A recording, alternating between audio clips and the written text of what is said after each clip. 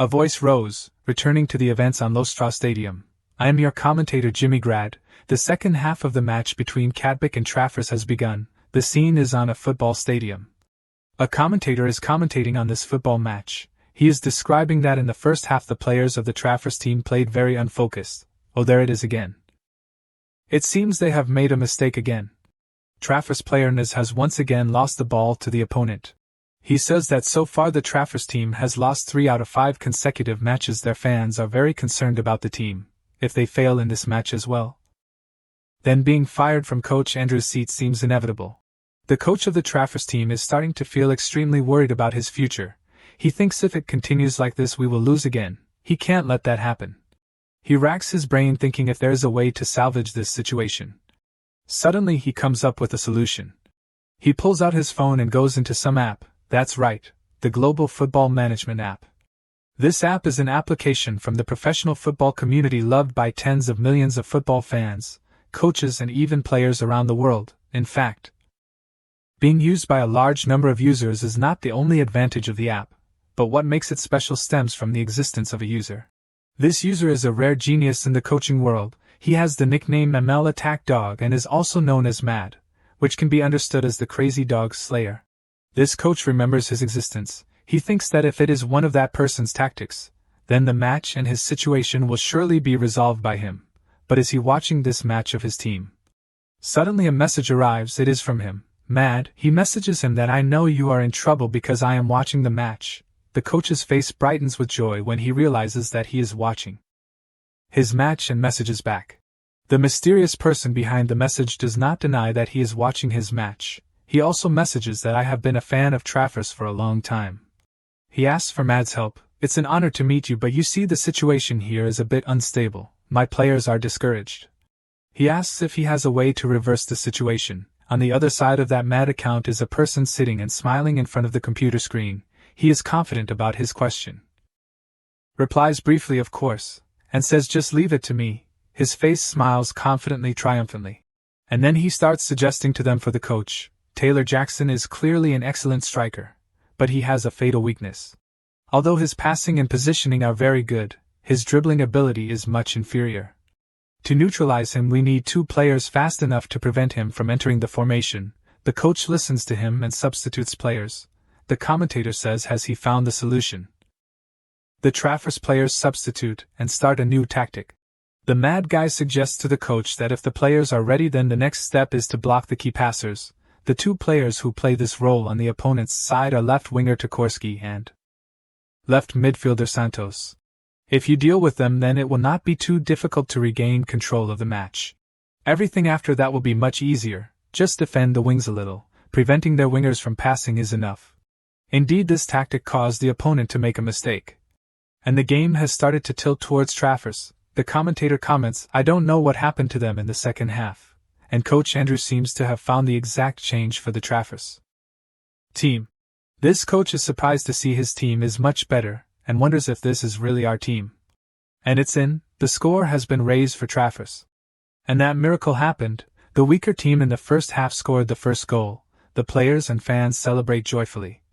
It was a turnaround after the break, and finally Trafford won. The commentator commented that Coach Andrew's excellent coaching ability was shown through this match, but little did he know that that coach was also happy and surprised no less when his team won. Indeed, that coach thought he had lost hope. Luckily there was the mysterious Mad who helped him through this ordeal. Truly the greatest strategist. That Mad is also looking at the screen no less happy as he has proven his talent with the victory of the Trafford team. Because this tactic is always suitable for foreign team tournaments, he thinks to himself that after all he is still a genuine genius. Suddenly there is a knock on his door, and calls him. His face panics and turns to look. He tiptoes away. The person outside the door keeps knocking and cursing to remind him, I know you are in there, open the door now. He bites his teeth in fear and mumbles, the lender is here again. Outside says that you hear the noise inside, it seems he is talking to his companions. Or just break the door already, he shouts outside the door. Luckily it seems he will not have to because he is stopped by his companions. Our genius main character is trembling in the corner of the house in fear and worried about how long he has to live like this. He thinks about his achievements, and when people praise him as the best strategist, but in reality, He is stuck with the debt left by his parents, day after day living in a terrible and miserable situation. The house is messy, people are dirty. At this time, he grabs the bottle next to him and drinks it gulping. It seems to be relieved. He says a refreshing ha. Alcohol is indeed the best way to forget worries. The man sitting opposite him says yeah, drink just enough. What's wrong today again? Then he mumbles, let me be, my luck is as bad as a dog. It seems this young man is going out drinking with friends. To relieve his feelings. With alcohol in his mouth, he pours out a sigh. Every day he helps other teams win.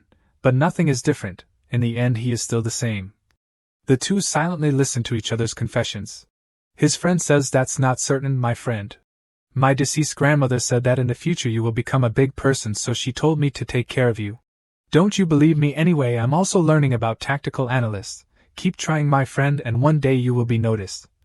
Being able to open his heart and be encouraged by his friend, he also starts to be happier. Although he thinks he is a bit pessimistic, although he is just a strategist for a terrible third-tier team, he has returned to work. That is a team that he is mentoring. At this time the players are exhausted. He is sitting in the stands looking down. His team has lost again. He doesn't seem to care about the match, but thinks randomly. He thinks that at least he must be dedicated to the profession, right? When he first started he wasn't like this. There was also a time when he dreamed of one day reaching Europe, but in reality on the football field things are even more profound than he imagined. This is where obviously people with higher evaluation results will surely hold positions in the first division. He looks bored towards the team where he works. Even in this environment I want to do my best. A colleague of his discovers that he is still sitting in the stands not going home. It is a blonde-haired player. He tells him that you still haven't gone home even though the match has ended. And I am very jealous of you, doing nothing and still getting paid. He spits because of these words of his. Really, I am more jealous of you, getting paid every week while on the field you don't want to move. He sits and looks at him sarcastically. Sometimes the coach runs more than you.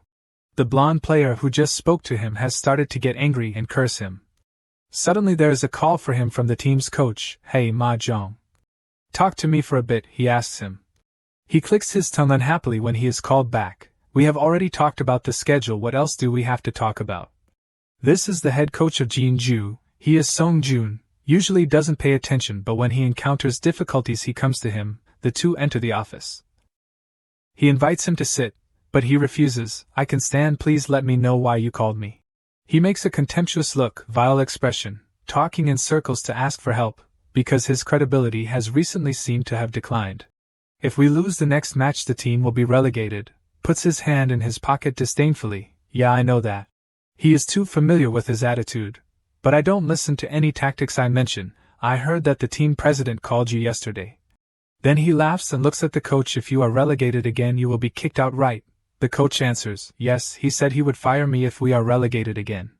He asks him for help. Please, you are the only one who can help us. He starts complaining. You know how I have to raise 4 daughters at home, what if I am unemployed? In his heart he thinks that, honestly I don't care much, my heart just wants to run out of here as fast as possible. He looks at him still complaining and thinks that.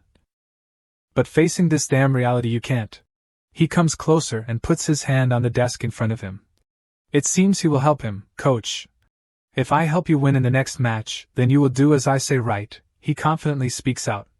Because clearly he has grasped the victory in his hands. At this time the scene has changed. Now the next match of his team is happening again. The commentator has again introduced before the match. Today we are at this stadium to watch the final match of the season between Gimhae and Jeonju. The whistle has sounded and the match has begun. The Jeonju fans shout enthusiastically. Come on everyone, you can do it. Today the main character has stood out to direct the match instead of the coach. But he is cursing, what are you doing? The defenders are crazy. Don't go up too high, you are defenders not strikers, he shouts. The opposing team suddenly lobs the ball up to the strikers. However, luckily the defender returned to position in time and cleared the ball. It was a safe header clearance. He realizes that the situation of the match is not very good. If it continues like this we will lose, we'll be relegated to the 4th division. This tournament has 16 teams and the 3 teams at the bottom of the table will be relegated. The Jeonju team is in 15th place. To be able to stay in the league this match must win to move up to 13th place. For the opponent a draw of 0-0 is enough, but we must win this match. He turns down and tells the coach to use the substitution. He wonders, substituting so early. The players in the team who heard this are also starting to react. What the hell are you talking about? Then the blonde guy turns and complains to the coach. Coach, that's why I said learning is important. This Diakbo school graduate is trying to waste a substitution. He replies, explaining to the blonde that look at the wings.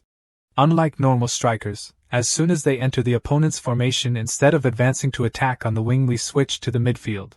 So we need to focus defensive resources in the middle. No need for an attacking midfielder. The formation should also change to 4-3 with solid midfielders. Turning to remind the coach that, I guarantee you, if you don't change the tactics immediately, then your career will also stop right here. Looking at him fidgeting, hesitating. He adds that if you want to win, then use the substitution. The blonde guy doesn't listen, noisily cursing him. He grabs his shirt and curses, although his eyes don't pay attention to this guy because he is probably not worth him comparing. The coach tells the blonde guy to stop. Because at this moment he has noticed that above in the stands next to him there is a man staring down. He is glaring at this coach. That is the president of the club. The coach reminds the players not to cause trouble because the president is here. And he turns to the main character and yields, saying that, didn't you tell me to substitute and change tactics, so who should I substitute in here? He looks at him disdainfully, realizing that in front of the president he wags his tail like a puppy. He doesn't want to bend his pride, huh? He needs credibility that much.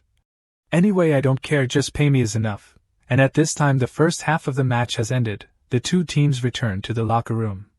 At this time the head coach is shouting to encourage the players, I have felt your will. But through a half without a goal against the opponent. You have to try harder. The players are massaging their muscles and resting before entering the second half by the reserve players. Then the main character enters the room looking at that reserve player. Then he points to Pak Chung-ae, you go warm up and enter the field to play in the second half.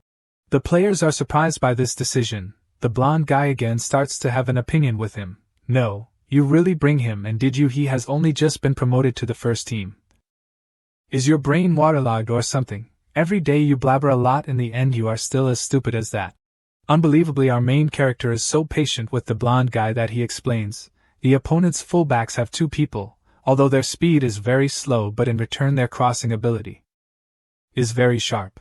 So when the wingers can't cross inside, they will pass to the fullbacks to run up to cross into the midfield. Although this attacking method of the opponent has high attack efficiency, but it leaves two holes on both wings that we can take advantage of when counter-attacking. After speaking, he glances at the reserve player Pak Chung-ae and asks that if we can put a player with high speed in this position, then what will happen? Of course we will have more and higher scoring opportunities. Then he turns to look at the reserve player Pak Chung-ae. Can you do it? He happily stands up straight and affirms that yes, I will do it. He praises good, and because this is your first match, it is your debut match, so worrying is also normal. So to avoid that, simply do as I say. When counter-attacking, don't turn back. Sprint as fast as you can for me. He affirms that today I will make you the center of attention. And then the second half begins. The commentator realizes that the Jeonju team has substituted a player, and a new player has debuted. This will be a rather risky move. Jeonju is standing on the verge of relegation, the decision to substitute Pak Chung-ae on the field, and this is also his first debut match. And just a few minutes later there is a counter-attack situation. Jeonju, the ball is crossed up and Pak Chung-ae sprints forward at full speed. He runs very fast. The opponent's players run after him, but it's too late. The opposing team frantically shouts, quickly follow him, stop him, don't let him bring the ball towards the goal. But it was a great effort. He has penetrated the opponent's defense. And he faced the goalkeeper one-on-one, then he shot the ball. And the ball hit the opponent's net. It's in. Pak Chung-ae scored. This is an opening goal after only 10 minutes of the second half. He and his teammates celebrate together. He did it. The coach also celebrates happily. Suddenly there is the voice of the main character, not finished yet, prepare for the next substitution. The coach freezes, looking at him wondering. But then he doesn't stop him, but only asks, who will you bring in next? It's substituting the center forward. Wouldn't it be better to substitute him out for Kim Ho-sich? When asked, the clueless coach replies evasively, yeah, I also think so. Kim Ho-sich is a full-time reserve player because his ball handling ability is not very good, but just like Pak Chung-ae, he is also an excellent striker. The opponent will obviously try to substitute a player on the attack that can reverse the situation. Pak Chung-a combined with Ho Zich will be suitable for the counter-attack defensive tactics. And he has seen the opponent take action to substitute. And just as he thought, they have substituted a striker.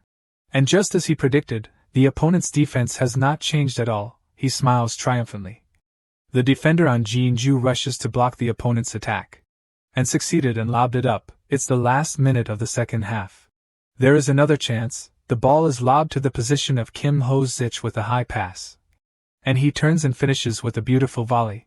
In. The goalkeeper can't stop this ball of his. It's in. The second half of the match has become extremely interesting, so now it's 2-0. The Jeonju players are celebrating the next goal, and the final whistle has sounded. Today's victory tilts towards Jeonju. This victory has also helped them escape the risk of relegation.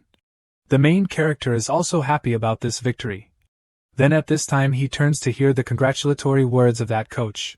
It is the coach and the blonde guy congratulating each other, flattering each other, sucking up to each other. Realizing that this coach is an ingrate, after the match ends he also ignores him, not even a word of thanks. Well, he doesn't care, because after this relegation winning match he will also receive a salary. He tells himself that this coach has known that if he wants to win he has to rely on him. At this time he has gone to celebrate with his best friend. The sound of sizzling grilled meat rises. His friend congratulates him for keeping the division. He indifferently replies, "Yeah, congratulations. It's normal for me to win." High self-confidence. Have you heard the news about Junhong yet? What's wrong?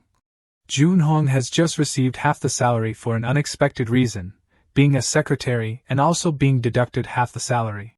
He finishes his glass of wine and says, cutting as much as possible, "They are all the same, anyway they are always like that." Wait, is that the reason she didn't buy a congratulatory gift for me? His friend is speechless because he is talking about something else.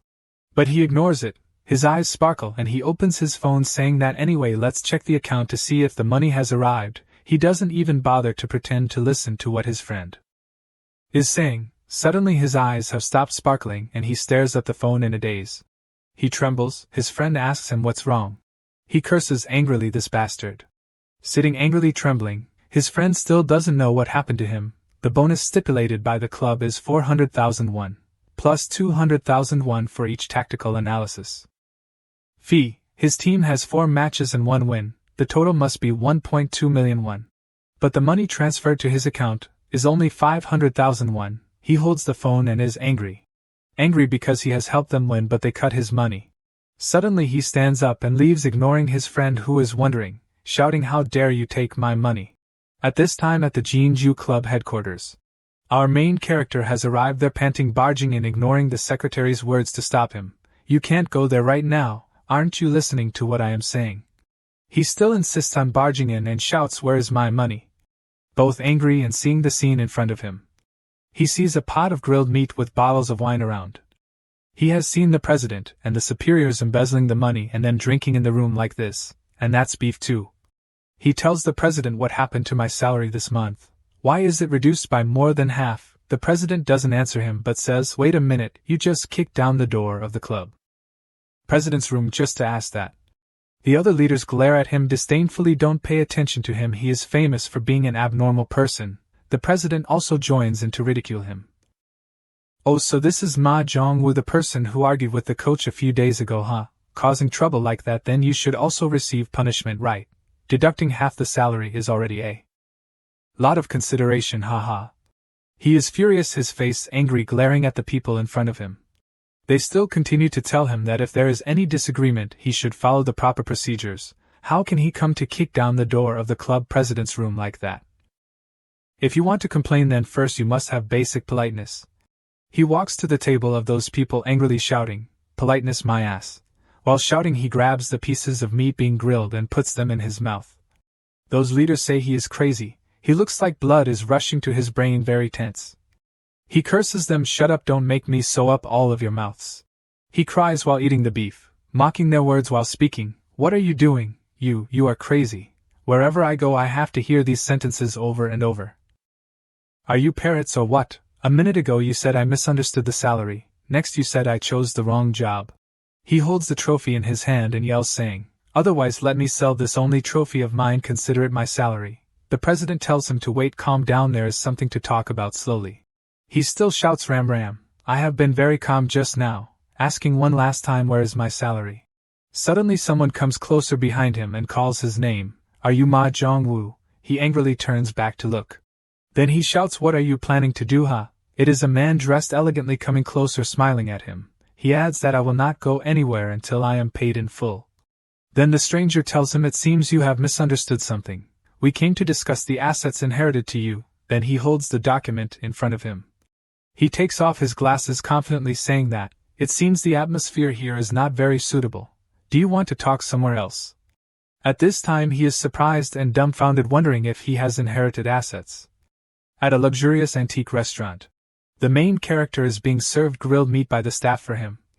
Then he picks up a lot of beef and puts it in his mouth. The strange man says, you seem to like beef very much, huh? The waiter is stunned to say, sir, it's not cooked yet, he says while chewing. I can eat it raw. He starts thinking about what the man in front of him said to him. An inherited asset, huh? If there is a fortune to inherit, then why would I have to work so hard like this? He thinks that guy is not a scammer, huh? The man takes out his business card and gives it to him. He introduces himself, saying that, my name is Park Sang-ho, a representative lawyer at the global law firm. And he introduces the foreign man next to him. This is James Kim, a lawyer sent from England. We are the managers of the estate of the late Chairman Ma Suk. The main character realizes that it is a familiar name, that his grandmother used to mention that name very often. That name is his grandfather, who moved to England to live with another woman. He remembers his grandmother angrily saying that even if she dies she will not sign the divorce papers. It is the inherited asset of his grandfather. But he thinks that just a name is not enough to be convincing, so he wants to confirm more. He asks about his name and his father's name to the lawyer in front of him. The lawyer says, here on the documents is Ma Hyung Jang. Does he have any other names, also Jeju? Ah ha ha, the lawyer replies awkwardly. He says, I will give you the documents anyway, you need to check them. Holding the documents, he checks the names and addresses, all are correct. Realizing that the documents are full of legal terms, so even if he reads he doesn't understand much. But when he was young he studied a little about law. He pulls out his phone to search for information about that global law firm and the lawyer in front of him. He is surprised looking at the phone. Just entering the name has already appeared, huh? He has been on TV before too. He thinks carefully that, so it's true, huh? He is really the heir.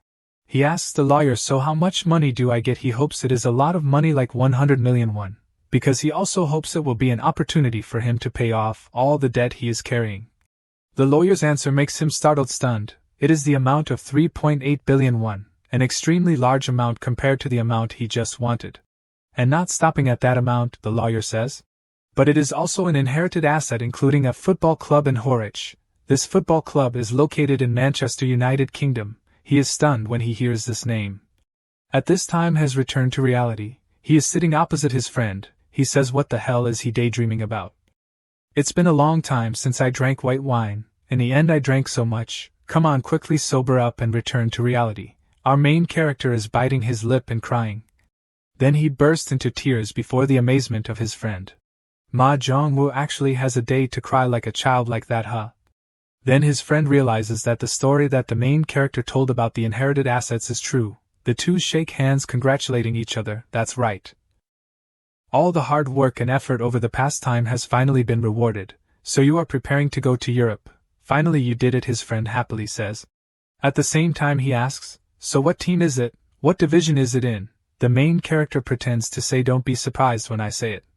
It is the English Football Championship. Bolton Wanderers is the team of the legend Lee Chang-yong used to play. Truly an unforgettable memory. Now Bolton is in the 3rd division. His friend asks, so can you give me a job there? Don't forget that I have been the head coach in the 3rd division for 3 years in a row, Ma Jong-woo says indifferently. Yeah, you also stay in the same place forever, you can't even get to the 2nd division, what's there to brag about? His friend says that I have to go with you. I have been buying you food for sure, it has reached more than 1 million won. The young main character replies that sorry, but I don't intend to become the president of the team. His friend is surprised. Then the main character tells him, are you stupid or something? You have to think more deeply. The main character evilly says, why should I go to England to manage a terrible team? Instead sell it and live in wealth, isn't that better? His friend is surprised and asks, you want to sell the team, huh? Why? Then the main character says that you know the reason. He recounts, my father used all the money to invest, even borrowed until he was scammed. and that's why his mother left. And since then he was raised by his grandmother, and he thought that if I didn't choose this path and instead loitered around somewhere, then wouldn't I have ended up doing something other than a legitimate job? He continued, then I soon realized one thing in life, that the most important thing in this miserable reality is money. No matter how much we love football, the most necessary thing is always money, money, and money, so the first thing I'll do is sell the team and use the money to buy a building and live a luxurious life. The next day he went to see that lawyer again to discuss the inheritance. The lawyer handed him a document, and said that this is the will. Normally it would be divided equally among the descendants. But this will is only for you, so you can say that you're quite lucky. And if a will has appeared, then priority is given to the heir named in the will, and because the previous owner suddenly left this world, even so, they will be very happy together with the one they love, even though their relationship wasn't that great, and he thought, could it be that his grandfather is having an affair with his grandmother again over there? He was speechless when he thought about his grandfather. The lawyer said, but are you sure you don't want to take a tour of the club? He replied that he had already tried searching for information online. All the information says that the team is facing relegation in the 3rd division. The lawyer took out a confirmation form as a record, saying let's just settle it, you just need to put your fingerprint here. He thought that he didn't have any connection with his grandfather anyway. He put his fingerprint in the red ink and considered that he wouldn't need to go all the way there to sell the club. He could just hire someone to do it for him. Then he stamped the papers under the witness of the lawyer. The lawyer told him that the documents have been completed, and I will contact you again after I return and complete the transfer. Oh, and the money will be transferred before, probably tomorrow, the lawyer said with a smile. Sure enough, the next day he checked his phone and saw that there were 3.8 billion in his account. He was extremely happy and still couldn't believe that this money was his, and now he was rich. Telling himself that from now on he would be walking on a flower-filled path. At this time his friend behind him said that car technology today is really awesome. Young-hoo, look at this, there's even a navigation system in here. Oh my god, it's a full HD TV screen. The car salesman said that this is a new car model. Would you like to test drive it? The two agreed and got in the car for a test drive. They both felt that sitting in a fancy car was very different. His friend said that now he's the chairman of the football team. He totally deserves cars like this. He laughed, thinking that expensive cars are good too, just get one, but it would be better to have about 2 or 3 to rotate. His friend said, let's get 3 right away to see which one is suitable for Mr. Jong-woo. He laughed and said that he was in the mood too. Just choose the one you like and I'll take it. I have a pile of money, why worry? At some restaurant, the foreign lawyer was staring intently at the food in front of him. The remaining lawyer introduced this as a Korean specialty, and told the man to try it, saying it was very delicious.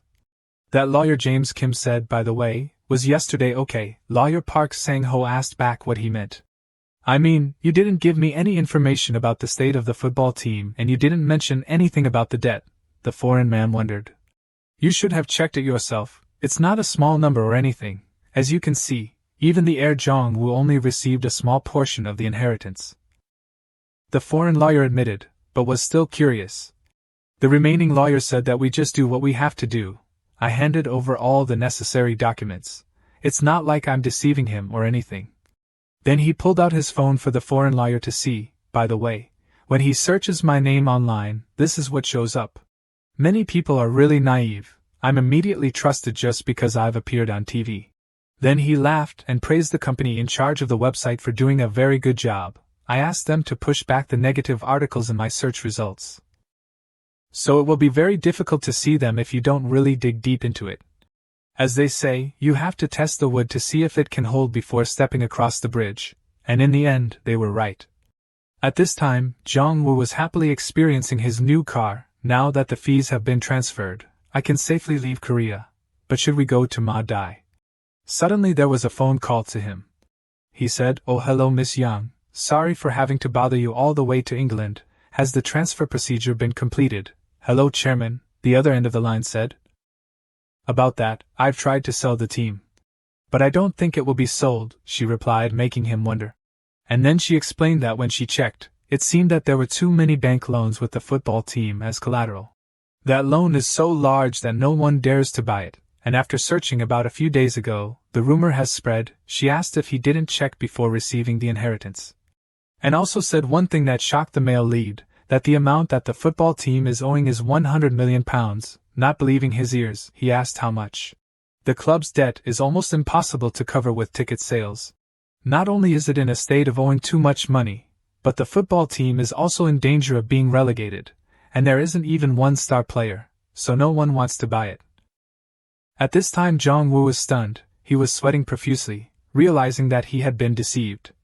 He hurriedly stopped the car in the emergency lane on the road, calling the lawyer, begging him to answer the phone.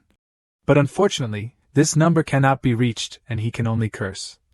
Tearing his hair out, he thought that he hadn't even seen 100 billion yet. But now he owes 150 billion. He can't even pay the interest on the inheritance debt from his parents. He was angry at those two lawyers, that they deliberately concealed and created hope for him. He couldn't let it go like this. Pulling out the lawyer's business card, and he was determined to find him. At some resort. There was a loud laugh. Haha, really? No, if you are asked again, say that I am not here, leave everything to you. That was the voice of lawyer Sang-ho. Turning off the phone, this lawyer said with a serious face, has it been exposed? The foreign lawyer said that it was about the last time, that friend Ma Jong-woo has hired a new lawyer. And that person seems to have come to England to find me. The foreign man asked, what should we do? After all, we have to explain the details to the heir. Shaking his glass of wine, he said, if we mention the debt, would the heir dare to nod and say that it was the right thing to do? If one day the heir gives up the right of inheritance, then the relatives will become the ones to bear the debt, and in the end, there will be a fight between the people in the family. By the way, our client is really ruthless. How much difficulty did it take to find an heir, just because they don't want to receive a bankrupt football team? Well, that's the fastest way. And the lawyer affirmed that he would not be able to find me anyway. At this time the male lead was standing under an apartment building. He rushed upstairs, kicked open the door of some apartment and shouted, Park Sang-ho, come out here right now. Then in this room was empty, only two strangers were sitting blankly on the floor. He heard those two people exclaim, oh my God, I didn't even doubt it because he had appeared on TV. Then they also exclaimed, my money, what should I do now, the money I saved for so many years. Now one thing appeared in his head, he pulled out his phone to check. Then appeared in front of him was all the scandalous information about lawyer Park Sang-ho. He was stunned, reading each line that appeared, that he was a disgusting person who specialized in fraud. Just for money. He gritted his teeth angrily, shouting and cursing that lawyer Park Sang-ho in vain. At this time he was back in his room. He was lying on the mattress on the floor, surrounded by bottles of wine scattered around. It's been 3 days, his face was haggard. He had to go to many law firms and even police stations. However, the answer he received was only, although normally you can give up the right of inheritance within 3 months, but in your case, it's considered a gift, so it's impossible. He was sad and shed tears.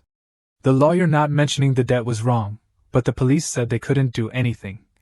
Even worse, his grandfather's relatives hired that lawyer, and that guy has disappeared without a trace.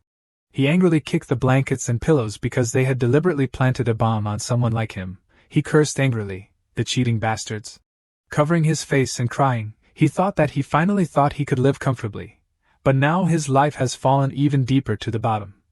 Introduction to the football team that his grandfather transferred to him. It is a football team with a long history and tradition in EFL 1. But currently Bolton is ranked 21st out of 24 teams in the 3rd division this season. Many experts believe that Bolton's fate has been decided. This information is the content recorded in the newspaper that Jong-woo is reading on his phone, at his friend's house. Yesterday this football team lost again and was completely crushed by the 23rd team with a score of 4-0. He lit a cigarette. His friend saw that and angrily asked him to put out that cigarette right away. Where is your mind? This place is full of the smell of cigarette smoke. Then he clicked his tongue when he was reminded. Then that friend looked at him and said, so what do we do now? He replied that I've been thinking for the past few days and I have a plan B and a plan A. Ah, but shouldn't plan A usually be put first? He said that I thought of plan B first. Then he said that using plan B means we will go bankrupt, and that made his friend a little startled. He added that knowing that if we go bankrupt, we will be expelled from the tournament and pushed down to the 5th division, and of course he will be stripped of his position as the owner of the football team and more. He will have to give his money to the club's creditors. And we will also have to cancel our car orders. Then both of them sat blankly, regretting and sad. There is no other choice because at this time the male lead is stuck with a debt of 150 billion won. But that is the most practical solution he can think of. And he said that I will stay at your place until I am discharged from responsibility. A sound. That friend took a moment to realize what Jong-woo had just said. Before he could recover, Jong-woo added that he would play with his adorable niece. Jumping up in shock, he said Jong-woo is serious. He still ignored his friend and continued, if I file for bankruptcy, my economic activities will be restricted for a while. So I will have to rely on you. At this time that friend felt like he was sitting on a pile of fire when he imagined his daughter and wife behind him staring at him. So he hurriedly refused and encouraged his friend to avoid him sponging off at his house. He said, you still have your abilities so you will quickly find a new job. Then our male lead picked his nose and said that he knew that now I am so famous in the domestic league that just hearing my name they pretend not to know me.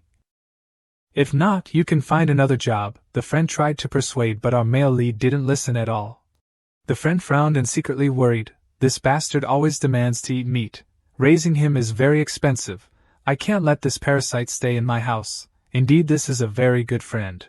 Didn't your grandmother teach you, if you only think negatively about everything, then only those negative things will happen to you, the friend stammered, hinting tactfully. Suddenly, Jong-woo jumped towards his friend and grabbed his shoulder. He massaged his friend's shoulder, telling him to think about it, avoiding the eyes that were looking like they wanted to eat the other person alive. This friend looked away and avoided answering.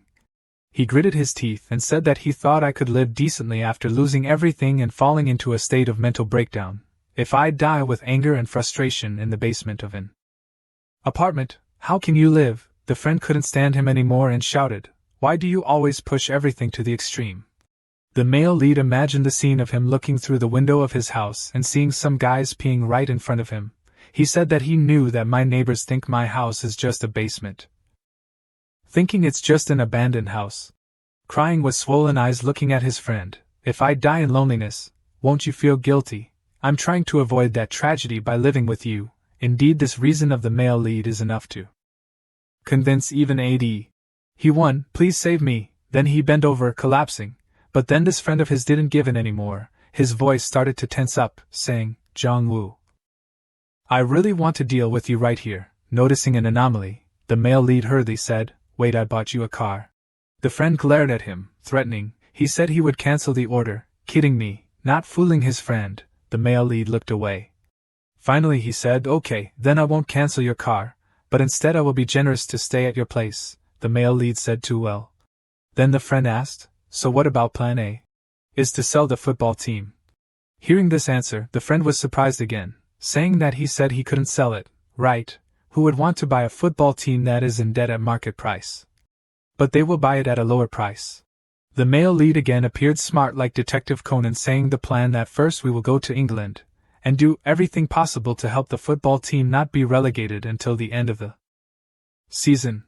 If I can stay, then I will sell the football team immediately at a lower price than the current value of the team, in the range of about 100 to 200 billion won. His eyes became more confident. He asked his friend, so do you think we should? Oh, never mind, so it's better to stay here to support my family. Again afraid of this leech, the friend hurriedly said that from now on I will send some Korean food there for you. If you choose option A, there will definitely be a difficult time. Suddenly the male lead's arm grabbed his hand and said, no, we will have to go through it together.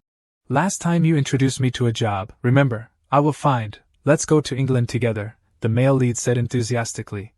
Why don't you want to go? You are currently the head coach, but your team is also on the verge of being relegated. Won't you be fired afterwards? Then the friend said that it's no different in England. Confident in himself, Jong-woo said that it will be different with me. If you go with me, you can even be supported by the Korean community abroad. I will help solve your family's needs and problems in a special way. How does it sound? The male lead tempted his friend. That friend started to waver. The male lead also had thoughts about this friend. He won as a coach in the 3rd division, but he also has a keen eye for players and can solve their mental state.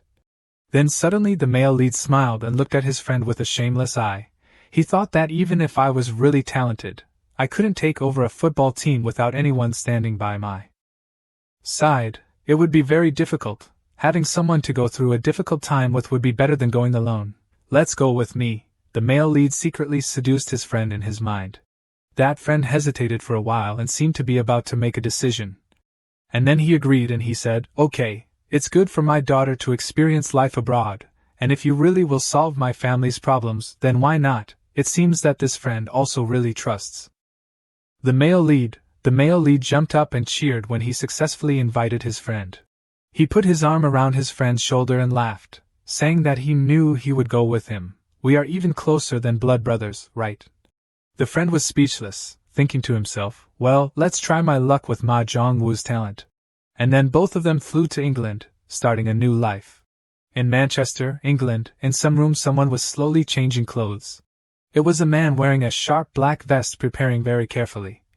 Looking in the mirror, this man said to himself that when smiling, you should only show 5 teeth in the front. That is our male lead, Ma Jong-woo. He is praising himself for being very handsome, but talent and ability are really what's important. Then he turned around and walked out the door confidently saying, "Let's go, first day of work." In the position of the players of the team, at this time they are jogging on the training ground. And in addition, the people in the coaching staff are also there to discuss training plans and competition tactics together.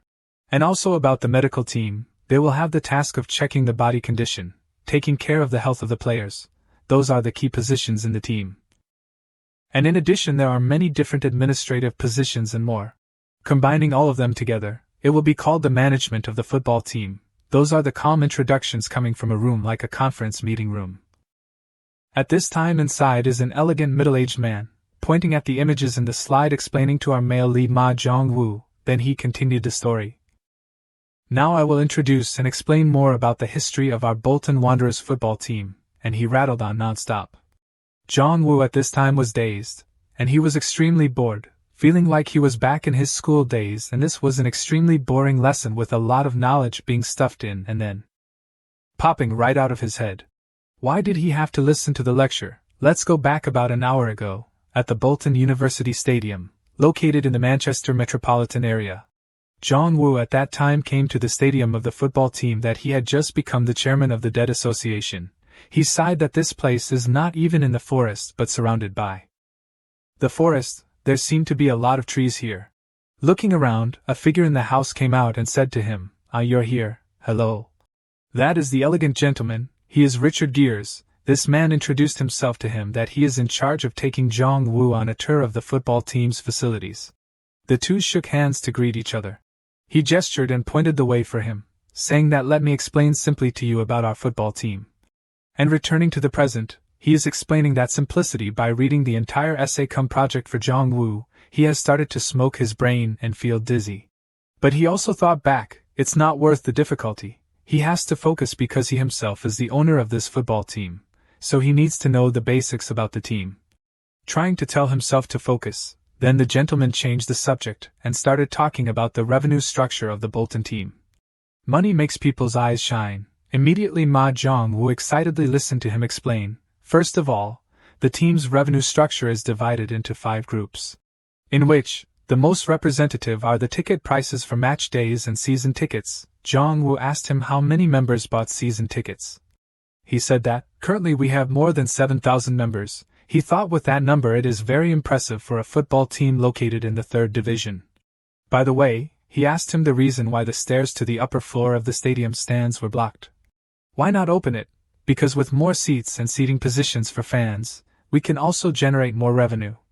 He replied that the reason for this is because the population in this Bolton district of England is made up of 7 citizen districts.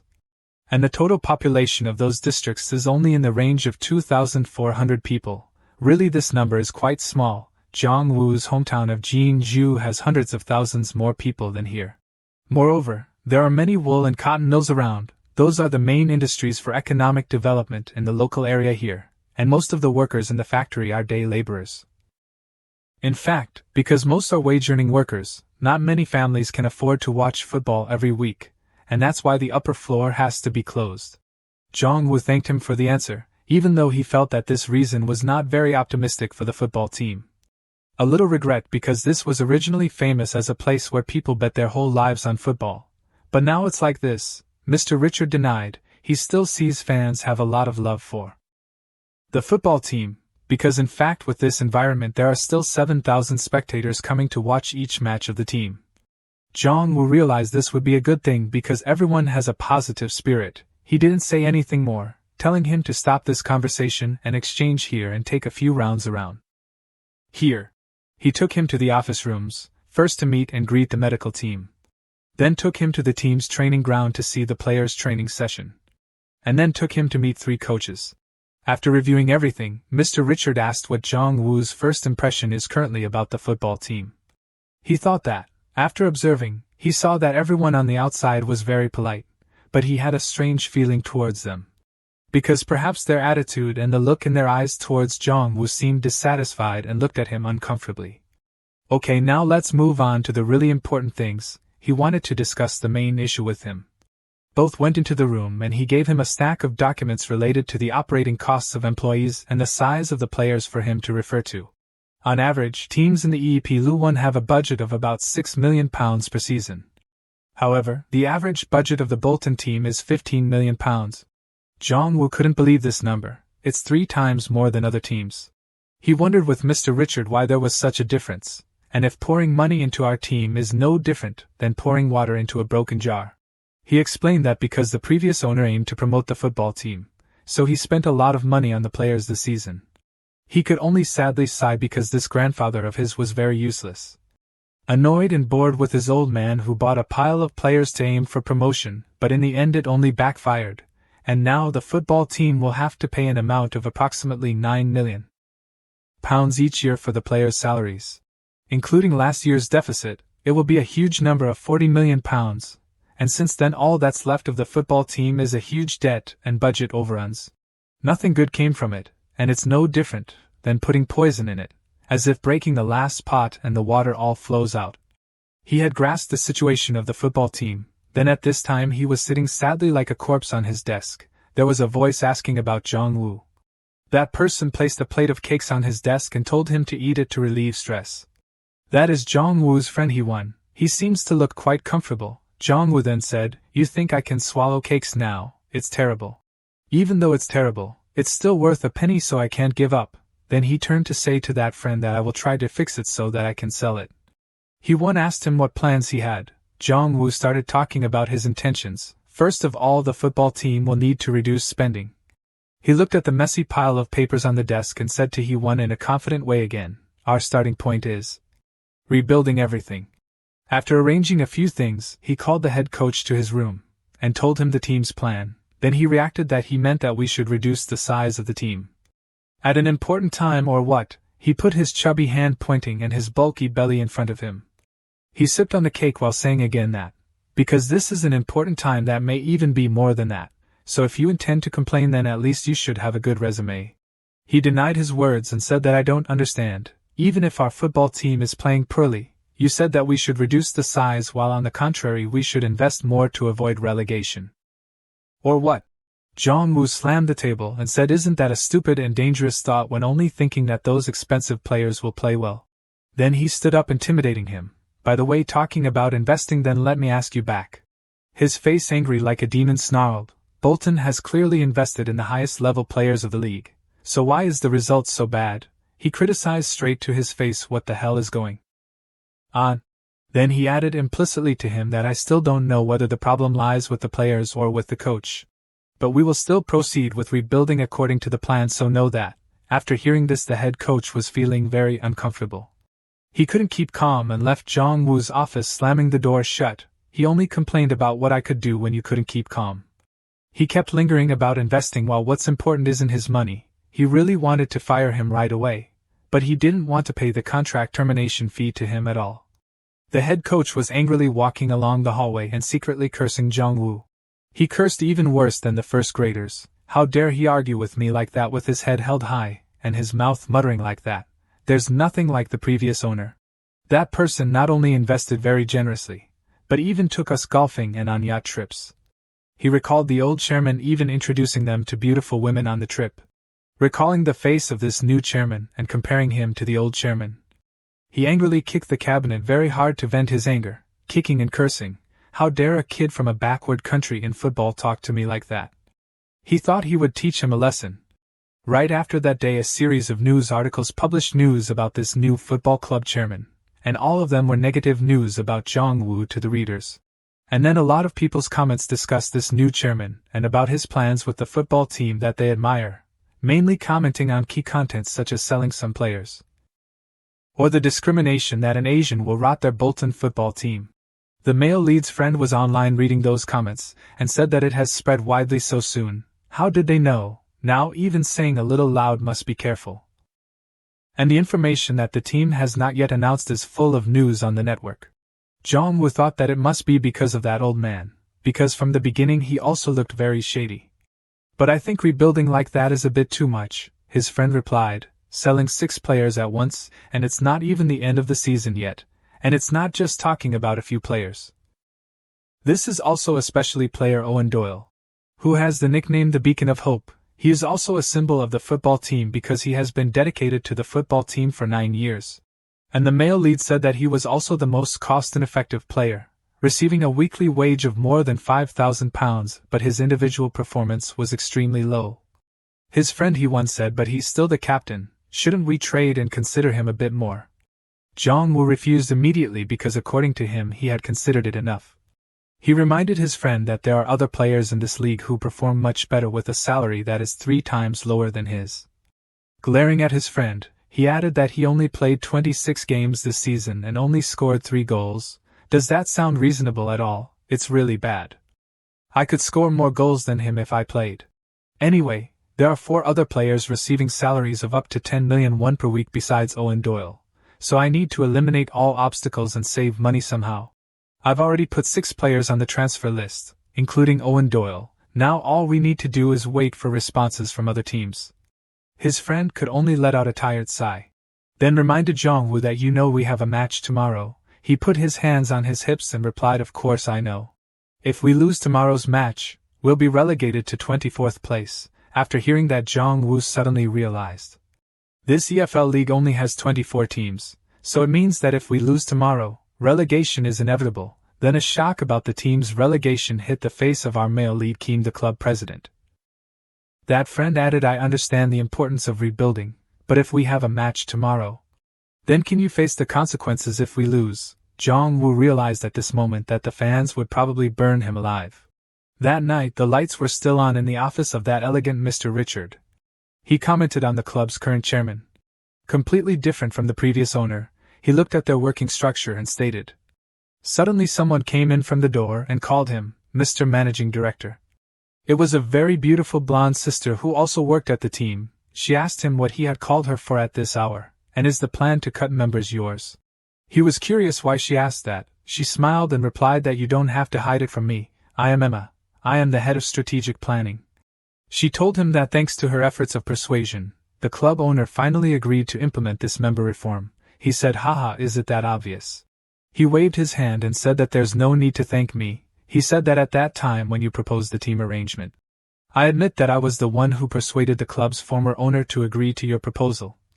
But this time it's not for me, it's entirely a proposal from the new owner, and this surprised her.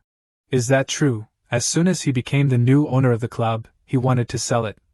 It's unbelievable that it's true, although in reality it's probably hard to believe. He reminded her not to hate him too much, he probably has his own reasons. He was persuaded after reading these documents and talking to him. He affirmed that he wasn't very clear, but unlike the previous owner, he is very passionate about football. I believe he can change the situation of our team. I'm sure he'll show us something. Back to the stadium. It's now the team's next match. The commentator introduces this as Bolton's 27th home game against Milton. This is the match that will decide who gets into the final. This match will make fans of both teams feel both nervous and worried, because both teams need points. As a commentator sitting in the support area, I am looking forward to hearing the shouts of the Bolton team's fans. Then he suddenly jumped up and shouted in the Bolton team's fan area, calling on them to stand up and cheer. But in response to his words were only silent gestures from people looking very gloomy. Jong-woo also heard and saw this. He could only sigh because he knew the fans were not very enthusiastic because the team always loses in every match, and that makes them disappointed.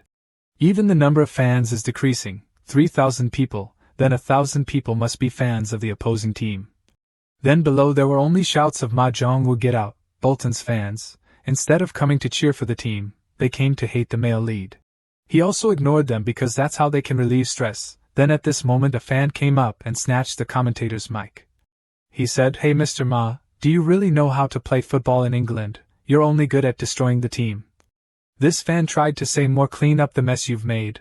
The Bolton team has become useless now because of you." Ma Jong-woo was clearly annoyed that I was the one who saved this almost failed team. "Find the person who just said that and put them on the blacklist for me," Mr. Richards said. "Calm down, don't think too much about what that guy said, he doesn't understand anything." He encouraged him that this match is played at home, so we will have an advantage. If the team can score this time, the fans will definitely be excited again. So let's hope our team will score this time. But man proposes, God disposes. Bolton conceded a goal right after Mr. Richard finished speaking. The Milton team scored the first goal. The Bolton team still didn't have an impressive performance, even on their home field. Jong-woo saw that the team had conceded a goal, so his face darkened and he glared at Mr. Richard for the words he had just said. "Don't count your chickens before they hatch." The fans' reaction at this time was extremely bored and sad. Who would want to cheer for such a bad team? But there was still one fan who was very enthusiastic in cheering for the team. The male lead saw that it was a boy who was standing up full of enthusiasm to cheer for the team. Everyone saw that at least there are still fans who believe in us. Although the score is still 1-0, it's very difficult, but we still have a chance to win. The encouragement of this innocent boy can help us create a miracle. Then the male lead also stood up and shouted to cheer for the team. He shouted as hard as he could to cheer. But life is still not like a dream. The Bolton team conceded another goal, unable to stop the Milton team's footsteps. Our chairman sat down in despair. Miracles do not exist. He watched the game and realized that first the team needs to develop skills, in which the coordination skills are also not very good. Looking at the terrible skills they showed, he could only think, why did they get into the team? He remembered that enthusiastic kid, and he felt sorry for him because the team was too bad and let the boy down. Then he looked up and saw that boy standing proudly in the sun, both hands raising his middle fingers directly at his face along with the shouts of the surrounding fans like a background music. "Get out Ma, get out Ma." Jong-woo's face at this time no longer had any emotion. He realized that the boy's middle finger had expressed all the emotions of everyone. Jong-woo said to his friend, "The problem is not just with our players." His friend wondered again, "Is there even a problem with staff like us?" His friend Hee-won is currently the head coach for Bolton's U21 team. "Although I'm not sure," the male lead said, "what the current coach's performance will be like, but after receiving the money, I will fire him immediately. To be honest, I don't have any strategy at all. I don't know how to use players correctly anymore. Even the current lineup is messy. Because of that problem, even after 7 matches, the lineup has not been changed. If it continues like this, the spirit of the whole team will be gone. And if he sues me, I will only need to pay 3,000,081 in compensation. Not only that, there are still other problems. Our team's fans are too few. Even though we try not to be at the bottom of the table this time, it didn't change the situation." Jong-woo told his friend to remember that we have to pay interest on debt with the money earned from ticket sales. If there are no fans, it will mean that we can't pay the debt. So what should the team do to attract more fans? Jong-woo said, "Don't worry, I have an idea." He stood up shining brightly. "Hee-won, do you remember what my nickname is?" "Don't ask too much, just answer," that friend thought and said. "Is it a jerk? Or garbage? Or someone everyone wants to avoid when working together? What about the nickname scoundrel? The nickname heron too? Because the bird can peck at anything." "All the above nicknames are wrong," and the male lead replied that his nickname is gambler, which made that friend remember the questions that what does it have to do with it? "Then I think nothing is faster than gambling." This friend thought that he was going to bet on football, which is inherently an indispensable thing in football in England. Clubs use betting companies as sponsors. For fans, betting is one of the ways to have fun. Fans bet just to increase the excitement of the match. It's like expressing a wish and making it come true, betting on the team then praying and cheering for them to win. Sponsoring a betting company is obvious here. More than 2 football teams have proudly embroidered the logo of the betting company on their uniforms. You saw it in the previous match, the scene where a few fans crumpled and tore the paper in their hands. And he was sure that it must be a betting slip. So we must encourage our fans to bet. At this time everyone is meeting together in the room. Jong-woo is talking about these issues to everyone. Mr. Richard said this is not the first time we've heard about this. Are you talking about a different team's method? He said it's just like the usual betting system. We will sell limited edition betting tickets of our team. For example, we will sell betting tickets that record points lost won and drawn. He asked if betting on just one match is a quite risky business because we can lose money. Yes, it has a probability of 1/3, meaning we have a 33% chance of winning. It sounds like gambling, but believe me, these bets don't affect our pockets. The reason is because we can refund their entrance ticket money on the condition that they guess which team will score and what the final score of the match will be. When we buy a ticket for a match, we will receive a betting ticket. It's like buy one get one free. Of course, only if the audience wants it. It will be great to bet on which team will score a goal. Even if we are not interested in betting, it's still worth a try for fun, right? Even if the score is 2-0 or 3-0, we just need to predict which team will score. Some people around said that from the audience's point of view, I think this betting is worth a try. The blonde sister Emma thought and commented on him. He is planning to lead an entire project himself. All the previous owners never really understood the project. They only knew how to approve it.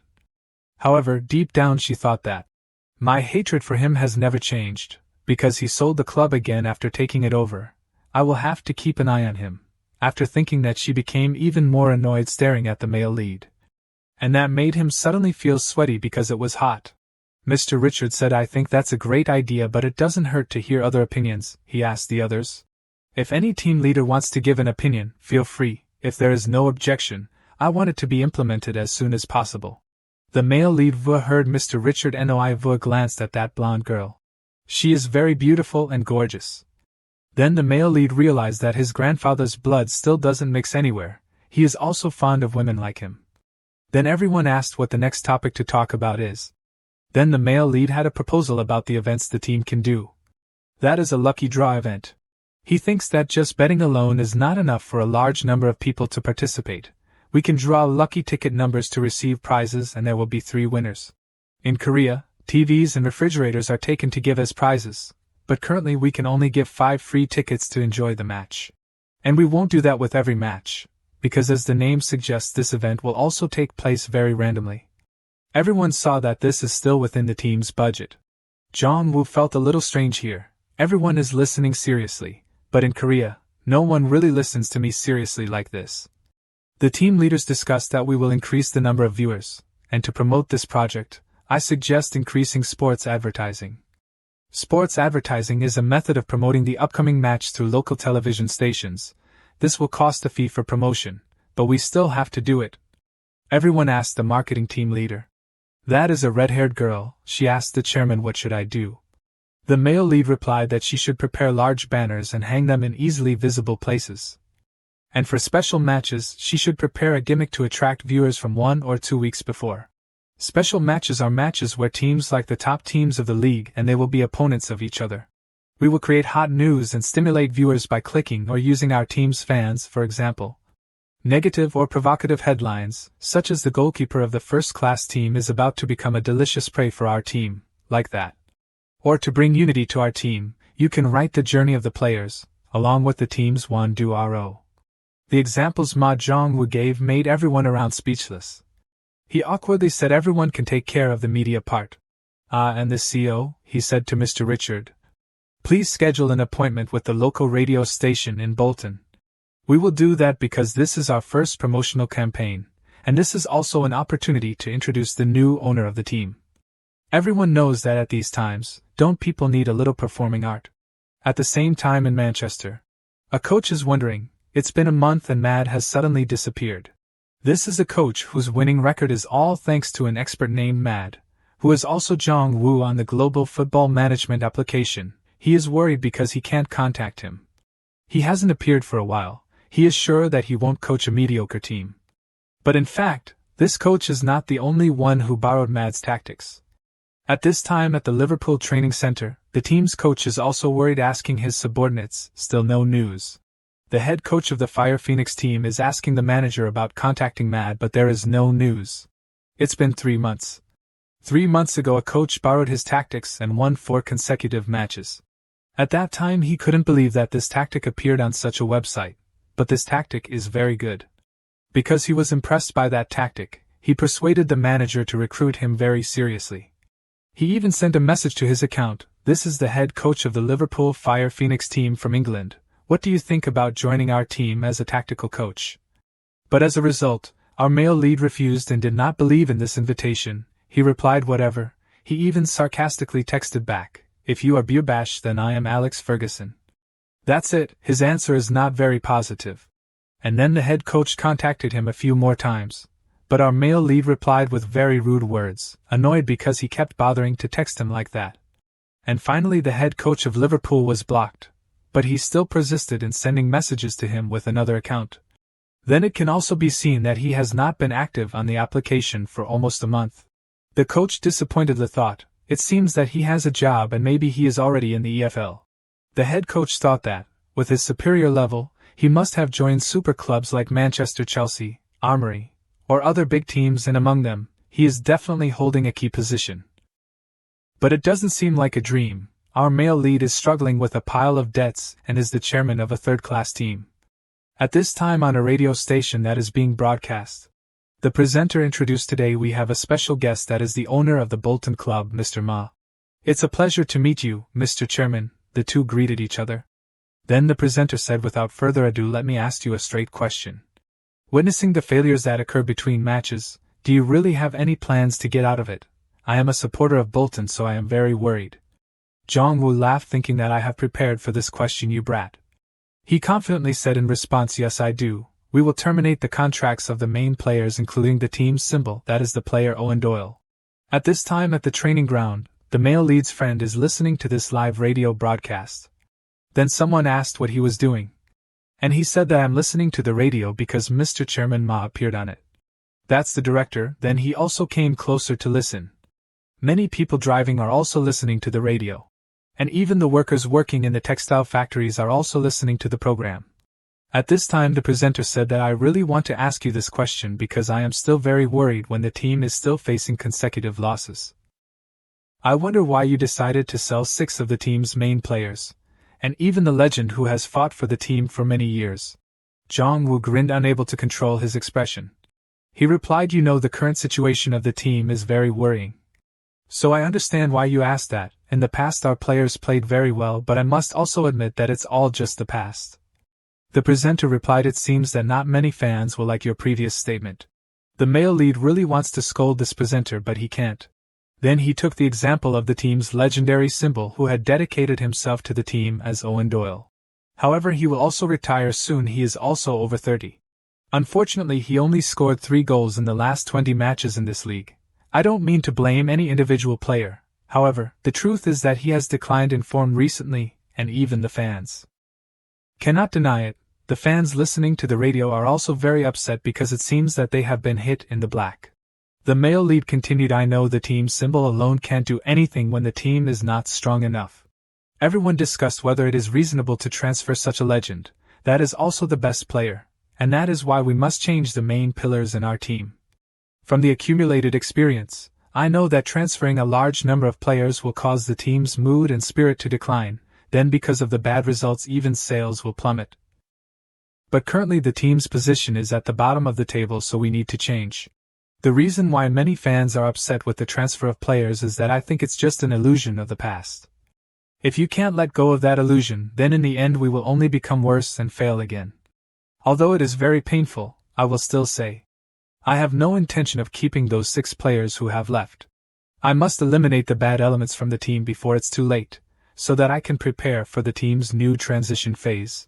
I am very grateful for all the support and commitment to the team so far, but let that past rest in peace. Everyone realizes that this chairman is far from what they imagined.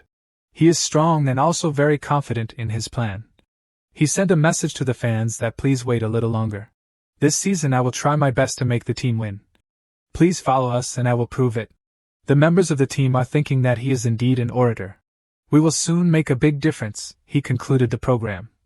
The male lead's comments on the radio have caused a lot of attention to public opinion. At first it was only recorded by local newspapers and radio stations. An article related to the comments about the surprising change was also published even outside Bolton. Of course there are some people who don't like this change. That is, a few key players of the team they threw the newspaper away and cursed, They are the main pillars of the team. How dare they treat me like this? A key player of the team is complaining to his agent that when I asked why, do you know what he said? He said that my weekly salary is too high, so I don't know what to say. You also know that I am waiting for a contract extension because I want to ask for a raise. Is it reasonable to have such a big change just because the owner changed? He grumbled to his agent. That representative boss also said that this is ridiculous. You remember what I'm about to say. You are a very good player, and you deserve better than this. You are the undisputed key player of this team, he encouraged him. Anyway, I will talk to the boss. There will never be a transfer. I will also talk to him. Then this agent went out and sighed. Even we said it's not necessary to have the kid on the team. Actually, I didn't tell my nephew that I had talked to the boss 2 times. At that time the boss said he couldn't. Because a decision has been made, this player is on the transfer list, and he is not in my plan. If you really want to stay, then his salary must be reduced by 70%, I said, which surprised the agent. Jong-woo explained. If you were that skilled, I wouldn't have had to do this. As his agent, you must know, right?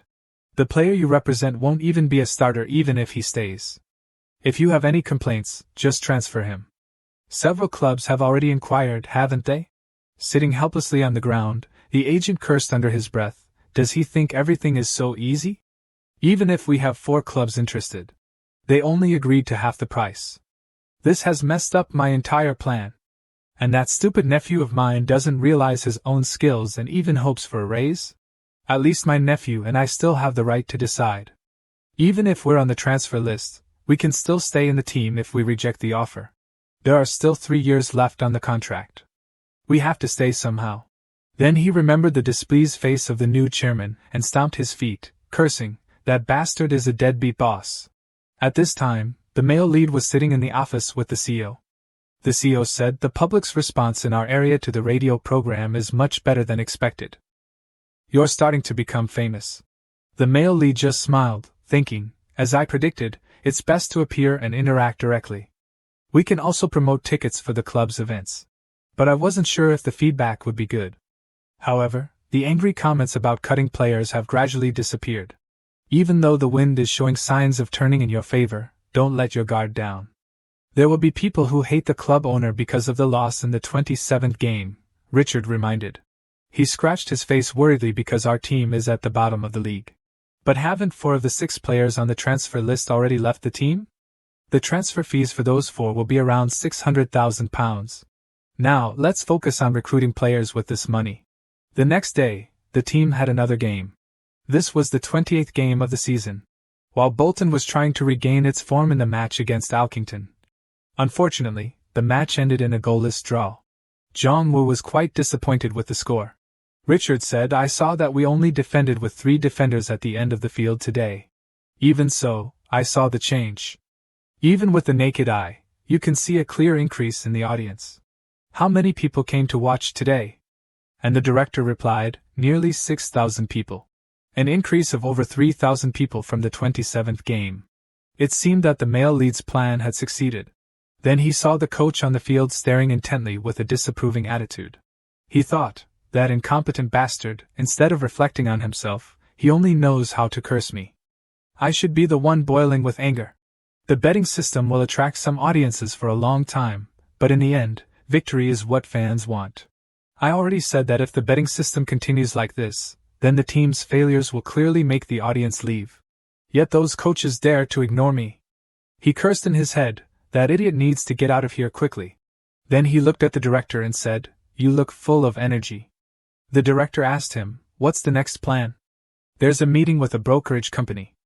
This brokerage company is partnered with the club. This company was introduced by the old club owner. They have repeatedly recommended players to the team, but those players haven't played very well. He's like a boil on our team. The male lead thought to himself, there's definitely something fishy going on here. He said to the director, let's check it out then. Nice to meet you, Mr. Ma, said a man. It was the director of the brokerage company. The male lead said, let's talk about our business. We need forwards, center backs, and central midfielders. The director said, our company has plenty of forwards, center backs, and central midfielders. And the male lead's team needs a fast striker. And we plan to put him in the right winger position. It would be better if the player is right-footed, but the price will be high. So, as a second option, we'll choose a left-footed player. The director snapped his fingers. He introduced a player called an excellent striker in the EFL2 camp. Jong-woo realized something and cursed the director in his mind. Then he said, "You're offering an expensive player right from the start? He's a top striker in that league." The director smiled and said, "You want to transform, right? Shouldn't you recruit some expensive players to escape this crisis?" The male lead replied, "Even if that player's team is ranked first in the league, why would he join our team when we're being relegated like this?" The director smirked and said, "Oh, is that so?" The male lead then said, "So, I want a center back, a player with good knowledge of defense. Recommend me a decent player." He had a feeling the director was looking down on him. Then the director introduced another expensive player. Either an expensive player or another terrible player, Jong-woo could recognize the flaws in the players that the director was offering. He angrily thought, "That director is definitely looking down on me," while looking at his face smiling very slyly. The director was thinking, knowing that he's a power analyst in the lower leagues, I just want to test his football knowledge. The male lead impressed the director, because it seemed like he had a wide knowledge but was still inferior to himself. Then suddenly the male lead spoke. In the past 10 years of the season, a team needs to secure points to avoid relegation. However, our team only has 14 points in 28 games, so we need at least 36 more points to avoid relegation. The points for each win are 3 points. We have played 46 games this season, so we need to urgently win 12 of the remaining 18 games. The director was surprised, not knowing what the male lead was talking about. Then the male lead slammed his hand on the table. Glaring, he said, "You should offer reasonable solutions. I've explained what I want many times. Don't you know the principle that the customer is God? If you're not deaf, then listen carefully. Our team has scored 16 goals, but that's not even half of the 50 points we need to achieve. If you look at the league statistics over the past 10 years, we need 33 more goals to stay up, and now we can't afford to lose more than 20 points." He pressured the director. This impressed Richard, thinking, how can he make such an experienced person like the director shut up? Then he sat down and repeated his request again. "Does any player in your company meet my requirements?" The director hesitated, unable to answer. Because at this moment, the male lead realized that these companies definitely don't have players who meet the requirements. So, he stood up and said, "Forget it. I think we should stop the conversation here. To be honest, I didn't come here to buy players." This surprised the director. He said, "I've already eliminated 7 players from this company, so I wouldn't be stupid enough to recruit anyone else from here. After reviewing the data, I clearly see that our investment doesn't match the performance of the players. So, I came here to say that as a customer and also to say hello to you." And the director began to get angry. The male lead turned to leave. "That should be enough. See you later if there's another opportunity."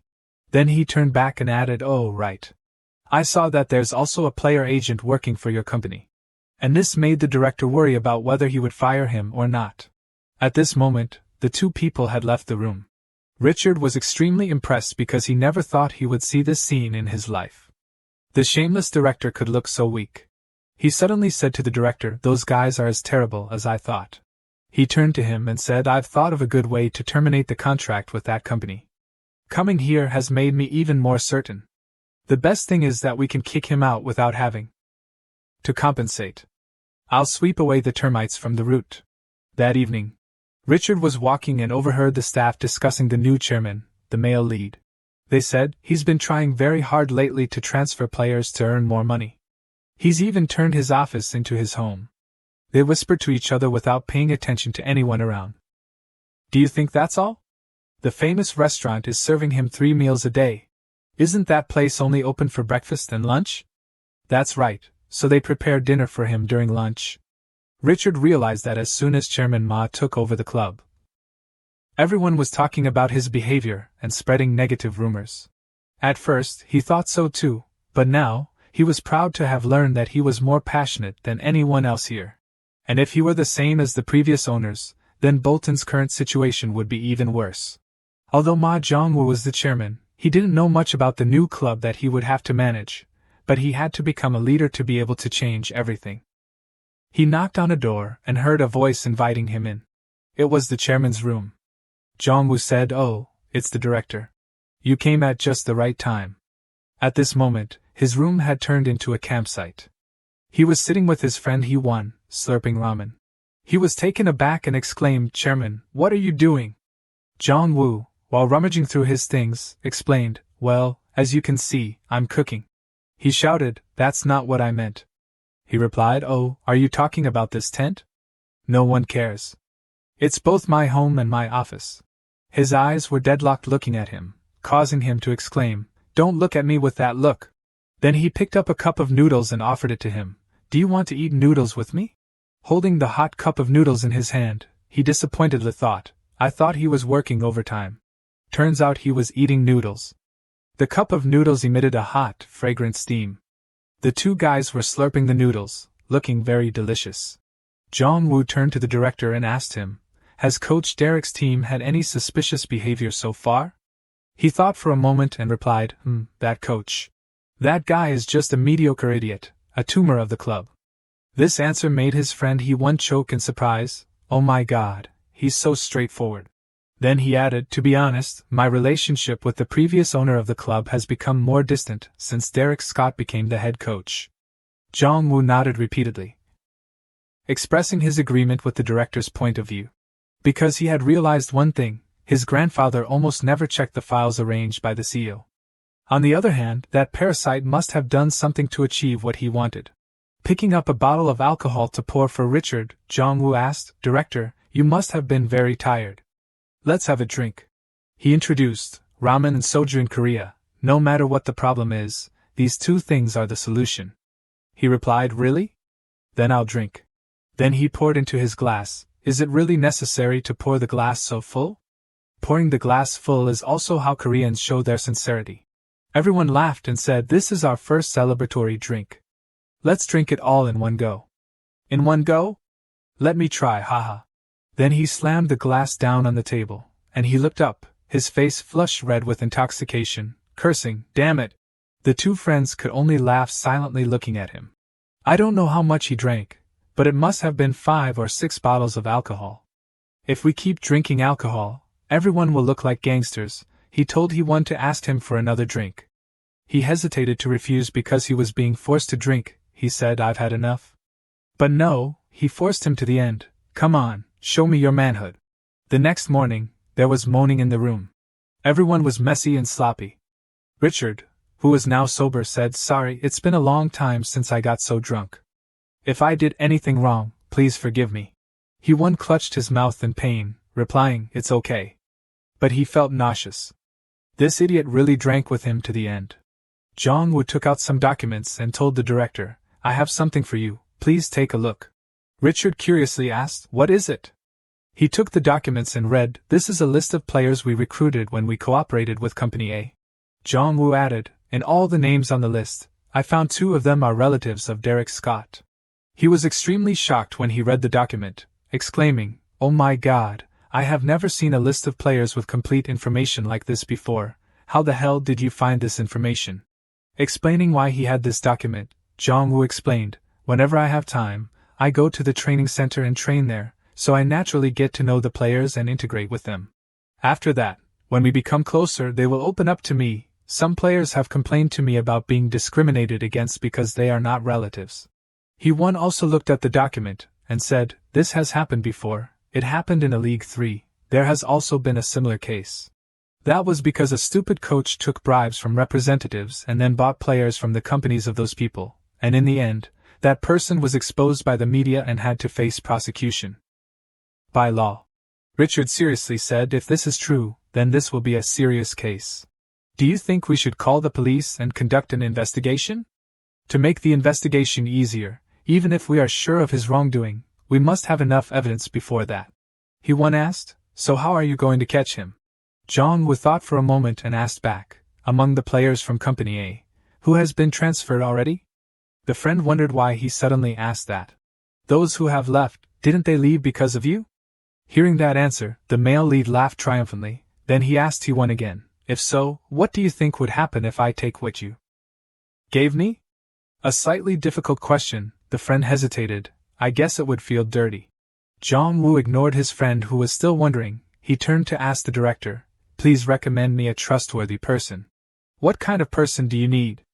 Richard asked. He replied, "A person who has many relationships with people, someone with a voice. And especially a lot of stories." Richard was a little surprised. "Is it difficult?" "If you search carefully, I think you will find it." "Okay, let's start now." "Now? Since those people dared to suck our blood, why don't we take this opportunity to take revenge? Just wait a few more days, there will be good things." At this time, in the area of the frontline staff of Bolton, a quite handsome employee named Tom.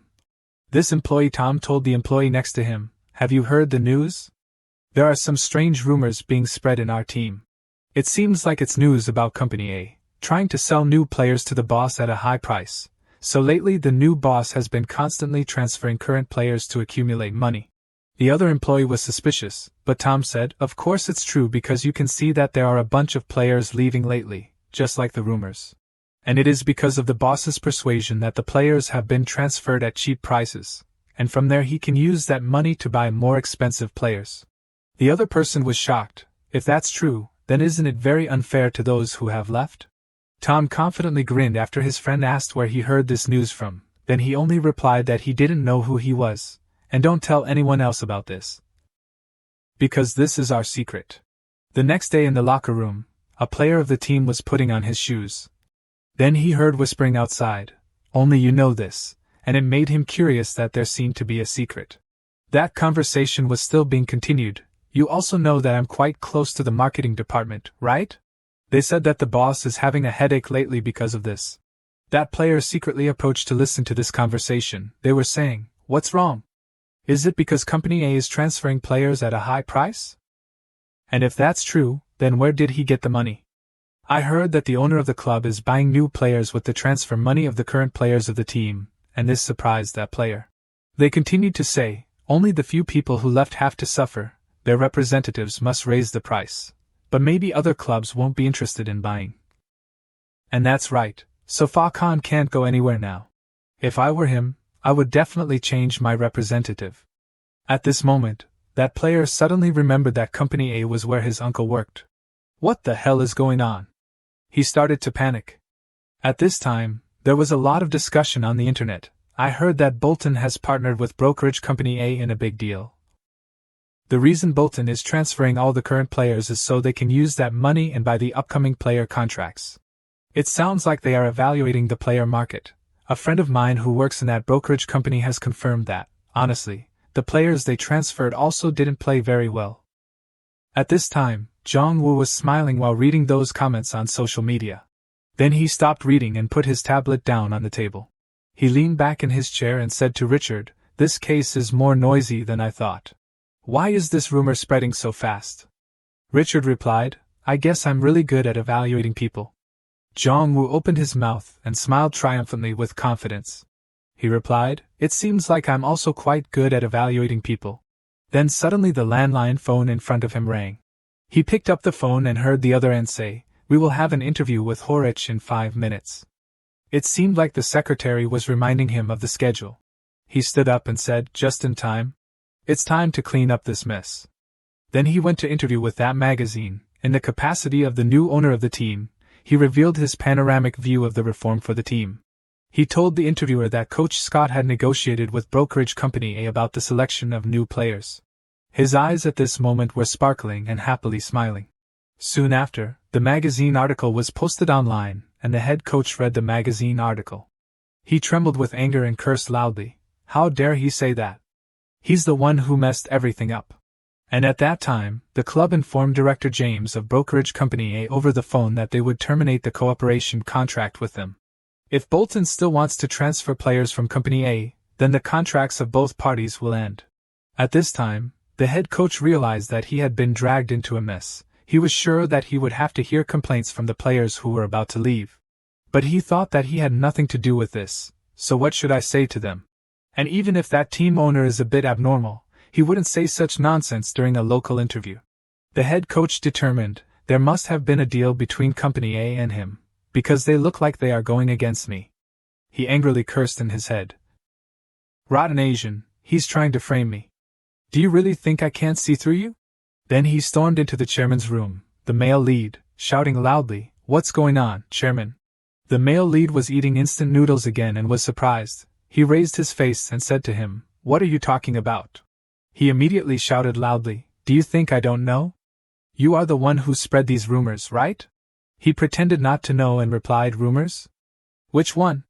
If there are any rumors going on in the club, then you must be the one to tell me." He shouted, "The rumor about me cooperating with company for the selection of new players and about me having a list of 6 players who are about to be transferred." He picked up a chopstick of instant noodles and put it in his mouth and said, "Oh, that rumor? But I never said that." At this time, the head coach was extremely angry. He asked him again, "Then what about the statement you said during the interview?" He replied, "You are the one who promoted investment to prevent the club from being relegated, aren't you?" He remembered the time when he said that even if we invest more, we won't be able to escape the risk of relegation. The male lead then added, "I didn't approach Company A to broker for investment. But I never said that I was the one who decided the list of players we would transfer. I only made suggestions about new players with more potential. Why spread such false rumors?" The head coach thought that he was bending the truth and attacking him with lies. The male lead's shameless face appeared and said, "Coach, even though these rumors are indeed making us suspicious of you, don't you realize that the overall performance of our team is very poor?" His face was already tense and angry. He gritted his teeth and cursed in his head, "This bastard." Putting the cup of instant noodles down on the table, Jong-woo said, "But thinking about it again, 2 of the players of the Bolton team are your nephews." At this time, his face was shocked. It seems that the rumor started because they were both recruited from Company A. The old head coach intended to defend himself, stammering to say he couldn't believe that he would know about that. Jong-woo was looking at the articles written about him. Things were getting worse for him, because there were many players who thought he should be fired. He held up the tablet with the title of that article and said, "Do you want me to show you?" The article was writing that recently the player of brokerage Company A, Owen Doyle, stated that the decision to transfer 6 players was related to Scott and James. The view that the discussion about the contract between Scott and James and Owen Doyle was implied as a shady transaction. The coach gritted his teeth because he knew that he had been betrayed. Jong-woo stood up abruptly and approached him. He was startled and stepped back. He stared at him, and he was sweating all over trying to defend himself. Pointing directly at him, he said bluntly, "You received a large sum of money from this case, right? Are you enjoying this illegal money?" His triumphant face appeared. "I will see you in court, you greedy old man." Evidence of the head coach's corruption and the director of the brokerage company was immediately found. Discovered irregularities in his bank account statements when submitted to the EFL during the player transfer process. He pocketed more money than was reported. And the director of Company A had to face charges of forging documents and money laundering. Besides that, that company also had to face discipline from the English Football Association. And they could not sign contracts with clubs from the EFL 3 or higher for the next 5 years. However, Brokerage Company A assigned responsibility to their director and claimed they didn't know anything. Then they appealed the court's ruling. Therefore, Brokerage Company A's request for damages from our director, of course, was also dismissed shortly after the investigation began. Bolton requested about 3 billion won in compensation costs, which was enough to secure 3 EFL 1 players. It will take quite a while, but brokerage companies usually cannot win against the English Football Association, and the English Football Association has also shown the world what justice is and will have to return 30 billion to the team. Moreover, firing that head coach without needing a new contract was the most successful. Jong-woo thought that now everything would go smoothly for the club. However, the male lead still did not foresee. Bolton still lost the next football match. With Derek Scott's departure, a temporary coach replaced him. Jong-woo was extremely angry because the team lost the match again. He picked up the chair and cursed loudly, intending to break things to vent his anger. Fortunately, he was stopped by everyone. After that, he returned to his club office. He complained to his friend, "From the beginning, I really didn't like that guy's reformation, but I didn't say anything." The friend hesitated worriedly and said, "So this will be the end of our era? I'm about to go back to a life of poverty." Jong-woo said the players were a mess, and the coach was no different. Today's events show us that the new coach looks like a sickly, dyed-hair version of Derek Scott. Holding his head and lamenting, the main character said that he's always been the right-hand man of the old head coach, so we should just fire him. But talking and complaining is one thing, and doing is another, because if we replace someone, we need someone to replace them. And who would want to get on a sinking ship like our team? The main character asks you if you know any affordable, experienced coaches who are receptive and not currently with another team. Your friend says he knows some, but they would accept better teams than ours. Then your friend tells him that instead of racking his brain, why doesn't he just become the coach himself? After all, you're the owner, so take responsibility for it. After hearing his friend's words, Jong-woo's face darkened, and he remained silent. Thinking his friend was worried, your friend says not to worry too much about it. He sure will find the right coach soon. What's with that face? This isn't a photo shoot. Get rid of that cheesy look. It's disgusting, so get rid of it right now. Jong-woo is making a strangely bright face, making his friend feel creeped out. He says congratulations to him. I'm promoting you to coach of the U21 team, head coach of the first team. His friend was stunned and couldn't believe his ears. He jumped up and said, Really? You're not kidding, are you? The main character told him it was true, and wished him the best. His friend came over and hugged the president, laughing with joy, and said, My grandma always told me I should stick by you. Maybe she was right.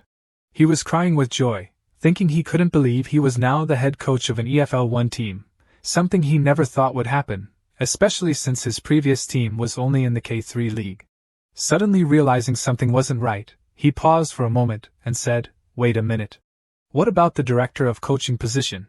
You're not going to give it to the current head coach, are you? Jong-woo grimaced and said, Are you crazy?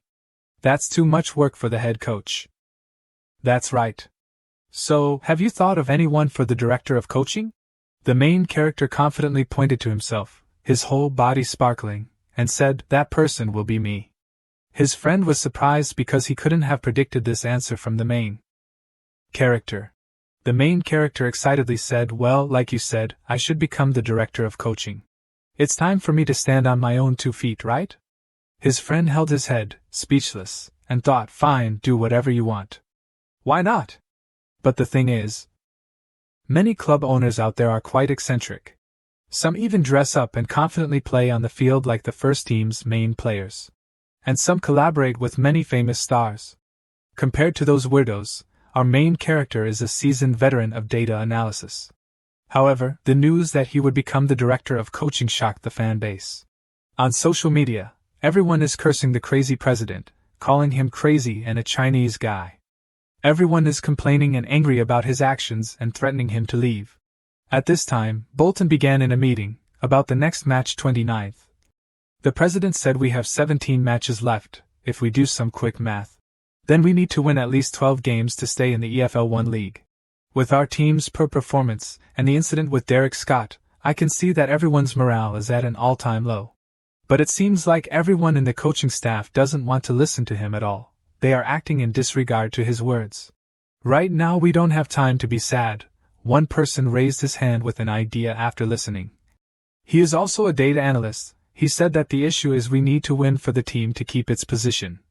I'm not disappointed. I thought you would hire a better coach than the old coach, because you know we really want to win. In their hearts they were also cursing Jong-woo. I'm not even the coach yet and this guy is a coach. You are arrogant just because of the things you did in the lower leagues. Even if you are the owner, it's ridiculous to treat a professional team like this. Seeing their insubordinate attitude, the main character thought, That's right. You bastards, if I make a mistake, they will start cursing and attacking.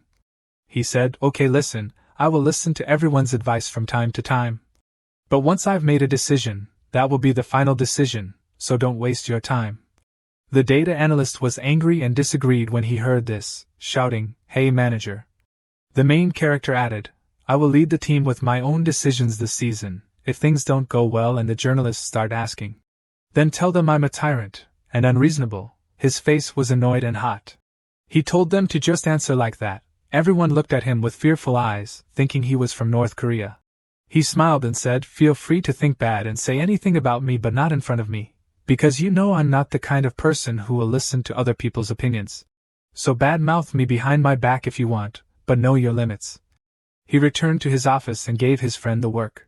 Handle this mess. On the table were a bunch of messy papers. His friend was curious when he saw that it was information about players, asking, Aren't we only transferring 6 people?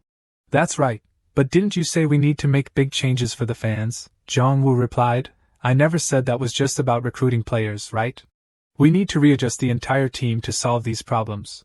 His friend said that I understand that, but you know there will be a huge wave of reaction, right? Remember that there are many football hooligans in England. The main character replied that you think I'm in the office for so long just to play. I'm doing that to avoid that mess. But his friend saw through him and said that he's just trying to save money on rent. Jong-woo added, if anyone doesn't recognize me as manager, they will be eliminated. If that player doesn't fit my tactics, he will be eliminated, or those who overestimate themselves are also welcome to get out. Of course, with this job it is a big innovation in the winter transfer window, direct recruitment is essential. This friend is a little concerned because he thinks, this is not rebuilding the team, this is a purge on the whole team. Looking back at the team's recent performance, he also understands why the president decided like this. He is afraid that at this rate someone will beat him to a pulp. Sure enough, then the main character read the information on the internet, and as he was thinking that he would receive a lot of criticism after letting some people leave. The team must replace the players that we have let go. We currently have £600,000 to recruit the 4 best players. It is still better to recruit a senior player. Then this way he will only have to pay a salary without incurring additional transfer fees. The team needs to allocate funds for players who fit the team's tactics, and what the main character needs most in the team is a player with speed. Suddenly Jong-woo thought of something. He remembered Park Chung-ah. He's not only a good passer but also a good scorer. We've become closer after that match. I also text with him quite often. Just based on his appearance, no one would think he is a dual citizen, born in England, and there is no problem applying for a work permit for him. He told himself that he doesn't know why someone born in England plays for the Korean League, but he is sure of one thing. Is not to talk about that guy's speed.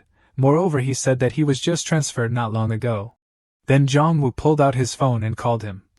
Hello, you said you were just fired. The other end of the line replied, are you calling to tease me? He said that's right. He had a feeling they would let him go. That coach Cho Sung-joon really doesn't know how to use you properly. Even a heavy rifle will become useless if you only use it to chop wood. But you know what, I can use the gun that can shoot down everything. The main character's face smiled very lewdly. He thought to himself that you belong to me, you brat, hee hee. After recruiting Chung-ah, the streams of opinions on the internet took place again, some opinions about the team, some opinions about the players who were just bought. Until now those streams of opinions are still confused and chaotic. And a few hours later there was another successful transfer for the Bolton team, that is the player nicknamed the Iron Wall Dominic.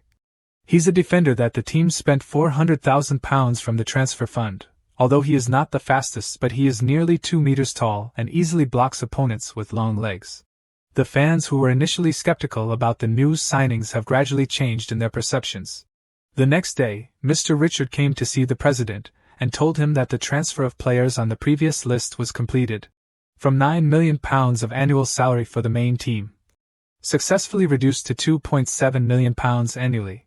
Jong-woo was overjoyed and comfortable when he heard this. He thought, this is the dream club that I want. Although we just cut the first team down to 16 people, and we are keeping the salary lower than the average annual salary of a team in the ELO EP1 league. Jong-woo asked him if he wasn't worried. Director, he asked back what he meant. The main character replied, the way I'm approaching everything makes people say I'm acting recklessly, and worrying and criticizing me about those things. He replied that he completely stood by his decision. If we kept the original situation of the Bolton team, we would definitely not be able to overcome this crisis. Jong-woo asked again, but what if these changes can help us solve the problem? Because he thought that he couldn't say that he wasn't worried. Fans or the media and even the members of the club, everyone has a negative view of this innovation of the team. They may be right, because after all this is the first time I have owned and directed a team. I may make mistakes. Richard replied, I have been working under your direction for more than a month. Although that is not a long time, but if I can share my opinion from my point of view, then you may be a little sloppy but definitely not reckless. He laughed happily and said to Jong-woo, those who choose to stay in the team also think the same way. Hearing the praise from him, the main character shyly scratched his face and said that no one in the team has perfect skills. But what we need are players who excel in one of their skills. Richard said that one thing is for sure, that among the previous owners he has worked with, Ma Jong-woo is the only one who really tries.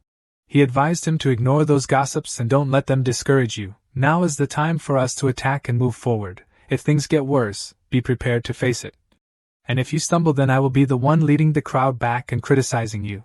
Before becoming an executive director, I was also a passionate Wanderers fan. Then he didn't say anything more and turned around and asked to leave. The main character smiled because he felt that it was the strongest support he had ever received, although his words were a bit threatening to him. But his words made him feel much more secure. It was time to trust himself, and he had to move forward. Later at the team's stadium, everyone was warming up to practice. The main character picked up the loudspeaker and called everyone's attention. He introduced himself. I am Ma Jong-woo. From today I will be the owner and manager of this team. If anyone looks down on my instructions because I am the new manager, then be prepared to be fired. Like the 9 previous players. If we don't unite as a team, we won't be able to win, so isn't it best for the team that those who are not suitable should leave, am I right? Our next opponent is waiting from Manchester, the Rochdale's team. We will compete with opponents in the same area, so we will have to show a good performance for the fans to see in the next match. Then we will choose the players based on training performance, not reputation or market price. So if you want to be in the main squad, try your best in this training session. A player seemed to despise the main character. He spat and said that you are just talking nonsense. He blamed him for how this country bumpkin got the position of manager. And he's not even sure if this guy knows any basic tactics. He is Victor Johnson, a former player of the old head coach Derek Scott, currently the main midfielder. He said that he really doesn't feel like training today at all, and disdainfully looked at the main character who was cheering.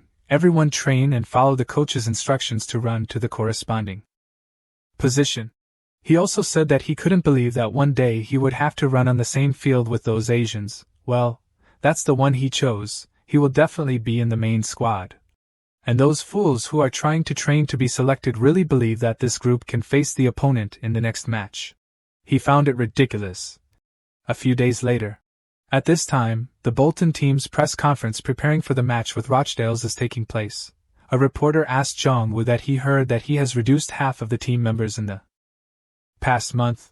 At this time, the main character is extremely annoyed with the hateful questions of the reporters. They ask a lot. Do you realize that many fans are not satisfied with these decisions, or why do you sign a contract without an agent with a free player? He knew right away that the reporters no longer bothered to ask about the upcoming match with the Rot team but only asked about him. Whether in Korea or in England, the reporters are still the same. He quietly looked at the noisy reporters and reporters below asking him countless questions. Remembering Richard's words, he let those meaningless words go in one ear and out the other. That's right. Now is the time for us to be proactive and move forward. He told the reporters, yes, that's right. I want to become a manager and I believe I will do well. Aren't you all becoming journalists with what you want? And Park Chung-la is a player that I have had my eye on since I was on the team in Korea. It is obvious when recruiting such a talented player. He told the reporters more that, however, I also understand the doubts that fans have for me, so to reassure everyone I will bet a game. The reporters were confused by his words. He explained that in the next 3 matches, starting with the Rochdale's team, if I lose one match, I will immediately resign as manager. The reporters and journalists were stunned by his decision. Then he said that I will not answer any more questions and left. As a hot news, the reporters quickly became noisy again, trying to ask our chairman about the statement just now. At this time in the meeting room of the opposing team Rochdale's, one person turned off the TV and said that these Bolton guys are going further and further. He said that he couldn't believe that he would have to fight those amateurs. He was really worried about the standards of the tournament being reduced like this. Those were the words of the director of Rochdale's. He asked everyone what they thought about this. Everyone replied that it was like we were playing against a team without a manager. Do we really need to hold a strategy meeting for this match? Why don't we let the reserve team play to give the main players a little more rest? They all laughed and said, oh, I feel sorry for the owner of their team when he will have to resign as manager after losing to our reserve team, ha ha ha. Well, they thought that actually the former coach Derek Scott was the one with more experience and could not be underestimated, and now the opposing team is an amateur from a lower league with no experience at all. It's really a perfect stepping stone to promote the team. At this time Emma hurriedly came to the president's office. She grumbled why this happened. She decisively opened the door to the president's office. Jong-woo told her that what's wrong because I'm busy completing the starting lineup. She even complained that I had prepared both the questions and answers.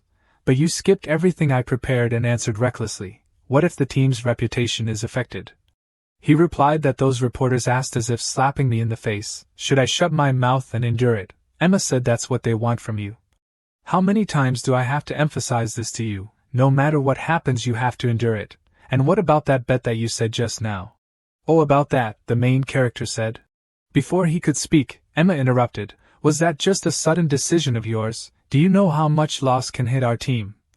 She was worried. Originally the executive director had also put all his trust in him, but about this way of acting.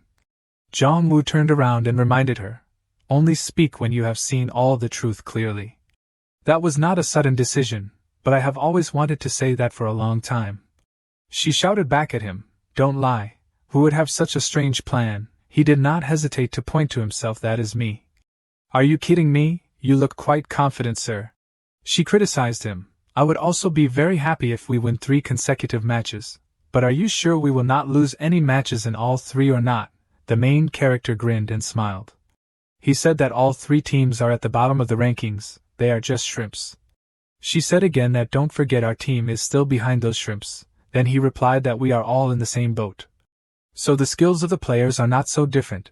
In this match what is important is the ability of the director, not the player, so that is the factor that determines the performance of the match. She gritted her teeth angrily and thought that he really thought he was better than the managers of the other teams. If he wasn't the owner, he wouldn't even be in the manager's position now. Where did this guy get that confidence from? Jong-woo told her that sometimes the villain is more loved than the hero, right? Why did you suddenly say that? She wondered. He said I am a perfect villain. A dictator, a self-proclaimed manager, an owner who wants to sell the club. That's why I understand why fans look down on me. That bastard? That must be what they think of me. Do you think so too, our head of strategic planning? Jong-woo said that to her, and she didn't react at all. Then he just smiled. He said that I bet the manager's position on the next 3 matches and the fans will want me to lose and resign. What could be more fun than seeing the arrogant villain fall in front of you? Then she realized that his intention was to attract the audience to watch or not. Then the main character snapped his fingers. He said that is exactly like that. She was really very surprised. And said but that is too reckless. He saw her start to get noisy and replied that even to attract viewers, but those are just a few necessary risks. She only needs to remember one thing. As the owner, if the club goes bankrupt, I will not be safe either. So I am very grateful when you show your enthusiasm and support, so please follow and witness our upcoming achievements. I will repay you with the team's victory. And then the next day Bolton and Rochdale's 30th match took place. The atmosphere in the stadium was quite tense when a lot of fans came to curse Ma Jong-woo. They cursed very loudly and brought posters insulting him. On the field, Jong-woo looked up at the audience cursing him and he didn't feel pressured at all, but instead found it interesting. He raised his hand to greet everyone and thank you for everyone's enthusiastic encouragement. The audience heard this and became more angry and cursed him more. The coach of the opposing team thought that as expected he is only good at pretending. The fans cheered with that coach and told him to kick that bastard out of the field. They were looking forward to him for today's match. He thought that it was indeed a sight to see, so needless to say I will make that happen soon. Everyone realized that there were a lot of fans coming here today. They heard that there were about 32,000 fans coming to join. The assistant coach of the Rochdale's team said, "Oh, I thought that number was only for big teams like Sunderland.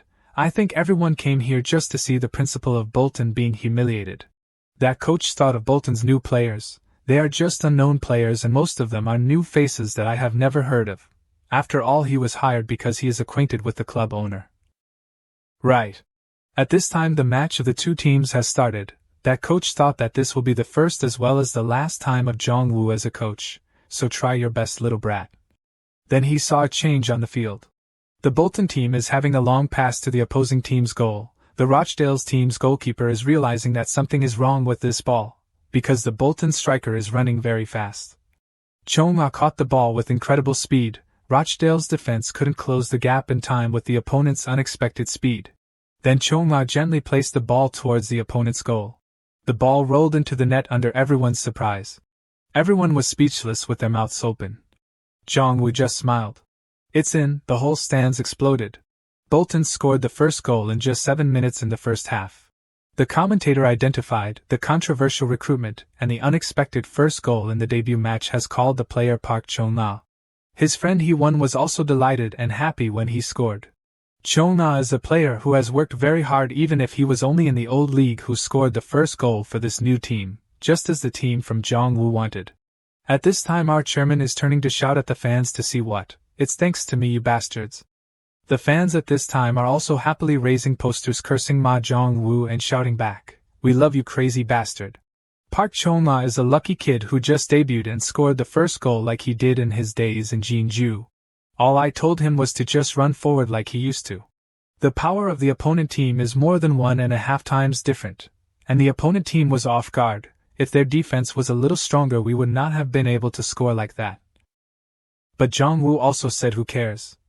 Then he rushed to hug Park Chung-na excitedly celebrating the goal. The coach of the opposing team gritted his teeth angrily and told himself, "We were not prepared and lost the first point. But with a team like us if we can score again immediately then we will win." As usual, Quick Floyd of Bolton is leading the ball directly. Then he flicks the ball up to the gap behind. Park Chung-na quickly ran to the back even though the pass was not accurate. Park Chung-na is really fast so the opponent can't keep up. He caught the ball and shot towards the opponent's goal, but it was out. It was difficult in this situation because he was being pulled by his shirt. The assistant of the Rochdale's team worriedly asked the coach about increasing the defense instead of switching to the attacking formation. Because Park Chung-na's speed is really threatening them. Jong-woo had reminded him earlier. Although you scored but it's only the 7th minute of the match, to say that we can win with a single goal is too early, so we still need another goal. You see, as soon as you scored, the opponent team has their eyes on your speed. So what do you think we should do now? Park Chung-na said I should keep running and make them pay attention to me, right? That's a good decision, but more importantly, how do you rush into the opponent's penalty area? Jong-woo continued because it doesn't matter if you score or not, all you need to do is get into the penalty area, do you understand? Chung-na, the ball is here very fierce and full of physical impact. The main character does not expect him to score, he also does not understand and only thinks that he probably has his own plans. 1 or 2 minutes before halftime, the main character's team launched an attack from the wing, heading straight into the opponent's territory. The ball advanced towards Park Chung-na. It was a long pass with an outside-of-the-foot delivery. Park Chung-na once again entered the opponent's field. Another opportunity had arrived. Park Chung-na received the ball. The opposing team's coach shouted to block him. First, stop him with a foul, don't let him get close to the penalty area. The opposing team's defenders slid in to foul him. He fell. The referee's whistle blew. And there was a penalty awarded to that northerner. He was exaggerating the injury to the referee. The opposing team's coach angrily cursed at the players. Jong-woo saw this and smirked. What do you think, you bastard? How does it feel to lose to the tactics of an inexperienced coach? Even though, in reality, it was impossible to execute tactics with the current lineup. Among the Bolton players, Chung-ma was the least guided, but surprisingly, he was the first to score, and he did a great job of getting everyone's attention. And that's what made him bait, and created opportunities for other players. However, the current team doesn't have any players who can take responsibility for scoring in an offensive situation. It's very difficult to score more goals in the usual way, so we have to seize this opportunity when the opponent is overly wary of Chung-ma, by making them commit a foul in the penalty area. We have to create scoring opportunities through a penalty kick, and there's a new goal for Bolton after Chung-ma's penalty kick. The fans were becoming more and more excited and cheering enthusiastically, but they were still holding up posters cursing the main character to cheer. He got angry and said, "If you want to cheer for me, at least put down those signs you're holding." And at this moment, the first half ended. The score was 2-0 for Bolton. The opposing team's coach was furious. Back in the locker room, he cursed at his team's players. Are you guys crazy? Letting the bottom-ranked team lead by 2 points? Does that even make sense? He stated that they would definitely play for time in the second half, so how could they score? The assistant coach said, "Isn't playing for time famous in the Middle East? I heard the opposing team's coach is from Korea. Asians are all the same. Even if it's not an Asian team, isn't it obvious that a weaker team scores first, then drops back and defends with a bus parked in front of the goal? Why do you keep saying such stupid things? We can't lose to an amateur team like this." I'm going to change the entire strategy in the second half. We'll apply pressure from all directions. The opponent is an inexperienced team in matches, so they won't know how to deal with such heavy pressure. And if we take advantage of that opportunity and score, we might win. So if you can't do this against a weak team, then don't call yourselves professional players. At this moment, the second half began with Rochdale on the attack. The old coach exclaimed in surprise, "Unbelievable." Because at this moment, on the field, the Bolton team was applying direct pressure right from the start of the second half. Even though they were leading by 2 goals, they weren't giving the opponent a moment's rest. Jong-woo was smiling brightly. He won, watching the team's tactics, exclaimed, "Oh my god! This is scary. You're still gambling even though we've already got it in the bag." Jong-woo grinned with a very vile and shameless face. He remembered the moment in the first half when the team successfully scored another goal thanks to a free kick. He once said to him, "You did it, Jong-woo. Now we just need to defend." In the second half, if we park the bus with 10 players. But the main character said, "I won't do that." Because he realized that if it ended here, there wouldn't be any interesting news for the front page, right? At this moment, the Bolton players on the field pushed forward, leaving only the Shield player Dominic behind. They were putting a lot of pressure on Rochdale's front line. It seemed like they didn't want to end the match with a 2-point lead. Jong-woo smirked and said that this wasn't gambling, this was the peak of fighting spirit. "You've watched our team's previous matches many times, right? Even if we defend with all our might, we still lose. I'm glad we didn't score while trying to block the ball clumsily like that," he said to his friend he won. "This direct pressure isn't an offensive tactic. While we're sticking close to them and still want them not to attack us, this is a solid defensive strategy." A player from the opposing team, under pressure, passed the ball back to the goalkeeper. The goalkeeper didn't hesitate and immediately kicked the ball high upfield. The biggest weakness of this direct pressure tactic is, when all the players are putting pressure up front, they won't be able to deal with a high pass aimed at the space behind in their own half. The high ball that the goalkeeper kicked upfield was dealt with by Dominic. However, the clumsy skills of the Rochdale team's amateur players and Dominic's ability to handle high balls in defense can compensate for this weakness in the strategy. At this moment, Quick Floyd, the central defender of the Bolton team, was dribbling the ball forward alone. He was 1 meter 84 centimeters tall, although this height was quite short for a central defender. But instead, he had very good ball control. He just performed an artistic dribbling move to break through the opponent's defense. He once shouted, "Great job, you're doing great." And then he asked the main character, "I heard his nickname is Quick Floyd Flask?" "Yes, it's because he's super fast, and there's also a superhero with a similar name." At this moment, he was dribbling the ball deep into the right corner of the opponent's field. His teammates were shouting, urging everyone to push the ball forward and asking to receive the ball inside. The opposing team's defense was desperately trying to defend Quick Floyd. Then he slid in, intending to block this pass from him. But unexpectedly, Quick Floyd quickly stopped before he slid in. It was a beautiful feint, and then he didn't dribble himself anymore, but passed to a player behind who was rushing in from the wing.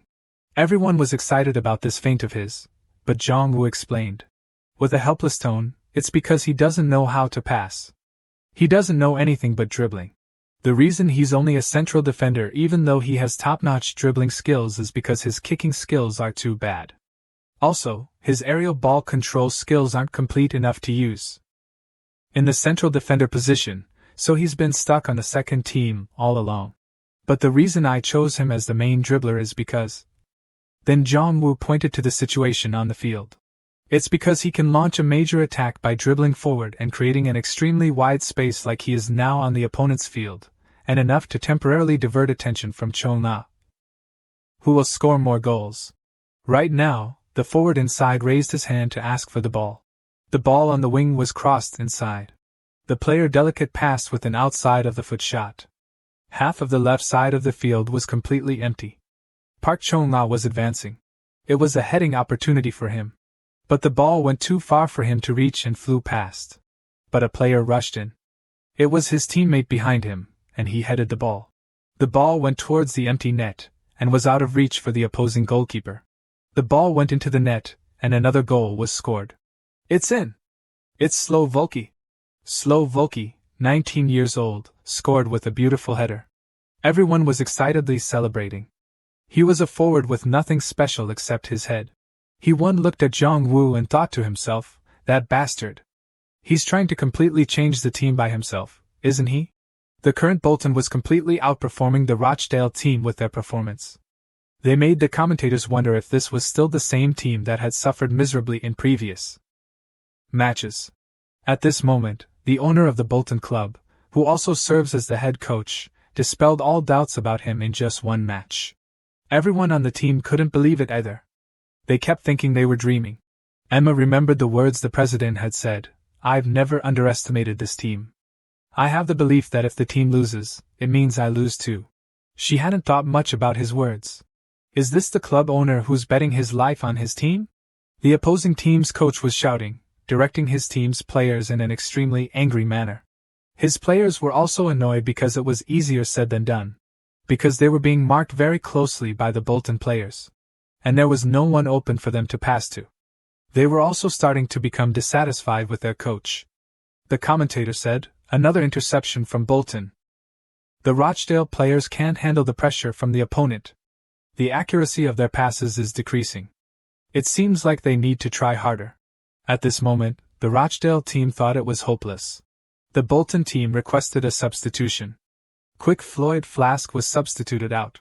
He was the most aggressive attacking player on the wing throughout the match. He stood on the sidelines, and everyone applauded and cheered for him.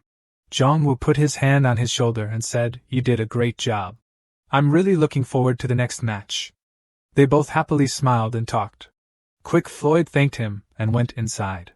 A moment later, the referee's whistle blew, signaling the end of the match.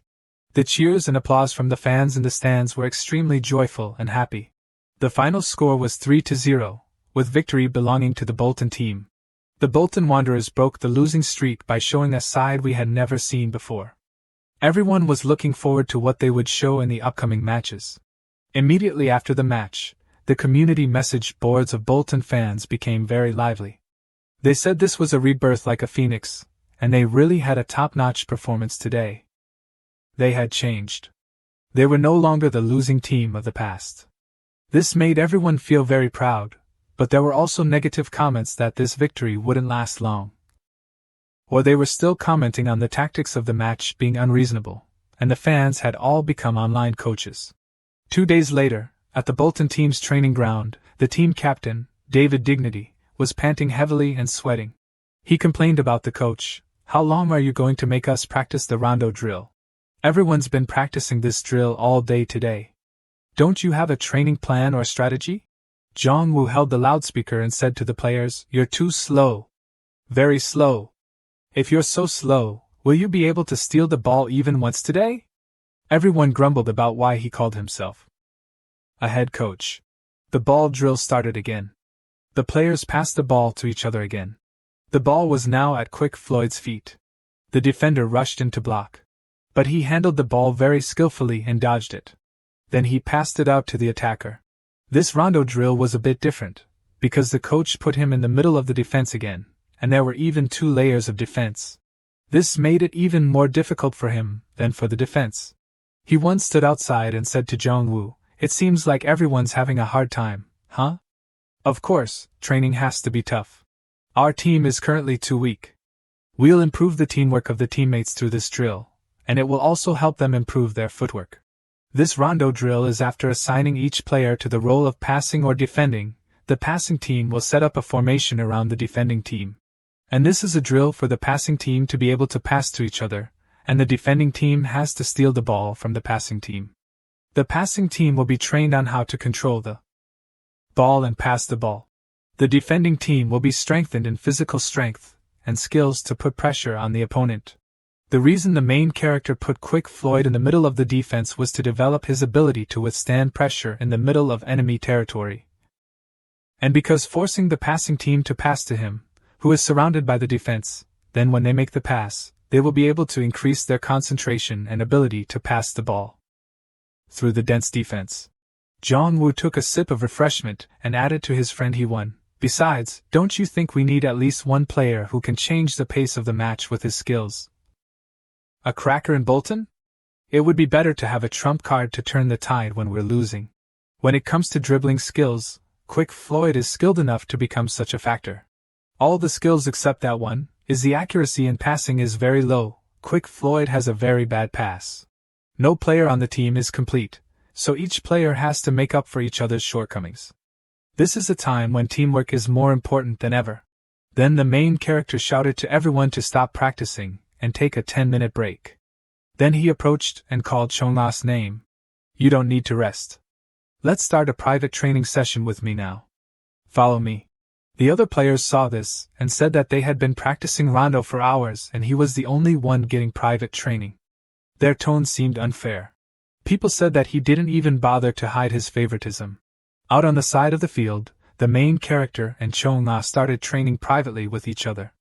Jong-woo said, you might have felt it when you played in the match just now. But this place is going to be tougher than in the Korean League. In competitions, pushing someone else with your body isn't considered a foul. Body contact on the ankles, instep, or side of the foot. Only when impacting the calf area is it considered a foul. Especially for you, Jong-woo said to Chong-na, because you run pretty fast, you're going to be targeted often. If they can't catch up to you, they'll think of ways to take you down. And if you continue to be their target, you're going to get injured. Then Jong-woo put his hand on his shoulder and said, don't worry, I'll teach you a trick to protect yourself. It's called the deception tactic. If you learn it, you won't get hurt in the future. Chong-na was extremely surprised because he had never heard of this tactic in football before, but he trusted the director because if the director said so, he thought he had to believe and follow his words. He excitedly asked, is the deception tactic like a feint? Instead of saying it's like a feint, it's more like an action in a movie. Jong-woo gave an example. Look at Marinho. Even if he's just touched lightly, he still rolls around on the field as if his life is threatened. The main character's face looked extremely devious as he looked at Chong-na and said, with that level of acting, the opponent won't even try to defend because they'll feel uncomfortable. From now on, you're not Park Chong-na, you're going to be the master of acting, Hollywood action star Park Chong-na. The players who were training on the field heard Chong-na's shout and the president's reminder, not enough. Do it again. They turned to look and saw the president kicking Chong-na's leg. Then Chong-na fell and he rolled around screaming pitifully and writhing in pain. He shouted, oh my God! My leg! I'm about to die! He rolled and screamed. Jong-woo ordered him to stand up and commented that he was trying, but his acting was too obvious. Would people be fooled by that kind of acting? Do you want to go back to Korea or not? You have to make it look really painful and convince people to worry about you. The main character picked up the whistle and blew it, and said, now do it again. And then he rolled around in pain again. The main character praised, that's right. Just like that. You have to touch the audience's emotions. The players on the field looked at this private training exercise and were all silent. A few hours later, Jong-woo was talking to an employee in the office. She said to him, sir, it's great that you care about the team's performance as the director. But don't forget that you're also responsible as the chairman of the club, the marketing department, and the strategic planning side, the team support staff, and we're short-handed with 6 employees.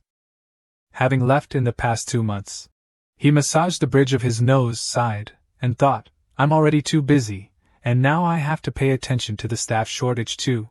Is it lucky that no employees quit on their own? He muttered to himself, when he had fired all 6 employees before. There was a knock on the door, and he invited them in. A boy carrying a pot of plants came in and greeted him. He said, you've gotten taller, haven't you? The boy replied, I've only grown 1 centimeter.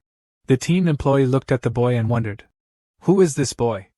Jong-woo replied, this is Nicky. He's Thompson's son who works in the facilities management department. The boy happily smiled and said, I'm learning about the club's history by doing odd jobs with my dad. Now I'm moving these plants. He put the plants in the president's room, then he greeted everyone and went out. Jong-woo told the employee, Thompson asked me for a favor. He doesn't have anywhere to send the boy on the weekends because he has to work 2 jobs, so I'll let the boy do errands here and wander around the stadium when he helps his dad. Then the main character suddenly exclaimed, why didn't I think of that? He thought that nowadays farms call it an experience, and charge visitors to collect fruit for the farm. And maybe we should take advantage of that idea in our own way and add a lucky draw event. He smiled with a devious, wicked grin, scaring the employee. He said, I just came up with an interesting idea. Later, at a convenience store near the Bolton Club's facilities, a father was leading his son to buy groceries for the house when the boy suddenly saw something. He pointed to the side and said, "Dad, look over there." There, people were gathering to do something with round balls and boxes. The two approached and saw that it was a lucky draw event. Then he turned to his son and asked, "Do you want to try?" The boy's eyes lit up and he nodded. Then he looked at the price and saw that it was £2 for one draw.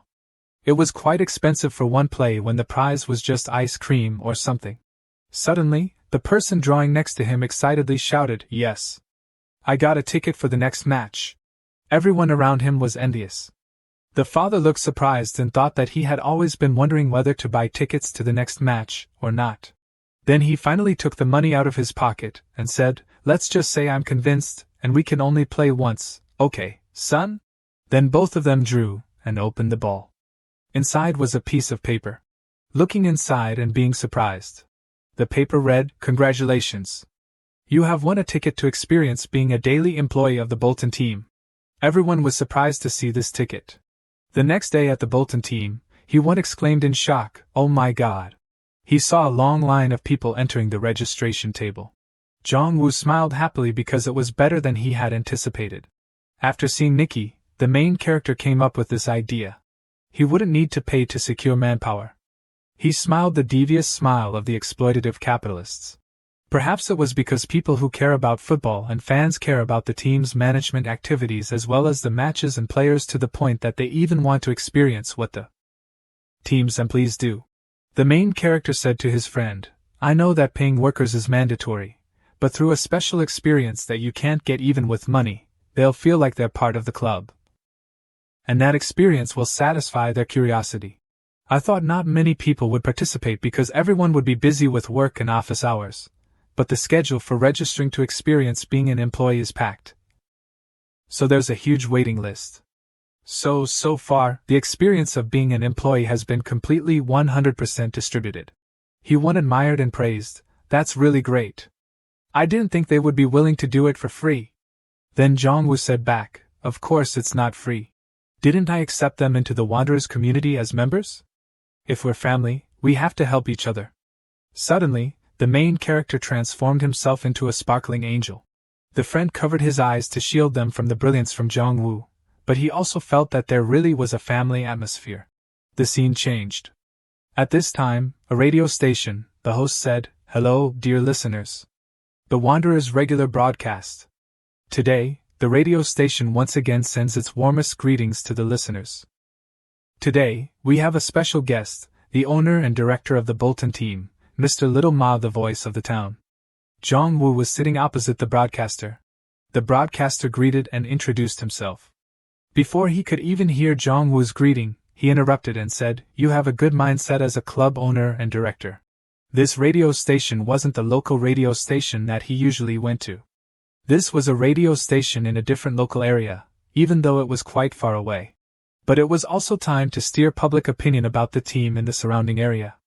He realized that the staff here didn't even try to hide their attitude towards him. They were all staring and disliking him. This made him think, "We won the match, so what's the problem with these people? I only know this is the local radio. But shouldn't people in the media maintain neutrality?" The broadcaster across from him asked him, "When you became the club owner, you transferred out 9 players and recruited 2 more. There are many opinions that the size of the team is too small. So what do you think about this issue?" Jong-woo confidently replied, "I completely disagree." "Oh, your answer isn't what the fans think." The broadcaster added, "Among the 24 teams in the EFL 1 league this season, Bolton is the only team with fewer than 20 players on the team. It seems like there's a bit of a difference from the usual team management method." The main character had heard similar nagging from the coaching staff many times, but his position remained firm. He replied, "Let's review the old head coach's system. The number of players that Coach Scott uses is only 16. There are many substitute players, but he only focuses on the main players, squeezing them dry, and it's not much different from the current lineup. Of course, the truth is that the more players there are, the more tactics can be used. But it's only feasible when we have enough time to practice, and the team isn't in a position where they have to worry about being relegated, since it's the middle of the season. As you saw in the previous match, It's possible to win against lower-ranked teams without training in tactics. And furthermore, if we stubbornly consolidate the lineup just because we have few players, we'll fall into the same old trap as before. Everyone in the studio felt that this chairman was very eloquent and confident, and the male lead also admitted to himself that people often say that my skin is very thick. The announcer wants to ask you one last question, about the bet you made at the press conference the other day. You said that you would resign as director if you lost just one of the 3 matches. Does that statement still hold true? After hearing this, he just smiled at the announcer's question. Because gaining more support and changing public perception through broadcasting is necessary. But what's more important than increasing the audience? You have to tease them a little, and he replied with a smile, yes, the bet is still valid and there are only 2 matches left. There are still people who doubt what I said is a lie, so I'm here to clarify again. If I lose, of course I will resign and I promise to recruit a new director who can satisfy our fans. But I don't think I will lose, he smiled very confidently and slyly. Oh, that's really confident, this confident expression really suits you. I can say that because I trust my players. There are many opportunities for players to shine and I'm sure he will too. Our starting point is going from the bottom up, we can't go down anymore, right? The only thing we can do is go up. The next day, everyone returned to the meeting room and discussed the team's next opponent in round 31, Salopia. The opposing team is ranked 18th on the leaderboard. The opponent has Harold Chapman. He is Salopia's main striker. He has 10 goals and 4 assists in 31 appearances this season. They also have a winger named Jamie. He is a very dangerous attacking force with 7 goals and 7 assists. Even without considering the effectiveness of the attack, this is the kind of player who will threaten our defense when he has the ball and will create opportunities to score. So I'm thinking of creating a tactic to put pressure on those 2 players so they don't get the ball. That's a good idea. Someone suggested that they are a team that is stronger in defense than in attack. To be honest, compared to the match with Rochdale's, this match will be much more difficult. Rochdale's had lost 3 consecutive matches before playing us, while Salopia is on a 3-match winning streak. Let's look at the strategy board. The opposing team has had 3 consecutive clean sheet victories with a solid 2-line formation, almost like a 9-man defense. It's difficult to connect the passing lines because the defense is too tight. Because our team's situation is not good, it's very difficult to solve the problem even if we use 1-2 passing techniques. Jong-woo pointed to a spot on the strategy board, saying that they're using Chapman as bait here, huh? He has the highest scoring rate in the team. He is the first player to run up for a counterattack, so of course he will attract the attack, and from there will open up the opportunity to pass the ball extremely quickly and decisively to Jamie. Even if we steal the ball and counterattack, the remaining 4 defenders are still enough to defend in time. Jong-woo said that's why they have won 3 consecutive matches. Because the data analysis recognizes that the male lead clearly has basic tactical knowledge. He said to use long-range tactics and use slow height differences. Then I think using Chong-ah for a lightning counterattack is also very reasonable. The male lead said that it would be better to put a regular player on instead, and he was quite surprised. When these strategy analysts suggested using a substitute player, he suggested a player named Owen Precise. I'm thinking of letting him play this time. This is very surprising to everyone. Because this is the attacking midfielder who tore his cruciate ligament 2 years ago.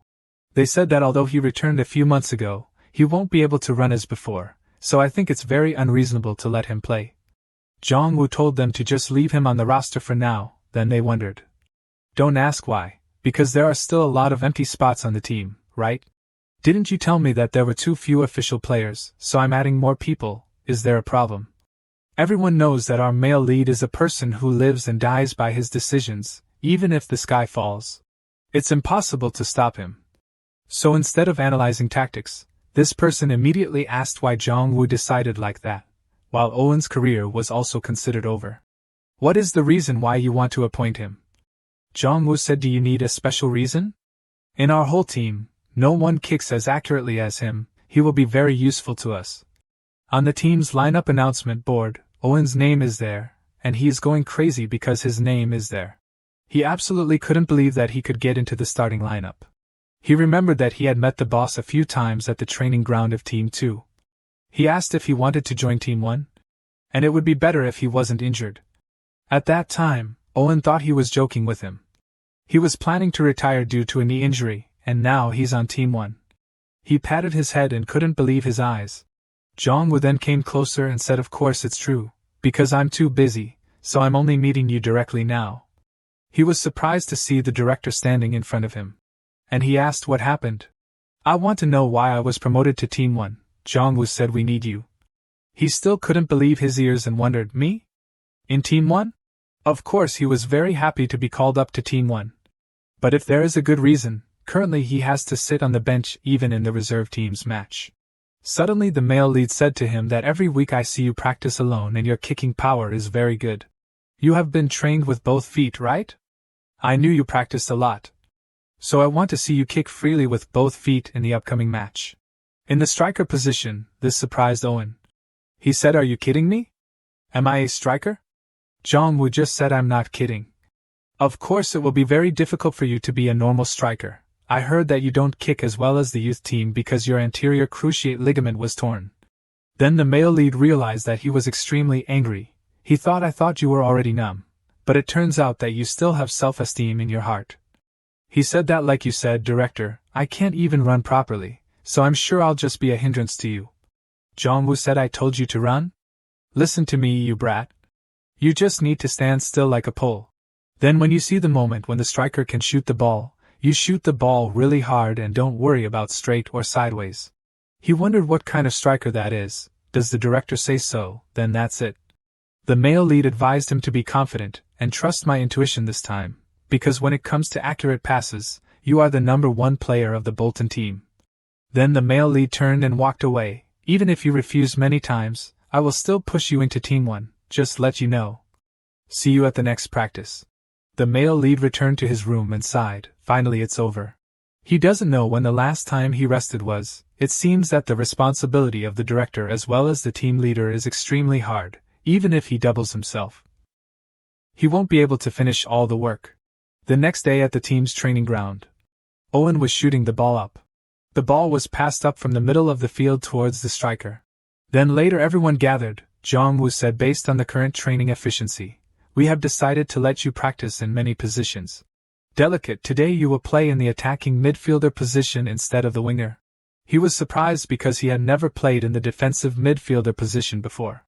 "And Owen, you will coordinate with Chong-na as the frontline striker. As I said before, all you need to do is stand still and pass the ball."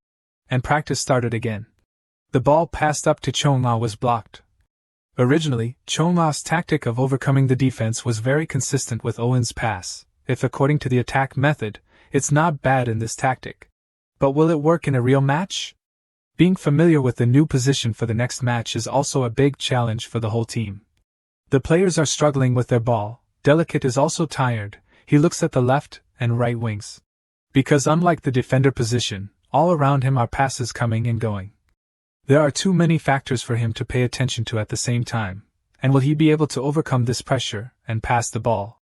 Jong-woo reminded him that his decision is too slow, he needs to jump numbers faster. The team's coordination is very bad. Owen sees that the team is lacking attackers, he can't just stand and watch. Then he intends to step up. Then Jong-woo scolded him, "Where are you going? I told you to just stand still. Do you have a stomachache? If so, try to hold it in. Otherwise stand still for me. I told you not to leave the position I assigned, you must keep the position until you are past the ball." He gritted his teeth and was uneasy, because he didn't understand what kind of football this was. Some players around him laughed at him because they thought it was too good for him. He didn't need to run, and after practice, he probably didn't need to take a shower. I don't understand why they called up a fool who has a leg injury and can't run anymore, so it's no different from playing with a team missing a person. Everyone thinks this tactic is very strange. No matter how well Owen passes the ball, he can't both pass the ball and avoid the upcoming pressure. Everyone thinks we won against the previous team once, so I'm also proud, but it seems that our head of the department will resign from the position of director soon. 2 days later, the 31st match of the season began, Bolton team versus Salopia team. At this moment, the goal has been opened. The Salopia team opened the scoring with just 2 or 3 minutes into the match. This is Chapman's 11th goal of the season. Fans are cursing Jong-woo and telling him to get out. Why change the lineup like that? The male lead didn't care and turned to the back and told Owen, "It's your turn. I'm going to replace you and you go get ready." With only half of the first half of the match, he has already used the substitution right. Why not let him out from the beginning? It's really a waste of the substitution right. The substitute players complained, "Is there any difference? We have lost. Look closely, things will get messed up quickly." Putting his hand on his shoulder, Jong-woo reminded, "You haven't forgotten, have you? All you need to do is stand still as you practiced. If this is an online game, you will be the defensive tower, the cannon tower that sweeps away the enemy without moving." The fans suddenly saw their team making a substitution and realized it was Owen. Then everyone clamored and cursed the coach. "Do you want to die? Why put out a name that is out of date?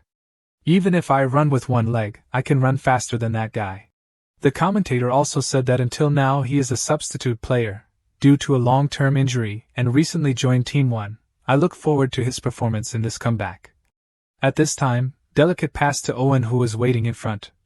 Then a person from the opponent nudged him and he couldn't even withstand a nudge. He fell to the ground and the ball was stolen. His first collision after returning from injury was somewhat disappointing. Another ball, Owen missed the ball. It seems that he has not fully recovered. "I think his promotion to Team 1 is a bit rushed." The commentator continued to say that it is always heartbreaking when broadcasting a match and seeing the performance of a player being reduced due to injury. Hopefully there will be no more serious injuries in the future. Everyone thinks it's so miserable. Is that called football? What are you expecting? What can a slow person who can't steal the ball do? The resentment against him in the stands began to ring out. The male lead focused on thinking about something and was very determined. And the next ball Chong-ah passed the defense but was blocked by the opponent. It seems that he was tripped and he fell and rolled around writhing. The opponent's defender didn't understand what was going on. Why could he be so painful? The referee came over and gave him a yellow card as a warning. Thanks to Park Chong-ah, the Bolton team has a free kick opportunity. Jong-woo hurriedly called Owen back. The stands suddenly clamored and wanted to replace that Owen out of the field. He also thought that he would replace himself, right? The male lead only said one sentence, "Well done, you did better than in training. Today's match you will have to work as much as the goalkeeper. And it would be even better if you were willing to do as you were told before." Owen thought he was mocking him. The male lead continued to say that you move as little as possible because you are the defensive tower. Owen thought that since entering the field, his performance has been a bit low, and honestly, it's no different than proving that his career is over. So what good has he done? Jong-woo realized that his face was depressed and said that you think too much, not to mention that you don't have speed and you also worry too much. That's why you can't pass the ball. He replied that I'm just standing still, so how can I pass the ball? Jong-woo said, "Look at you, don't make up reasons just because the match is not going as you want. You have received all the passes except for the bad ones from Quick Floyd and the high balls."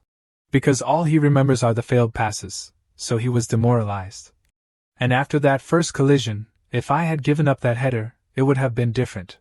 The male lead still advised him that he did very well in today's match. Who cares about slow and standing still? You are very good at receiving passes, but you hesitate and lose the ball. You say you have many things to worry about, so don't think too much and just kick. You don't need to worry about how to move when you have the ball or don't have the ball. If the ball is passed, you don't let anyone have the opportunity to steal the ball and kick. If you can't move quickly, you can't be a striker at all, so give up your movement, which you didn't have in the first place, and focus entirely on your leg technique. You don't hear the scoundrels in the stands criticizing. The public's support for us has decreased a lot in recent times. Even if I take off my clothes and dance some seductive dances in this place, their support won't decrease anymore. So don't worry about what they think. Even if you still don't believe in yourself, then believe in the feeling of me, the one who called you into Team 1, because you are the main character I chose for this match." Then Owen confidently stepped onto the field again. The audience started clamoring and cursing again. Why not make a substitution? Jong-woo thought that I'm just pretending to reduce the burden on you, but in fact, this tactic all depends on you. So please do well for me. The male lead is also a bit helpless, otherwise I'll be finished. He stepped onto the field and prepared to take his free kick. Remembering the words that the male lead had told him, even if you don't believe in yourself, then believe in my premonition, the one who called you into Team 1. Because you are the main character I chose for this match. And the free kick is about to be taken. The players start moving. Chong-ah runs horizontally behind the barrier. Owen took his shot. It's his free pass. a promising pass to Park Chung-na's position.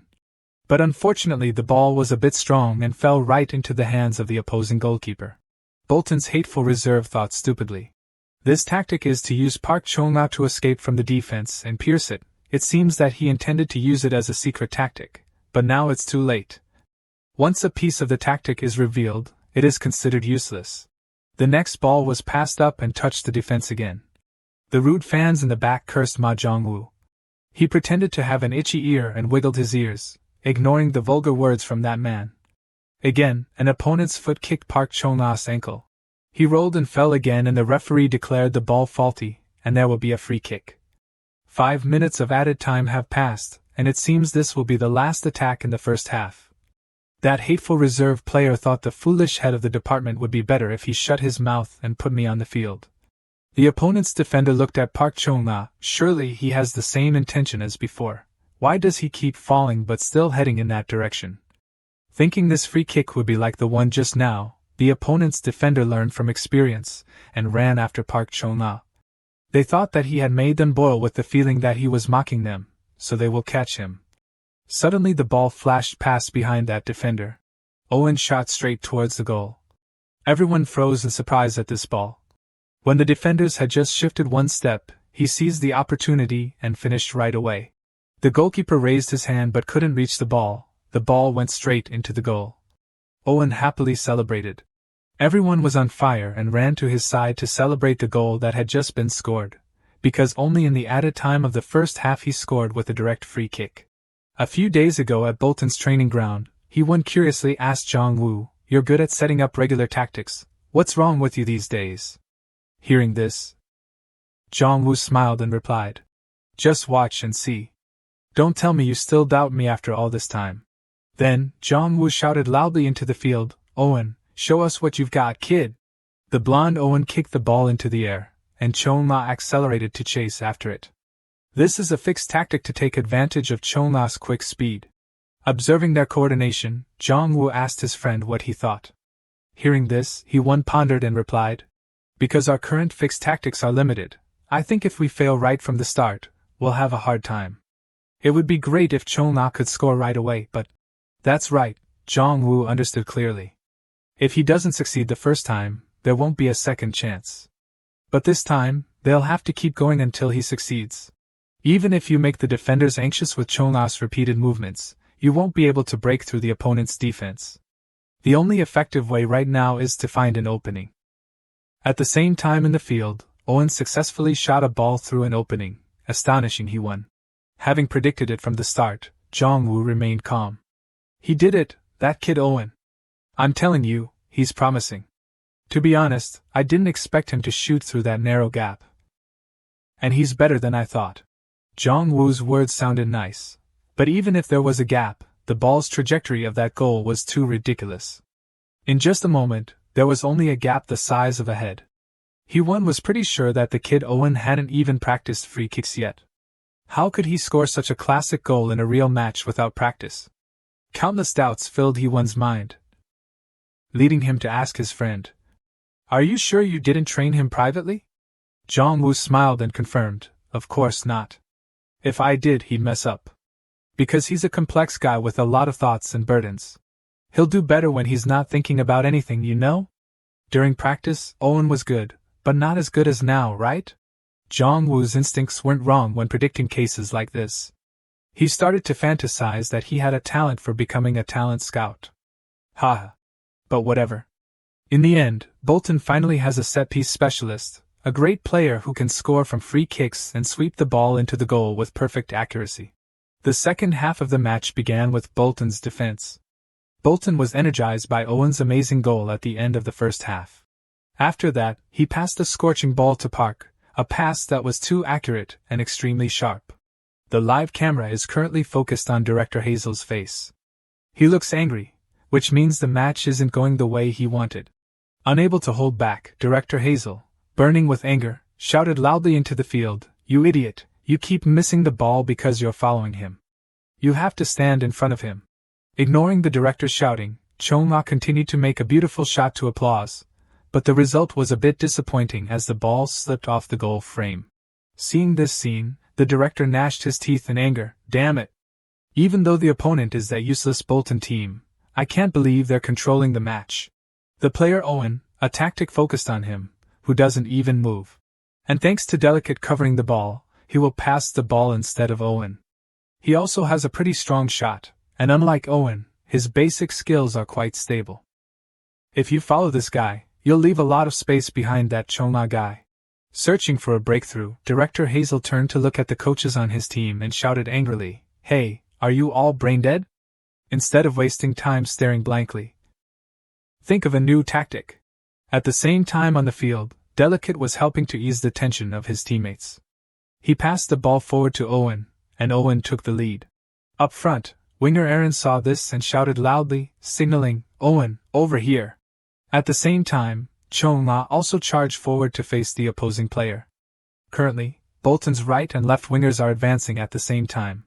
Faced with this situation, what will be the best option, and how will Owen react? Thanks to Chong-la and Aaron clearing the way, the space in the middle has been widened. With a scoring opportunity right in front of him, Owen's heart beat faster and faster, and he vaguely remembered what Jong-woo had said. He said that, "Owen, you are the main character he chose for the match." In that instant, Owen seemed to gain immense strength. His foot curved up, preparing for a shot. The ball immediately flew forward with great force, like a great comet. Of course, after all the efforts, the ball successfully flew into the opponent's goal. In a flash, the opposing goalkeeper used all his strength to block the ball. But it was too late as the shouting of "goal" echoed throughout the field. Owen couldn't help but cheer with his teammates as he scored successfully. The commentators' excited shouting also rang out in time, igniting the heat of the stage.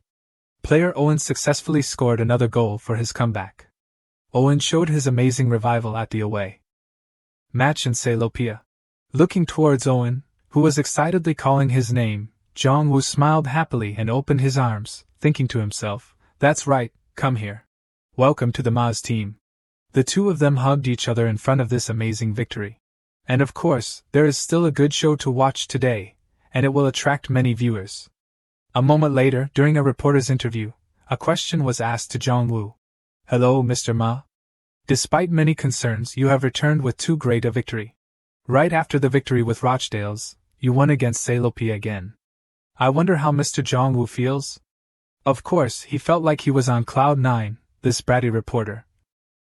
But if he said that, he would definitely be on the front page, so he had to smile politely and answer. "This is an occasion to celebrate. I am very proud of the players who trusted and followed my instructions." Although before the match everyone leaned towards Salopia, as the club president, Jong-woo honestly said that he was not disappointed at all. Instead, he was happy. This answer surprised the reporters. In fact, Jong-woo really likes to break other people's expectations, but of course he also respects everyone's thoughts. And he thinks with these two victories, it will help improve people's evaluation of his team. The next question came from a reporter with warm brown hair. "Owen, he scored 2 goals in today's match and was voted the best player. He is a player who had no official achievements in the first half of the season. I wonder what the president saw in Owen to decide to let him play."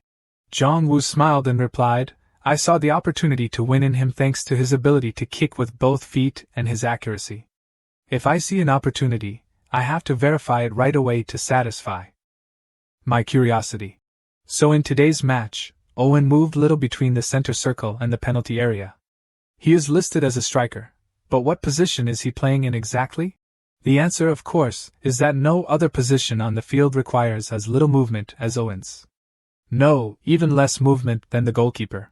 Jong-woo has no specific decision when saying this is a new position, but this is what he explained to Owen. Precisely, a defensive tower. 2 days have passed after successfully ending the 31st match. Jong-woo sat in his office, frowning and typing on the computer, making his close friend curious. "What are you doing? The atmosphere has been pretty good lately, Jong-woo, you should be smiling. Now, please accept this. Your sister-in-law brought this for you.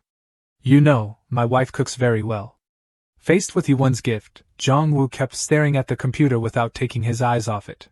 Yi-won grumbled unhappily, "This damn guy.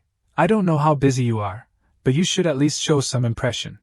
Currently, Jong-woo's mind is worried about regular ticket sales, gacha sales, and uniforms. Although they are on a successful streak, there are still no new sponsors. Jong-woo is looking for a brand to promote. On the radio, he can proudly say that there are no problems with the small number of first-team players, but in reality, if they had more people, of course the number of tactics they could use would also increase. Suppose if Owen or Chonga get injured tomorrow, then their front line will lose half of its strength.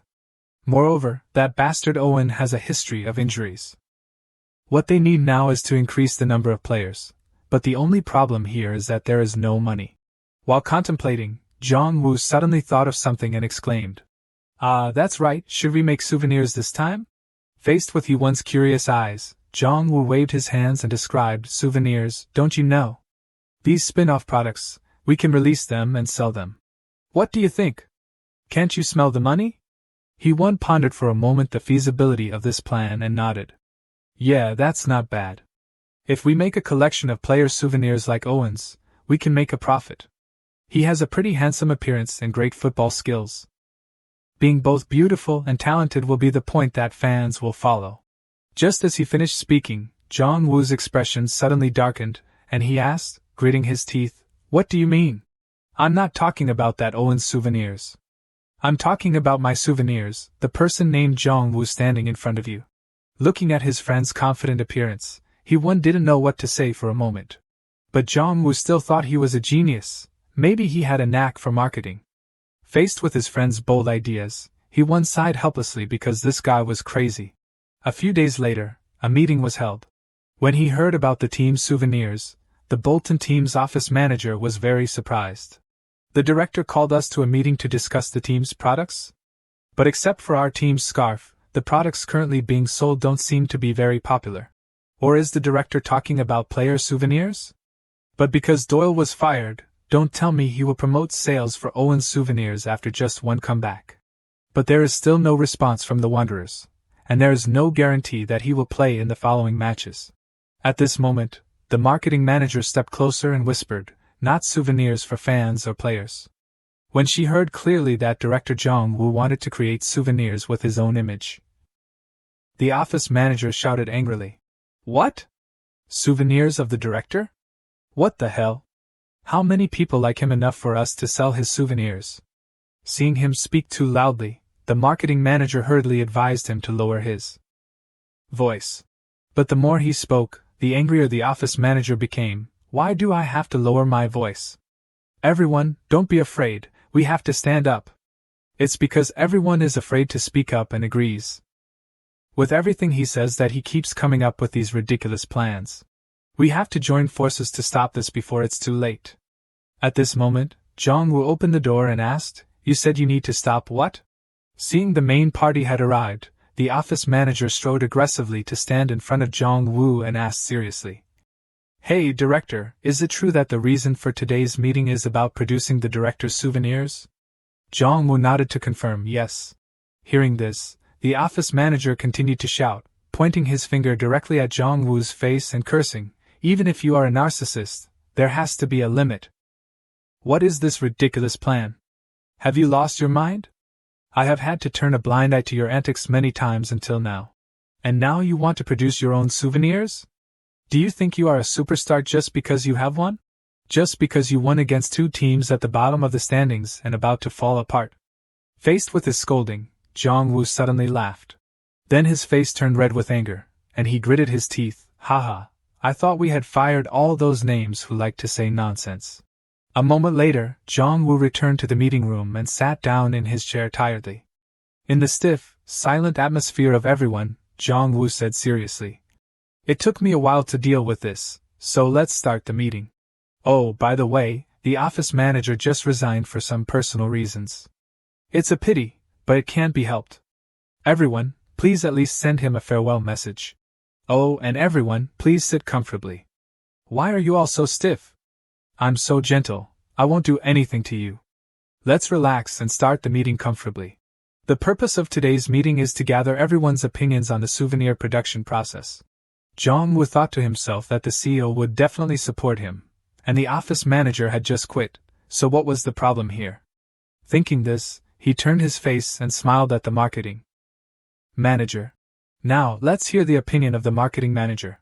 The marketing manager, who was named, was startled and hurriedly said, well, I think, director, I think no matter what kind of goods we produce, it will lead to the problem of deficits. Faced with the director's scary face, she answered weakly, because there have been many cases of failure, such as the case of keychains and blankets. Moreover, even if you are indeed a famous director representing Bolton, I am not sure whether your popularity will help improve sales. Hearing this, the others also agreed because they had the same views as the marketing manager. Jong-woo had to turn to ask the last person who hadn't spoken yet what the strategic planning manager thought. The blonde-haired woman replied, if it is related to the production of the director's products, I also agree with everyone. Speaking of which, her eyes became sharp, facing Jong-woo, I think you will probably have to pay a big price. Along with the opinions of the followers who think you are wasting the budget, there may be a large protest demanding the director's resignation. Hearing the blunt words of the strategic planning manager, everyone was scared for her. But unexpectedly, Jong-woo smiled and praised, thank you for these honest opinions. By the way, how many people came here today? The number is about half compared to last week. This number has decreased a lot. While saying this, Jong-woo took out a pile of letters that had been sent. Because their team just won against 2 other teams, Jong-woo would still be in trouble if the number continued to decrease. He decided that he would have to make a big deal out of this in the next interview. But the important thing is that the content on these letters is not praise or love from fans, but only swear words and death threats. While everyone was quite surprised by these words, Jong-woo calmly accepted them. He thought that malicious comments were also a kind of hobby for everyone, weren't they? He thought that even this kind of hobby could be turned into profit by creating souvenirs for fans who want to vent their anger on himself. An announcement will be posted on the media about the Jong-woo full-body pillow lying on the bed. This souvenir will go on sale at 11 a.m. today. Of course, the reactions of football fans and other football clubs are very negative. They felt that this Jong-woo was really nonsense and crazy. How dare he print his image on a pillow and sell it? This is a normal reaction of netizens when seeing this post. The next day, the guy he won walked into the convenience store in the club, where the products of their club were displayed for sale. Walking past the stall, he once saw a poster with his friend's image on it, and he ran out of words. What the hell? Wait, this is a stuffed pillow with a Jong-woo doll printed on it. Seeing that there were no items left on the shelf, Hee-won asked the boss in surprise, Boss, are these out of stock? Under Hee-won's unbelievable eyes, the boss replied, That's right, great. 2 hours after opening, people immediately flocked here to buy them, so much so that we ran out of stock. Even in the warehouse. While Hee-won was wondering why this trash could sell so well, he saw a line printed on the shelf. That was Jong-woo's lewd message, Hey, I'm very strong, you guys can't even scratch me, you bastards. Oh my god, he has stimulated everyone's anger and hatred to make them buy goods to vent their anger? Is this marketing method really effective? Jong-woo once asked everyone in a last meeting what producing goods was. It is a way to realize one's love for something and own it. Of course, it must be something that one wants to own, but what if a person that everyone hates suddenly produces something? Surely they will scold that person badly. Hearing him say this, the marketing manager agreed very much, nodding so much that her head was about to fall off. But anyway, recently, people entering the stadium always carry signs with words cursing Jong-woo. Those bastards even flooded down to the bench and cursed right behind him enthusiastically. The number of those people is not small, and what if he launches a product about himself? Jong-woo's anti-fans will increase rather than decrease, so his product will be a substitute for him to vent their anger. This is the official launch of the Jong-woo curse doll. This type of item must be made of the same material used to make stress relief products, so it will not be easily damaged, but if the user uses force appropriately, they can destroy it savagely. A souvenir punching bag pillow inspired by the desire to destroy. The introduction sentences are like, the director you want to kill, now you can really tear Jong-woo apart. Those sentences will stimulate them, so the more they hate Jong-woo, the higher the sales of this product will be. Because this is a product not to be collected for love but to be destroyed in hatred, Jong-woo thought it was worth trying. But if everyone is still unsure about this or this psychology of customers, then everyone should try buying one. Ms. Marketing Manager, Please try making one. Then of course everyone also bought that pillow home. Then they kept punching and kicking it to vent their anger. Jong-woo, you scum, are you happy when you only live according to your own wishes? Round 32 of the Victoria League. Right before the end of the second half. Right when Owen scored a great goal with a penalty kick. Jong-woo also won a bet with the Wanderers by winning 3 consecutive matches. And as time passed, with 6 matches left in the league, Bolton had advanced to 19th place. Of course, with this beautiful achievement, he also successfully caused a stir in the mass media. Many newspapers reported on these 6 wins, 2 draws and 3 losses. Although the club had a narrow advantage, Jong-woo had successfully reversed the situation. Every time he looked at the rankings, Jong-woo felt regretful. If the winning streak continued, the ranking would increase even more. But the most annoying thing was that when his image improved, the sales of goods began to decrease, while his inventory was designed to be burned and torn. Jong-woo tried to behave hatefully in every interview, but his popularity was still increasing. He guessed that football was ultimately just a matter of skill, wasn't it? The difference with the 21st position in the relegation zone is only 5 points, so it is not certain whether their team is safe or not yet. Above all, Chong-na and Owen had to leave the field due to injuries. The lineup was more shaky than he thought. In the remaining 6 matches, if that happened again in this difficult schedule. Then, to strengthen the team, he tried his best and finally managed to get a player. But wasn't that self-satisfied player said that he didn't want to come to Bolton? In reality, it is impossible to just go around looking for players forever. If he continues to refuse Jong-woo, then he has no choice but to persuade him himself. A person with an outstanding ability like he even said that the player is a gem among gems. Jong-woo must bring him into the team at all costs, and he must make an appointment as soon as possible.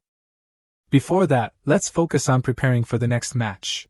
On the football field, all the tired players sat down, breathing heavily as the whistle sounded the end of the practice. Phew, finally I can breathe. Previously, some players used to go home after practice, but now their fitness has improved. Perhaps after getting used to the intensity of training, they no longer feel too tired to play the whole match. The players also gradually understood why the coach insisted on high-intensity physical training. Now everyone has a good spirit until the end of the match. Another part is because all the players seem to be very young. By the way, that guy Chong-la is practicing very hard. He seems to not know what tired means. That Chong-la kid, if he has good shooting ability, Waiting is too biased. With that incredible speed and determination, he will dominate every match in EFL 1. It is said that this time Chong-la will be personally trained, because Chong-la is a famous guy and the team paid a lot of money to bring him here. But Chong-la doesn't seem familiar, because it seems that his origins are from athletics in the field of sports science. A few hours later at the Bolton team's training center, that guy Chong-la is now dying with his personal coach. They are not training in fitness or football skills, but it seems that they are practicing martial arts or wrestling with each other. In Chong-la's heavy breathing, Jong-woo sauntered in. Seeing him approach, Chong-la immediately asked hastily, "Coach, now I even have to learn how to fall safely? Don't you think that's too much?" Hearing this, Jong-woo immediately asked back with a serious face, "Hey, what do you mean too much, kid? Do you know how much this training session costs? This helps develop inner strength that can withstand pressure, and also helps you know how to fall safely to avoid injuries. I have prepared everything for you. How dare you complain, you brat?" Then Jong-woo turned to instruct the wrestler coach, "Mr. Wrestler, please be tougher with Chong-la." Watching Chong-la continuously being thrown down by the coach in various poses, Jong-woo was very satisfied. Anyway, his shooting ability cannot be improved overnight, so this type of training will be useful to him at this time. A few days later at a press conference with the coach of the Wigan team, preparing for the match with the Bolton team. The coach of the Gillingham team named Bruin is now being interviewed by reporters. "Nice to meet you, Mr. Bruin." Gillingham, ranked 20th under Coach Bruin, has jumped to 13th. Bolton is also a team on the rise with a similar direction, so fans are paying attention to this match intensely. The next round at the home stadium of Bolton. I wonder if Coach Bruin wants to win or not. Faced with the reporter, Coach Bruin smiled. "I'm not sure because the ball is round, isn't it? You really can't know the result until the match starts." Bolton's Jong-woo is a good coach. He has developed the skills of reserve players into the main lineup after only 10 matches. In addition to the development of players, we cannot ignore Jong Woo's clever tactics to exploit the opponent's weaknesses.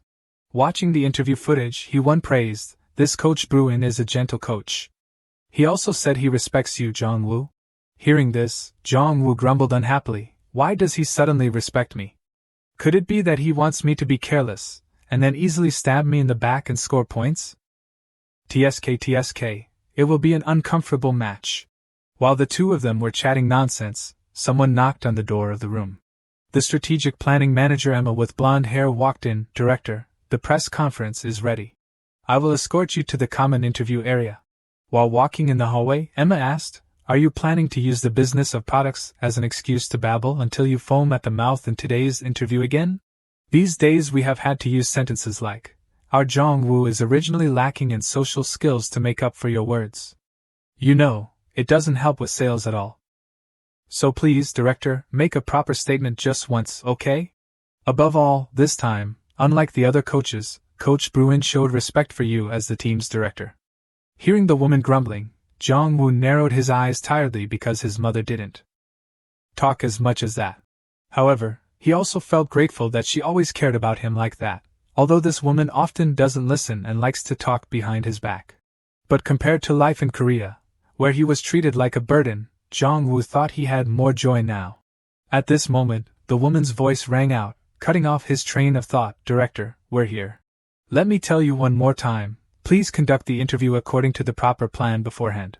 Jong Woo didn't say anything but just smiled mysteriously. "Okay, I understand, and I also want to hear that I have grown up a bit. Don't worry and wait for me, I will be back soon." Hearing him say that, the woman was slightly stunned, wondering in her heart, has he grown up? While walking towards the interview area, Jong Woo smiled to himself. As Emma pointed out, the influence of my playful behavior on sales has decreased. Then there is nothing disadvantageous in appearing calm and doing what has been told once. Facing the reporter, he said very politely, "Of course, I myself also respect Coach Bruin very much. He is an excellent coach who has a different starting point from me." But the woman Emma was originally satisfied, but when she heard the word "but" from his mouth, she suddenly jolted. "Damn it, there is some kind of feeling here. But after this match, I don't know if I will respect him in the same way that I do now." Hearing the meaningful words, the reporters asked back blankly, "What do you mean?" Jong Woo didn't explain much but replied, "We will all see after tomorrow's match. Coach Bruin, listen clearly. If you fall into one of my tactics, can you pretend to be calm and composed like you are now?" It's true that Jong Woo also wants to be a decent person once, but this provocative style is more suitable for him, isn't it? Sitting in the car, listening to Jong Woo's interview from the radio, the coach's assistant clicked his tongue and said, "He must be a pretty eccentric guy." Coach Bruin also laughed and praised, "Indeed a very interesting person." Seeing this, the assistant continued, "I think he just wants to attract attention." Have people overestimated him? Coach Bruin shook his head to deny, "This is your problem, but I have never overestimated Jong Woo. I just want to be more alert after witnessing what he has shown so far. I am not like those coaches who were complacent and then lost to him. Not to mention, we also don't forget the difficulties that we have gone through in the past. Before I took office, the Gillingham team was in 20th place, even lower than Bolton's current ranking. Do you remember? Bolton's success is achieved thanks to the carelessness of the opponents. The opponents who have played against Bolton have not even learned about the tactics that Jong Woo will use. They only worry about underestimating the opponent, leading to failure. For Jong Woo, a person who has prepared carefully to be ready to defeat his opponents, it probably looks like a feast that has been carefully prepared for him to enjoy. Speaking of which, Coach Bruin slightly narrowed his eyes and whispered, "My wish is that we Gillingham can go further. So we should not underestimate the opponent like those coaches, or like how you just did, assistant. The difference between confidence and arrogance is very big. And you, Jong Woo," Coach Bruin thought to himself, "I won't let my guard down. If I did, could you defeat me, Jong Woo? After tomorrow's match, I'll be watching you closely. I wonder what kind of expression you'll make." A night quickly passed, and the next day arrived at the Bolton team's home stadium. Today, they were playing at the Bolton University Stadium, with many people cheering enthusiastically. The fans' cheers constantly echoed with two names, Owen and Chong-na. After their previous victories, The Bolton team had raised everyone's expectations even higher. Standing amidst those cheers, Jong-woo couldn't help but feel a sense of joy. The atmosphere at a home game is really something. As for Coach Bruin, he didn't reveal any expression, only focusing intently on the field in front of him. The match began with the Bolton team serving the ball. Owen quickly moved into his designated formation position for today's match. Following that, Harry intercepted the pass. Slow Volky's pass just now was a bit careless. In a blink, as his foot touched the ball, Batista immediately launched a high kick. And it was a long pass. That's right, we can see that Batista is a very good midfielder at creating attacks. Watching from the sidelines, Jong-woo couldn't help but praise, that kid Batista is playing quite well.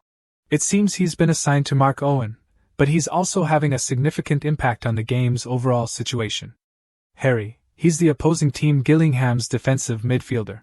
There have been matches where Owen has been assigned a personal marker, but marking a player who doesn't move around like Owen is like they're accepting to sacrifice a player on the field. Not to mention, fouls are bound to occur when marking someone, and Bolton will get free kicks because of that. Eventually, the opponent is forced to use a one-on-one strategy. But that kid Batista, he defends and avoids fouls very skillfully. He's also very good at creating attacks, and his movements aren't just simply marking Owen. In short, Owen has been figured out, and he's struggling to fulfill his role. On the field, Owen was also grinding his teeth in anger. I can't keep going on like this. In a flash, losing his balance, he stumbled and fell on the field, but at the same time, he launched a shot. Take this. Oh my god, that's amazing. Owen lost his balance and made a shot while falling. How could he make an accurate shot from that position? That's Owen with his incredible shooting skills that can leave viewers speechless with amazement. On this side, Choma is also being marked by an opposing team player named Downs. Downs is proving his strength in his ball control skills. Choma from the Bolton team is pressing closely from behind, but Downs isn't giving the opponent any opportunities. The two of them are constantly colliding with each other violently. Choma tried to score before landing when he lost his balance, but the kick missed. That's also a commendable effort to end this first half. Watching from behind, He-won and Jong-woo simultaneously realized that Choma still hasn't improved his skills. But Choma, he has to keep improving from now until the end of his career. And their coaches can't do anything. They can only create opportunities for Choma to gain more experience. Looking at Choma panting, Jong-woo realized that old man Coach Bruin had prepared thoroughly to counter his team's Choma. Before Choma could accelerate, he was shoulder-checked and stopped. Those bastards, to think that we've grown strong enough for the opposing coach to have to research tactics to deal with us. It feels like just yesterday I was being forced to retire.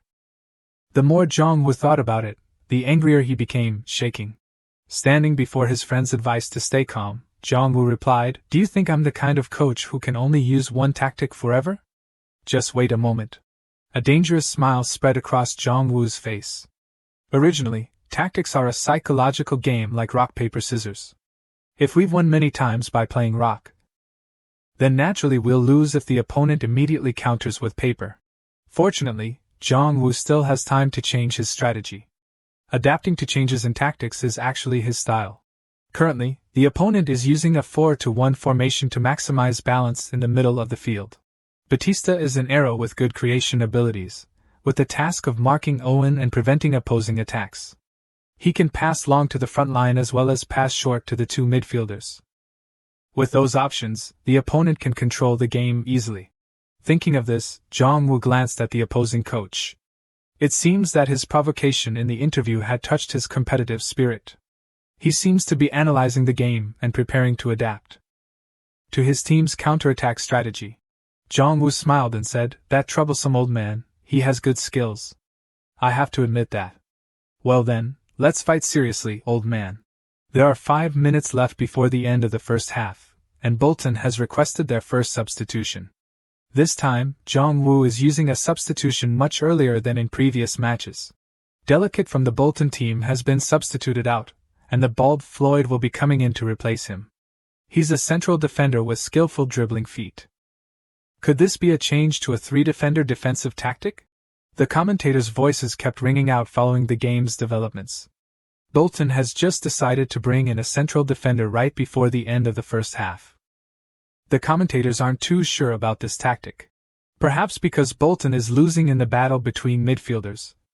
Not counting the two side defenders, just as he said this, the commentator exclaimed in surprise. Wait a minute, Floyd isn't in his usual playing position. Perhaps he's been put in the forward position in the attack.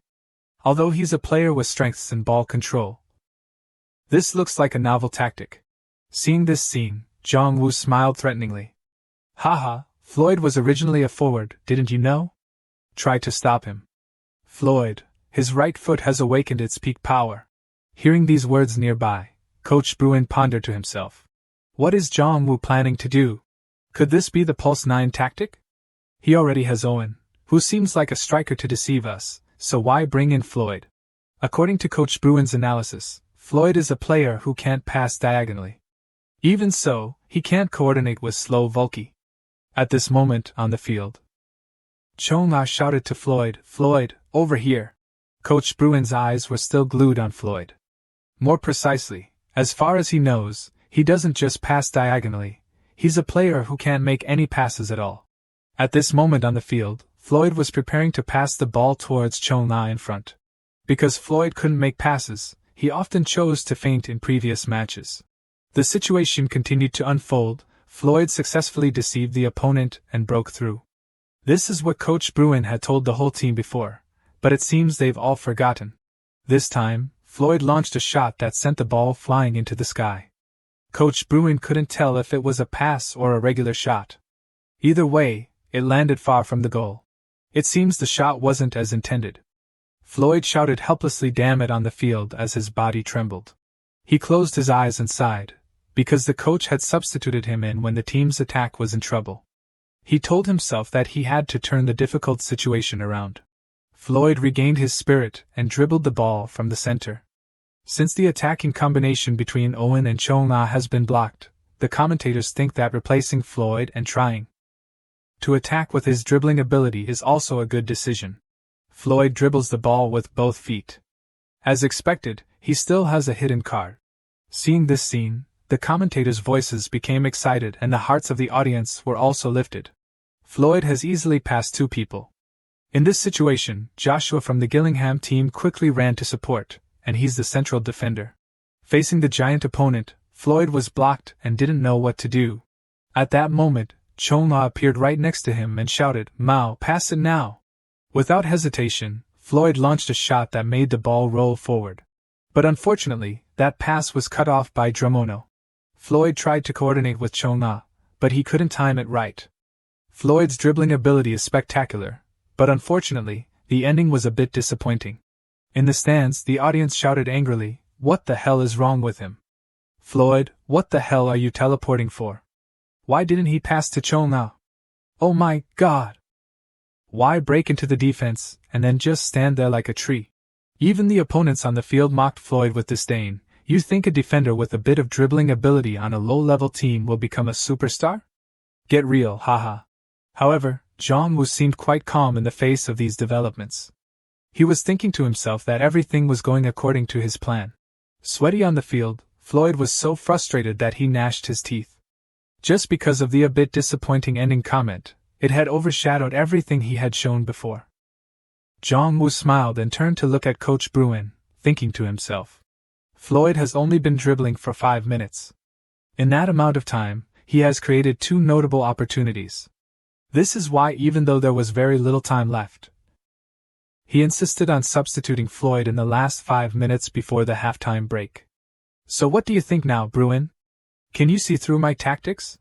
3 minutes of added time in the first half because Floyd kept losing the ball and making wrong decisions.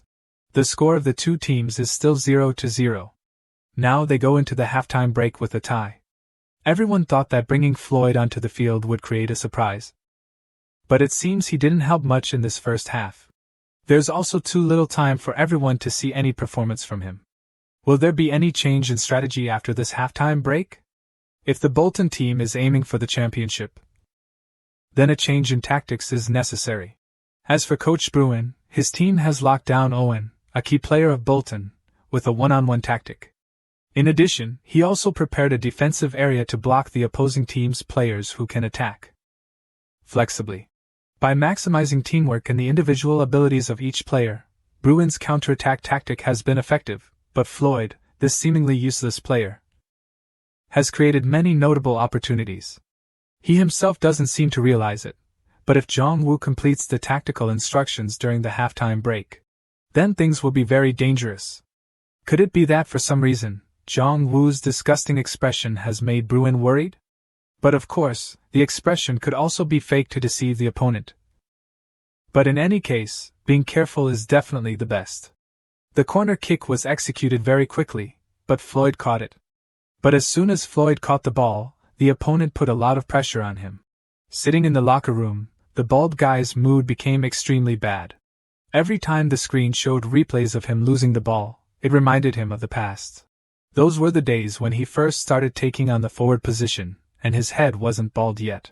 Countless mistakes and failures made his teammates and coaches hate him. After becoming a defender, Floyd vowed that he would not repeat those mistakes again. But as soon as he was put in the forward position, he began to think that he was stepping into that same old rut after a long time. Floyd couldn't think clearly. At that moment, the person next to him spoke up to remind him, startling Floyd, "Wake up, the coach is coming." When the second half started, Jong-woo smiled an incomprehensible smile, then he turned to Hee-won and said, "Hee-won, do you know why they're marking Floyd so closely? It's because he created quite a few opportunities in the first half, although he messed it up at the end." That's right, it was a pretty threatening attack on their goal.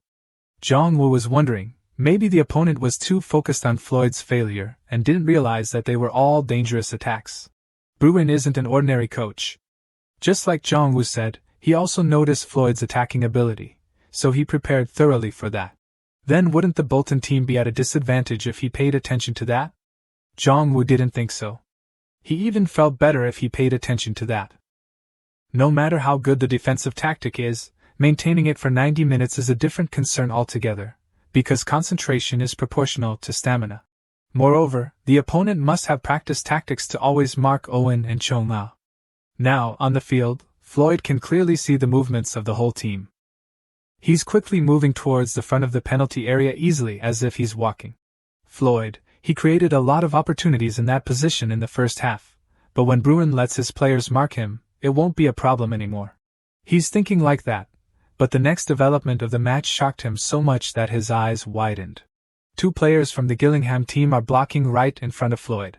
The 2 players think that he will definitely break through anyway, so instead of just marking him, making a defensive line is safer. Seeing that scene, Coach Bruin couldn't calm down and shouted, "What the hell are you doing? How can you block Floyd like that? I told you that Owen could infiltrate from behind. Hurry up and squeeze him tight." As soon as those 2 Gillingham players were suddenly surprised, Owen had appeared and taken the ball from Floyd's feet. Receiving the ball at his feet, Owen didn't forget to praise, "Good pass, buddy." Because of a moment of misjudgment by the Gillingham team's defenders, the Bolton team successfully moved closer to the penalty area. The time that Owen, a player with slightly slow feet, can score is only 2 seconds. The Bolton team's starting lineup is more than half players who can't fight alone. But even if they are isolated from each other, when combined, they can become Messis, Ronaldos, or Neymarinhos. Is that a good thing? EFL 1, on average, the shooting rate from outside the penalty area in the last 10 qualifying rounds has the highest score in the conversion rate of scoring opportunities. Currently, Owen is preparing to launch a shot. For Owen, 2 seconds is more than enough. Of course, they successfully scored that goal. Gillingham coaching staff press conference, conclusion of the Gillingham vs Bolton match. The match with Bolton ended with a score of 1-0. This result has put an end to his 5-game winning streak in the tournament. This loss came while he was at his best. Are you disappointed? The coach of the Gillingham team was flustered. He didn't want to admit defeat in public. Bruin took advantage of the momentum and spoke frankly in front of the camera, "Of course. It wasn't luck. We prepared everything to the best of our ability to prepare for the match with Bolton. The players also used all their abilities and followed my strategy very well." A reporter stood up and asked, "Then what do you think is the reason for this failure?" He didn't want to answer directly. Those who watched today's match must already know the answer. The match with Bolton at this time, the failure was due to the difference in the coach's strategic ability. Standing in front of the camera and the public, Bruin revealed a smug expression. He thought to himself, I've learned a lot. I won't easily fall for your traps and tactics again, Jong-woo. That night was a full moon.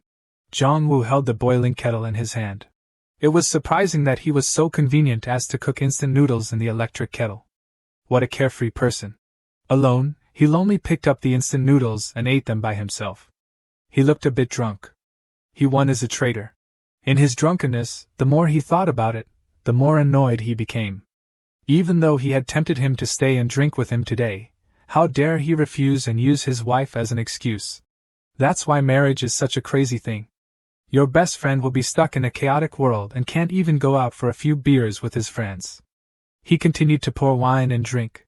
But she might also be, he must be having a good time with his wife and daughter. Lucky bastard. Jong-woo conveniently opened the tablet and put it on the table. Currently, Bolton is in 18th place. Compared to 21st place, which is also the relegation zone, we are only 3 points away from that position. Even though I worked hard to clean up Derek's mess, it's not over yet. Although I've gained 2 more points, it's still only 6 points away from the previous ranking. Unbelievable. Jong-woo closed his eyes. There are only 5 matches left. If I lose even once, I'll fall into the abyss immediately. But while drunk, he remembered the 41st minute of the second half against Gillingham. A player has fallen. The referee is temporarily stopping the match.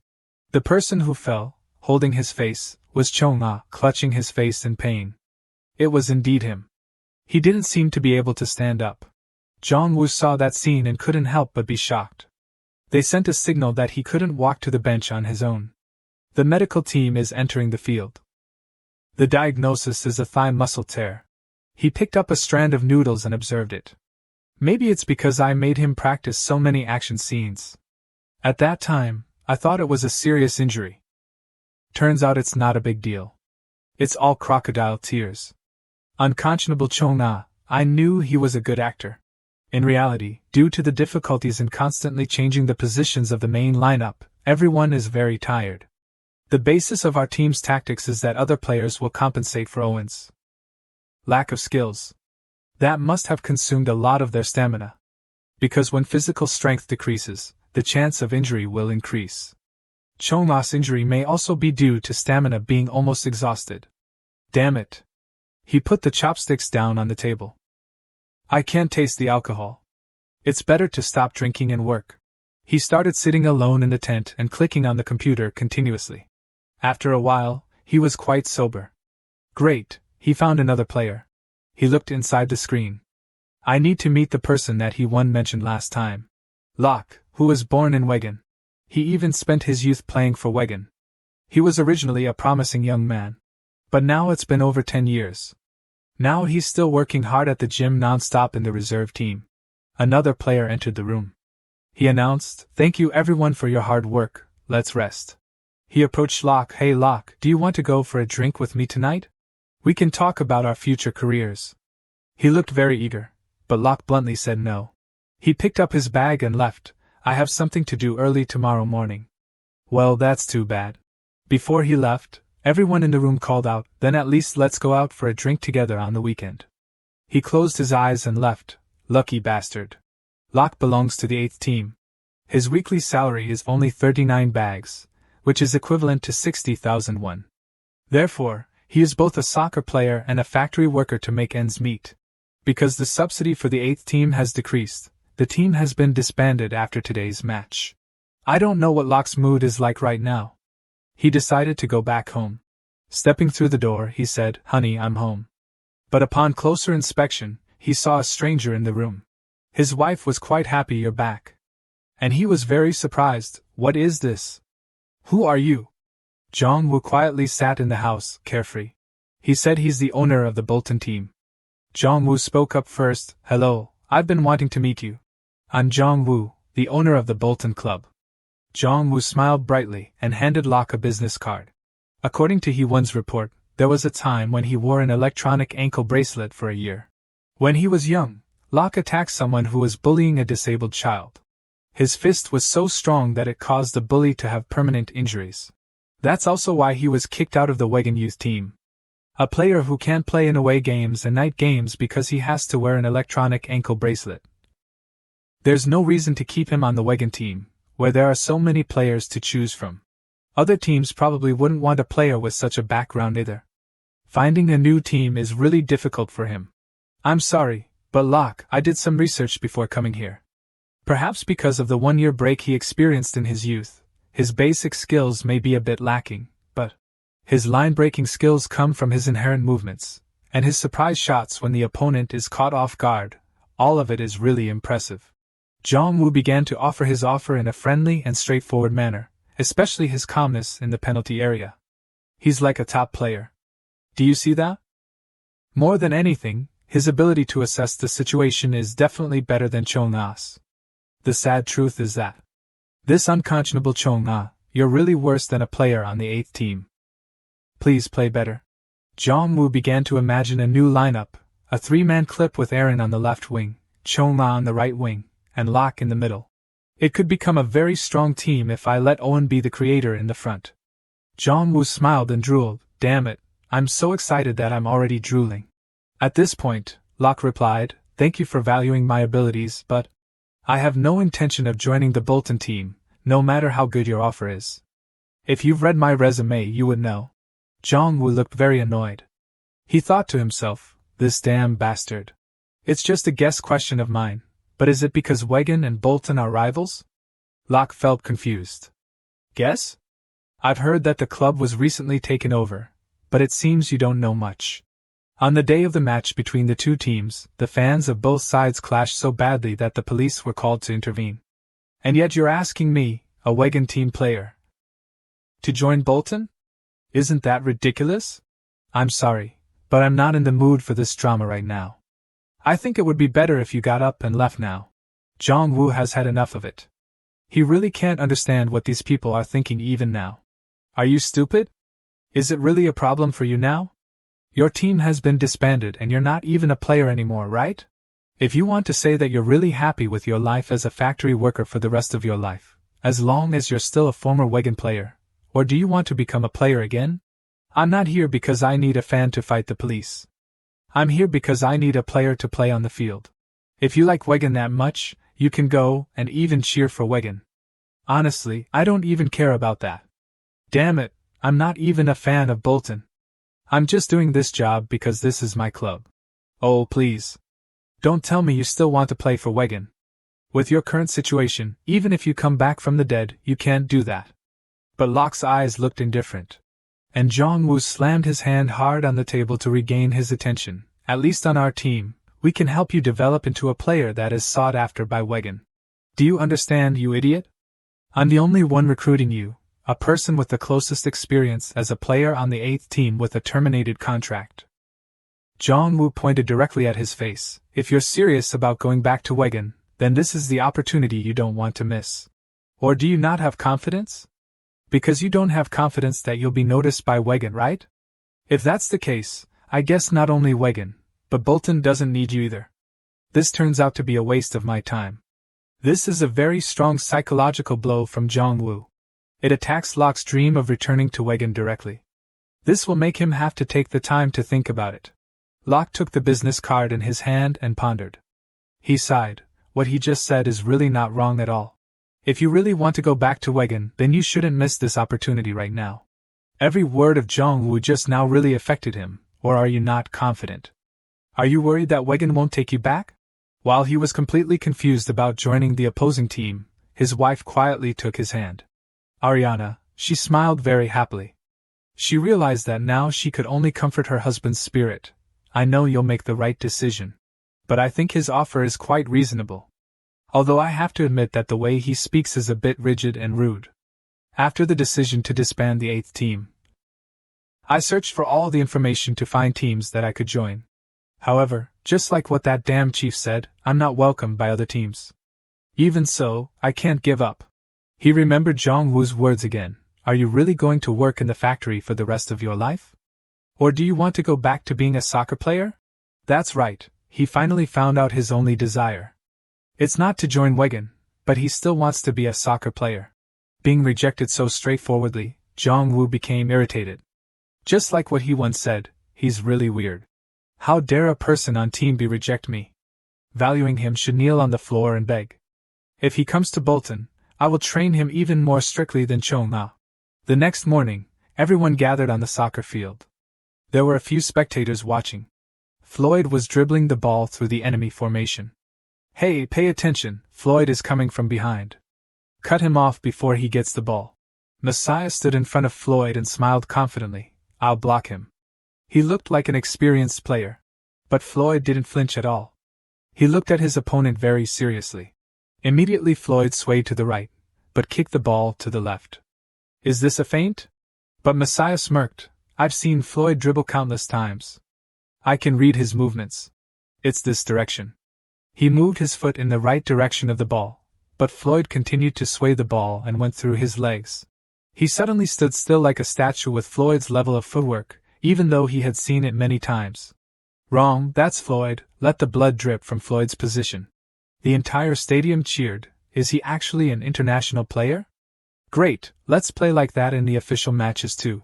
Jong-woo sighed. The atmosphere of the expanded training camp has improved a lot. Before, they were all cursing us.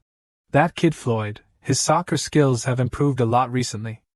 But it's getting harder and harder to stop his opponent, right? I need to strengthen each of the defenses even more. Floyd and Chong-na, if only they could both improve their shooting abilities, they would be great players. Jong-woo said to Hee-won, I've heard of the muscle stiffness syndrome caused by mental pressure that prevents players from performing as well as usual. Is that the syndrome that's often seen in pitchers in baseball? These days, that word is used more in golf. But in any case, that kind of situation can also happen in soccer. Hee-won was surprised. Is that so? Jong-woo pointed at Floyd. Because of that syndrome, he can't shoot the ball. When he was young, he had psychological trauma because his judgment was criticized. He looks quite concerned about the players. Jong-woo has always been like that. Hee-won always has the right view of him. Her husband seems like a handsome troublemaker with a hot temper. But in reality, he's not just a simple tactics geek. He always cherishes and has the ability to understand and care for each player.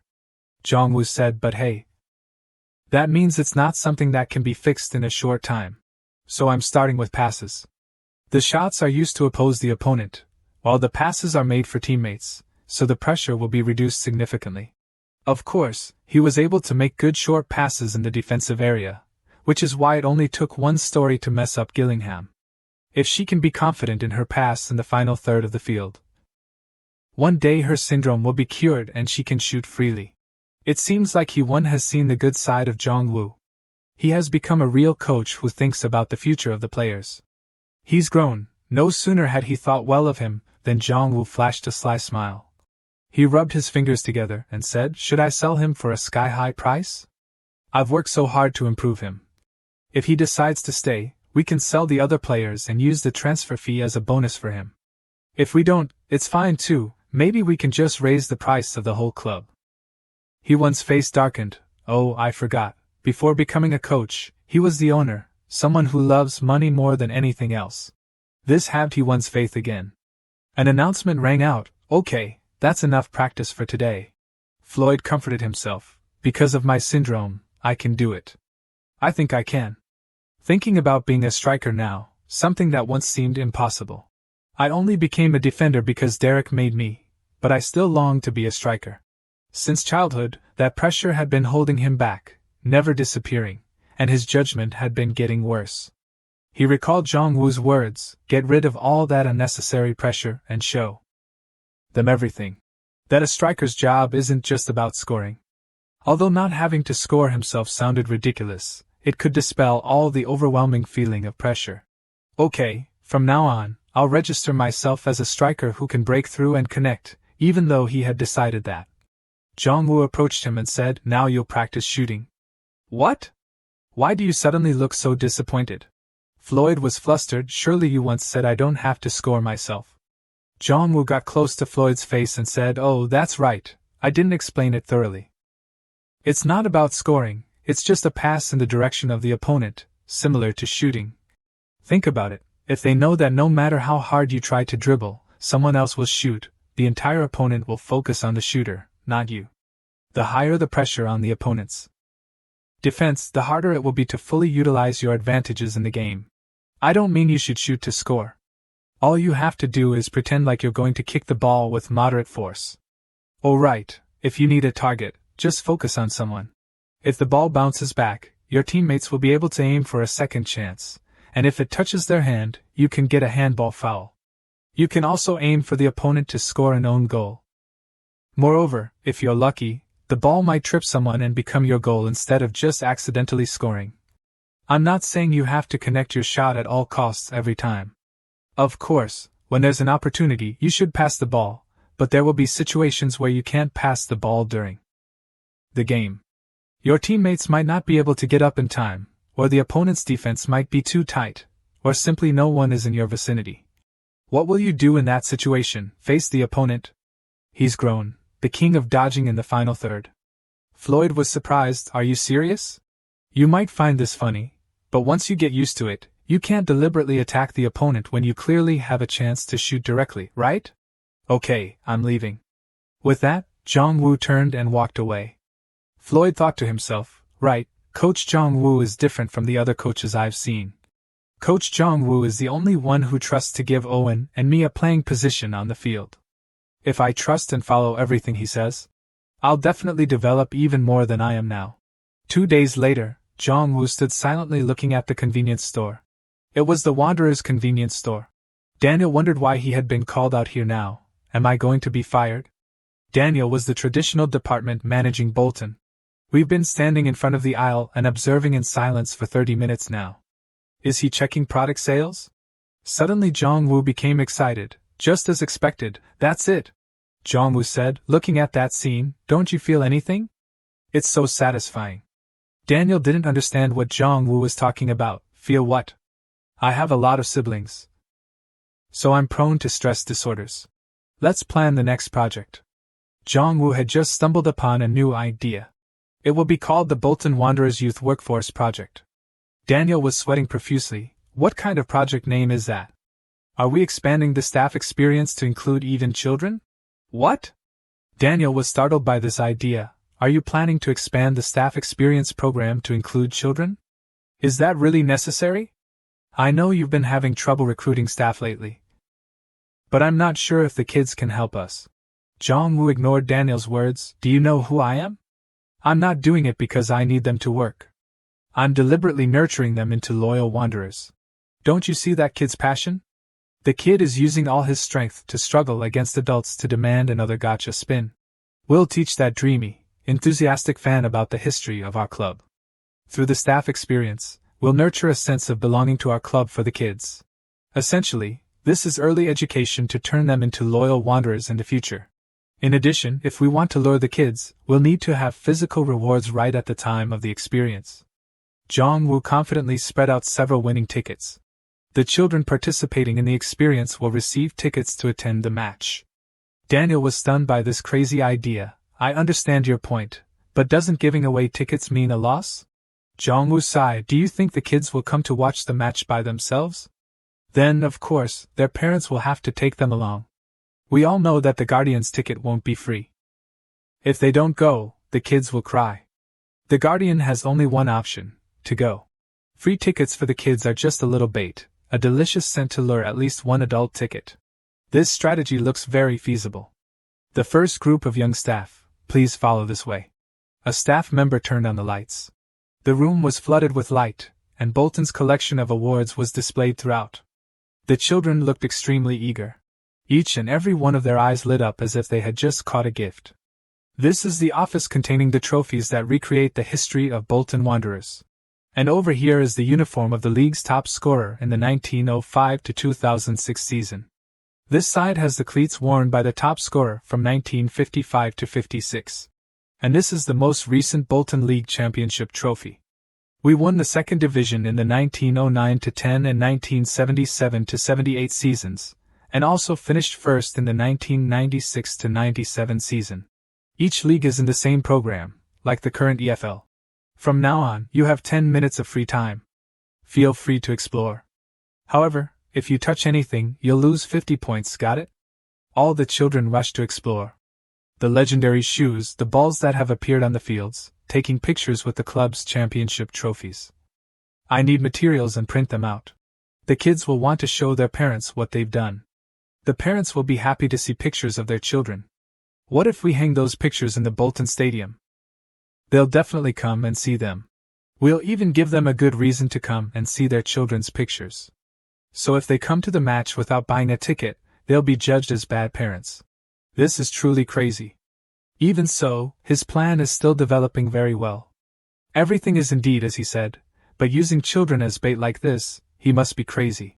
But, Daniel chuckled. In the end, it brought about very good results. He hung the picture up, looking very satisfied. Truly a businessman who only knows profit. Finally, the children slipped straight into the tent that Jong-woo often used for living. Jong-woo, Jong-woo. They looked quite happy. One child asked, "There's a tent in the room, what are you doing?" Jong-woo was eating instant noodles as usual. "I eat tactics and sleep here." The children's eyes lit up. "Can I sleep here too?"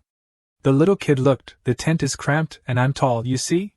No matter how small I am, there's not enough room for you." He was very excited. "I'm good at sleeping standing up, I'll curl up in a corner." Jong-woo raised his voice. "If you sleep like that, you won't grow taller. I'll get another tent. Just sleep normally." "Really?" He was getting more and more excited to be here. "Then I'll sleep with you." He felt quite annoyed but couldn't do anything about it. He concluded a philosophy: these kids, you have the right to admire him freely, but please don't become an adult like him. On the day of the 42nd round of the league, facing Lincoln, at Bolton's home stadium, the University of Bolton Stadium, the children experienced the feeling of becoming staff. They carried tickets everywhere. "Do you need any tickets?" All the adults were surprised. "Are you helping at the ticket booth?" "But they all happily bought 2 tickets for me." He observed the audience. "It's quite crowded today, isn't it? Is this the effect of young human resources?" "Just as expected, Jong-woo, you're good at squeezing others dry." Jong-woo felt like it was a compliment. It's still too early to be amazed. "What I've earned now is just the initial investment.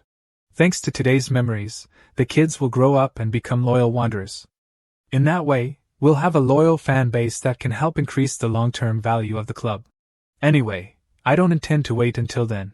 After confirming that our team maintains first place in the EFL, once I gather a huge audience, I'll sell the club for a sky-high price. Hurry up, everyone, come and fill the seats."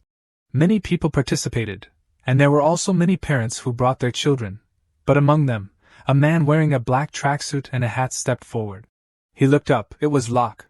He immediately pulled his hat down, not wanting to reveal his identity. From afar, he could hear the commentary of the match. He broke through, a counterattack opportunity for the Lincoln team. "Come on, Lincoln striker is breaking through." A direct pass to Maurice, but it's unsuccessful. The Bolton defender has successfully blocked the ball. This season, the 2 Lincoln strikers have combined to score a total of 20 goals, but today they have not been able to overcome the Bolton team's defense. The match is getting more and more tense. It's already the 60th minute, but Lincoln has not scored any points. It seems that a change in tactics is necessary to turn the tide of the match. Locke quietly sat in the audience and watched. With passes, tackles, long balls, Bolton is blocking everything. It seems that their playing style has predicted all of the opponent's attacks. Owen has taken a long shot, the ball is flying high into the sky. And the pass is received cleanly by Aaron. The Lincoln defenses are already in position. They won't let him pass easily. Mason quickly runs past the defense. It seems like he's waiting for a pass. The Lincoln defenders are surprised. What is he doing, daring to go straight in? Who is marking him? The referee shouts, "What is this?" He rushes straight in but is still able to outwit the opponent. He has completely escaped the marker and is directly entering the left wing. The defenders quickly clamp down on him, surround him. We have to block their path. Even so, the defenders forgot that the person holding the ball is Aaron. A path without any obstacles appears before Owen. Their defense lacks cohesion. Owen signals, "This way, quickly pass to me." The professional shot makes it impossible for the only defender marking to block. Without hesitation, Owen directly launches a shot right on the edge of the field. The goalkeeper doesn't react in time, and can only watch the ball fly into the net. The ball hits the net, and the goal belongs to Bolton. Goal! The entire stadium explodes with sound. The announcer announces, just before the end of the match, Owen has decided the victory for Bolton. At the same time, the referee's long whistle sounds, marking the official end of the match. So the match has officially closed. Bolton Wanderers has won against Lincoln with a score of 3-0.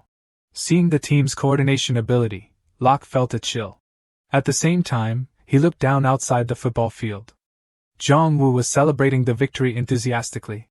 It seemed to be the moment his football path was enlightened and opened up. In his heart, he thought, they're really strong. After that victory, the press took the opportunity to interview Jong-woo. Coach, what is the secret to your team's victory over the Lincoln team? Jong-woo confidently shared that, since the Lincoln team decided to focus on defense rather than attack, in their defensive tactics, they introduced a zonal marking system. It helps players narrow their defensive range. If you think too much about controlling the stability between the team's lines, then we can't penetrate that defense. Therefore, to disrupt their formation, I had the players attack the opponent's defense continuously. It's kind of like a seesaw game. The reporter didn't understand and asked again. Can you explain this further? Aaron will first attack the right wing, then the left wing will be empty. Then, to widen the gap between the defenders, we instructed Mason to run up half a beat slower than planned. Before that, the Lincoln team had focused on protecting the central areas well. The defenders didn't give Owen any space at all. But when winger Mason suddenly rushed straight into their defense, holding the formation wouldn't be easy. They had to rush to block Mason, and that's when it would create a gap in the middle area. Owen took that opportunity to score. Locke watched Jong-woo's interview and thought, what is this? I thought he was crazy, but it turns out he's quite sober, but still a rude guy. The reporter continued to ask about the number of players on the team. Before, you answered that it wasn't a difficult matter. Although your team won against the Lincoln team. The absence of Dr. Back's player is a considerable concern due to injury. I think there is a difference between the reserve players and the new ones. Do you have any plans to recruit free players to strengthen your reserve team? Jong-woo replied that he would recruit new people, but he would not add anyone to the team due to time pressure. His standards are not only based on the player's reputation or past achievements, but he wants someone who can bring Bolton to victory, and he will do everything in his power to find that person. After hearing this, Locke pondered Jong-woo's words for a long time. A player who will win. Let's give it a try. Soon after, the announcement of the Bolton team signing Locke as a striker was made public. Due to not having much information, the fans raised suspicions. Immediately after, Locke's detailed profile was released. Everyone laughed, and was dissatisfied with this decision because Locke was only an 8th-tier player. Cut to inside the club's building. Locke swaggered around, of course, because he was now a member of it. Then he accidentally bumped into someone. That person not only didn't apologize but also wanted to curse. But Locke's terrifying expression made him shut his mouth. They continued walking and chatting as if nothing had happened. The two people whispered to each other, but it wasn't significant because Locke had heard everything. They said that he had a history of assault, and that Mr. Jong-woo was crazy to recruit him. At that time, in the middle of the training ground, the weather was as hot as an oven. Everyone was actively training under the shouts of the coach. Jong-woo scolded loudly, "You're only good at becoming a target, so when you play the whole game you have to jump even more, brace yourself. This movement not only enhances your jumping ability but also helps you strengthen every movement. If you persevere, in the future you may even be as fast as an arrow." Locke thought to himself while practicing, "It's the 20th time. I thought it would be more difficult but I didn't expect it to be this harsh." As soon as he was distracted, Locke practiced the wrong posture, and of course it couldn't escape the eyes of Coach Jong-woo. Jong-woo immediately scolded. "I told you to land with both feet at the same time, why do you keep lifting one foot up, kid?" Locke immediately listened obediently under Jong-woo's scolding, "I won't lift it up." But in his heart he was cursing, "This guy must be crazy, it's no wonder his image in front of the journalists is all fake." At this moment, Jong-woo suddenly took off his shirt, showing off his beer belly. But Jong-woo was very proud. "I can't stand it anymore. It's time for this body to take action. Everyone, look and learn." Locke looked at Jong-woo, who was shaking while instructing him, and thought to himself, why does he have to take off his shirt? What does he want to show us? He's even crazier than I thought. Jong-woo suddenly turned and said to Locke, Do you want to go out on the field for the upcoming match? Locke was very surprised. I've only been here for less than a week. Jong-woo said that he thought his skills were still in the 8th tier. You're too good at belittling yourself.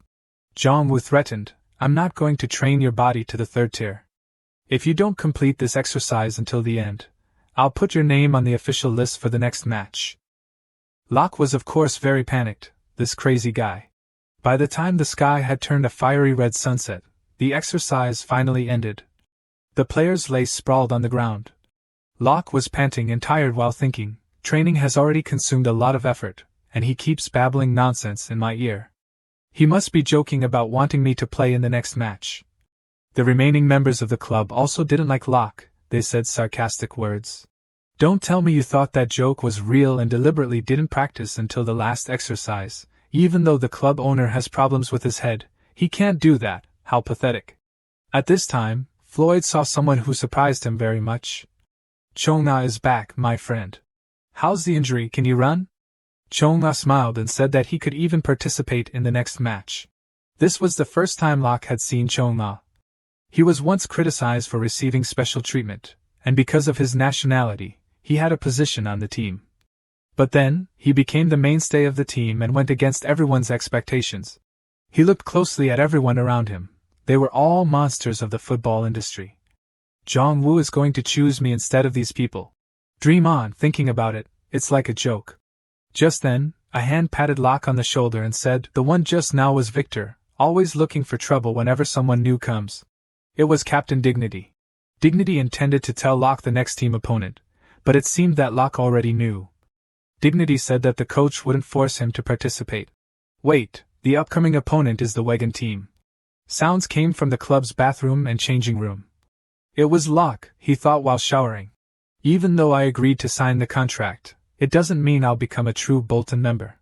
I've lived under the Wigan label for over 20 years. It's not easy for me to change my way of thinking like that. In such a situation, I have to meet Wigan in the first match. That's really a nuisance. And that Jong-woo probably understands. If he really wants Bolton to win, he won't let me play. I know that, but I really miss the feeling of running on the field. And to set foot there, I have to improve more. While thinking and walking, Locke suddenly noticed something strange. This was so unexpected that he dropped his bag, his mouth agape in surprise. On the notice board, the list of the official starting lineup had his name. When the official starting lineup of the two teams Wigan and Bolton was available, Locke's name was also on the board with the position of striker. Locke's mouth dropped open in surprise. What is this? The coach really chose him? He really didn't understand. Even if the coach's name was short-circuited, the two teams Wigan and Bolton didn't have very good relations, but when compared in terms of ranking, the two were not even opponents of each other. Wigan currently ranks 3rd in EFL1 and is a strong team. Bolton does not deserve to be placed side by side for comparison. Usually, the teams in 1st and 2nd place will of course play in the English Premier League, and the teams ranked 3rd to 6th have to compete to win the final promotion spot. Because the Wigan team is currently 2 points behind the 2nd place team, Plymouth, they are definitely determined to win the remaining matches. Just 4 days after I came here, this happened, and they want me, an Ashes member, to play too. This Locke really doesn't know what he's thinking. At this time, Jong-woo, who was also little Ma in the room, thought that the biggest revenue for them came from the audience. Richard asked again, so it's for profit that you let Locke play? Jong-woo nodded. That's right, it's for profit. Wigan with Bolton, he will take advantage of this strange relationship. For example, the match between the teams in the Manchester area, the football match between Manchester Blue Moon and Manchester New Hellion has always been a topic. Not only fans, the football fan community has a certain interest in them, right?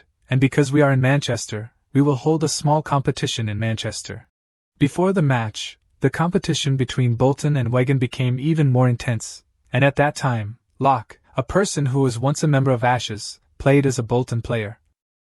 Then it would be no different from fueling the fire. This is a golden opportunity to create a big explosion.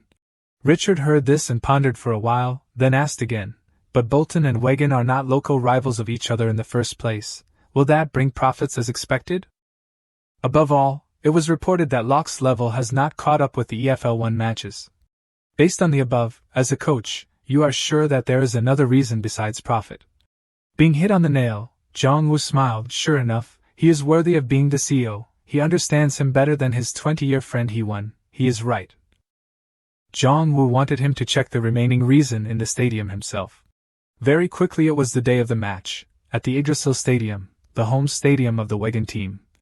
Fadon tilted his head back and drained a can of energy drink. Then he cheered, "Too great, Bolton, you can do it. The Wigan fans should get lost." A Wigan fan next to him showed his attitude. What nonsense, considering the standards of their team, the coach, then the fans are the same. He knows full well that he can't succeed. But he still crawls to get promoted without knowing where his position is. Fadon looked uncomfortably at the person next to him. Then he opened his mouth and cursed, "You have no standards." Immediately, the other person was not to be outdone, punching Fadon in the face. An angry teammate supported Fadon, shouting loudly, "Those despicable ashes are hitting people, still standing there. Brothers, rush up." Then the two sides rushed in and tore each other apart. "Die, you bastards," Hee-won sighed as he looked at them. "Oh my, what should we do about this?" Unexpectedly, Jong-woo appeared and shouted, "Come on, Wanderers," making An's friend very upset, scolding, "Are you still cheering? Seriously, I told you to be gentle with the reporters. Why did you talk nonsense and make this situation worse?" Jong-woo replied blankly, "What did I do?" It turned out that on the day before the match, the coach's interview of the Bolton Wanderers team took place. Jong-woo stated to the reporter, "Wigan is a strong team. Even so, he doesn't intend to lose easily. Aidan Locke will be the player to play in tomorrow's match. Only it's not under the name of an Ashes member, but a Wanderers. If everyone wants to criticize Locke, who returned to Bolton from Wigan, that's fine, because when Locke scores, everyone should thank Ashes instead of complaining. Moreover, in the end, Wigan chose the wrong move when they let Locke leave, and Bolton was right to accept him." Back in the present, Jong-woo triumphantly said, "My friend, can't you act? Of course everything is planned. Can't you hear the audience cheering all over the stadium? This is only the Wigan team's field, but it's already so crowded. Imagine this is a live broadcast. We only need to manage the broadcast costs, and who else besides me will do that?" An's friend was a little moved, replying, "Well, that's not wrong." The next second, the two were startled because something was thrown at Jong-woo's head. An overexcited fan cursed him, "You bastard Ma, if you lose today, don't blame me for sending you to meet your ancestors early." Jong-woo angrily cursed back, "You pervert, I'll send you to meet your grandparents right now. Come here if you dare." Looking at the chaotic scene on this side, the man disdainfully clicked his tongue. Thinking that such a crazy person was recognized by Master Bruin, he refused to understand. It turned out that he was the coach of the Wigan team, Percival Gardner. Gardner continued to think, "Coach Steve, I will personally prove your assessment is wrong by knocking that new coach down." At this time the whistle rang, the 43rd round of the season, the match between the two teams began. Immediately after, Deckard rushed forward with a terrifying move as soon as it started. He powerfully surpassed the opponent. Perez dodged easily. Jong-woo secretly assessed, "Raheem Strong is a formidable player when ranking first in EFL 1, however." Floyd quickly blocked him. Although there was a big difference in physique, Strong still tried to balance. Floyd successfully defended against the opponent's pressure. The ball was passed to Dignity. Due to always maintaining a high ranking in EFL 1, so countless times, their team has broken that tactic. At this time, Deckard regained control and moved forward. Strong is breaking through Bolton's defense. Another loss of possession. Bolton is helpless against Wigan's powerful attack. Hee-won is worried outside. It doesn't look good at all. The difference in skills is greater than he thought, and the players' reactions too, as if they've lost all confidence. Unexpectedly, Jong-woo laughed and asked his friend, "What are you saying? There's still one person who isn't affected at all. The person from that tiny 8th-tier team. A proud and courageous person. No matter if the opponent is a strong one or a former teammate." It turns out that when he found out he was playing, he was surprised but made up his mind, even if he didn't know why. If this is what Jong-woo wants, he will go all the way. Jong-woo confidently stated that he is simply a striker who likes to cause trouble, extremely excited to play football. Sure enough, at this moment, there is no trace of self-doubt on Locke's face like his teammates, but a proud smile. Locke used to be very scared, 13 years ago, when Wigan was having a fun EFL long season. He still remembers himself as Ashes. He was also a member of the Wigan youth team. He remembers very clearly. The mentality of challenging strong teams at the beginning of the tournament. Tactics that can catch the opponent off guard. The ability of the players turn those strategies into reality. Locke, whose light has faded over time, he is afraid of facing them, the team he admired so much. But Wigan is not as he used to admire. Locke can do it, no problem. Continuing with the developments on the field, Deckard veers in from a difficult position. Locke whispers calculating, Wigan's striker will be the trump card. Deckard is also complacent, thinking that their coach seems unusual. He thought the opponent had something, but they are just an ordinary low-ranking team. If we just pass the ball a few more times now, we will score immediately, unexpectedly. While he was thinking, he heard his teammates call, watch out on the left. Deckard glanced over in surprise. Unexpectedly, Locke blocked his ball. He is rushing towards Wigan's defender, Sergei Verba. Verba warily looks at Locke. This bastard is going to kick through me. I'm sure he can dribble well, come here now. Who would have thought that Locke would twist his body to make a move? Verba's face is blank, not knowing what the hell is going on. Great, the commentator burst out, Locke has passed Verba with a mental feint. He covered his face in surprise. Is that his talent? At this rate, that ridiculousness is coming to the goal, a great scoring opportunity. The goalkeeper also looked surprised at this situation. What is that? His shooting stance, a very attractive stance, worth remembering. He won, and Jong-woo also shouted expectantly. And Locke shot straight. Everyone thought that the bottom of the ball would hit the goal. It's flying high. Wigan's goalkeeper Samuel widened his eyes. What? He jumped up and caught it. Did he predict that it was a valid kick? Seeing the ball being blocked, Locke angrily shouted, damn it, and there was another person who was equally shocked. What? Gardner wondered who the person who made the unexpected shot was. But he quickly regained his composure. Okay, the kick wasn't too bad, I admit it, but what is this excessive movement posture? Is that someone who learned football at Wigan? Is he kidding me? Does he think he appreciates discovering a player of that caliber, master? It turns out that the day before, when Jong-woo spoke on TV, in the office before the match one day of the Wigan team, Gardner grumbled irritably, unbelievable. The man sitting next to him smiled faintly. Don't be like that, he is an excellent coach, who can come up with unpredictable tactics, although he seems to speak without thinking. If you let your guard down, you will end up like me, and of course I didn't let my guard down at that time, Gardner asked back. Then from your point of view, do you mean that kid is better than me? The man was silent for a moment when he heard that, then he said again, it would be difficult to admit, honestly. I don't want to admit it either, so answer yourself with the result. At this time Gardner angrily clenched his hand. Not just this much, there's nothing to see. Of course I'm a better coach than that guy, damn it. And at this time Jong-woo was also secretly thinking about Locke, the person who was said to be useless. His ball path is not normal, with the referee's whistle. The first half ended with a score of 0-0. Jong-woo inside the break room said loudly, anyway, everyone did very well. Although our dribbling and shooting efficiency has decreased, it cannot be denied that Wigan's goal in the first half was an extremely great achievement. Thanks to it, we can now move on to the next stage. At this time, the scene switched to Chong-a's distorted face and pitiful cries. It has been more than 20 minutes since the second half started. It seems that Bolton mistook the Yggdrasil Arena for a campsite. Player Park has fallen down for the 6th time in these 20 minutes. The commentator thinks that they intend to stop the match by delaying instead of continuing. He is very touched. At this time a Wigan player angrily shouted, you useless waste, I know you're okay. Get up quickly, you bastard. Chong-a looks scared. Help. These people are threatening me. He won outside also gritted his teeth. Unbelievable, Middle Eastern style lawn. These bastards, are they going to win?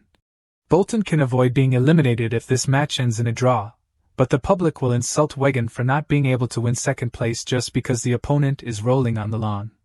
But why is Bolton doing that? Doesn't even Jong-woo care about his self-esteem as a coach? Self-esteem? Thinking of this, he remembered the words the man said to him the day before. Remember one thing. Jong-woo's strength does not only lie in his intuition when looking for players and tactics to catch the opponent off guard. The reason we see him as a threat is because to achieve his goals, he will use anything as he pleases without thinking. At Bolton's training ground, a few days before the match took place, Owen widened his eyes lying on the ground as if dying. Help me. Floyd coughed so hard he was about to be transferred to the hospital. Locke blankly looked at the scene in front of him. They call this training. All the players in front of him are lying on the grass and crying pitifully.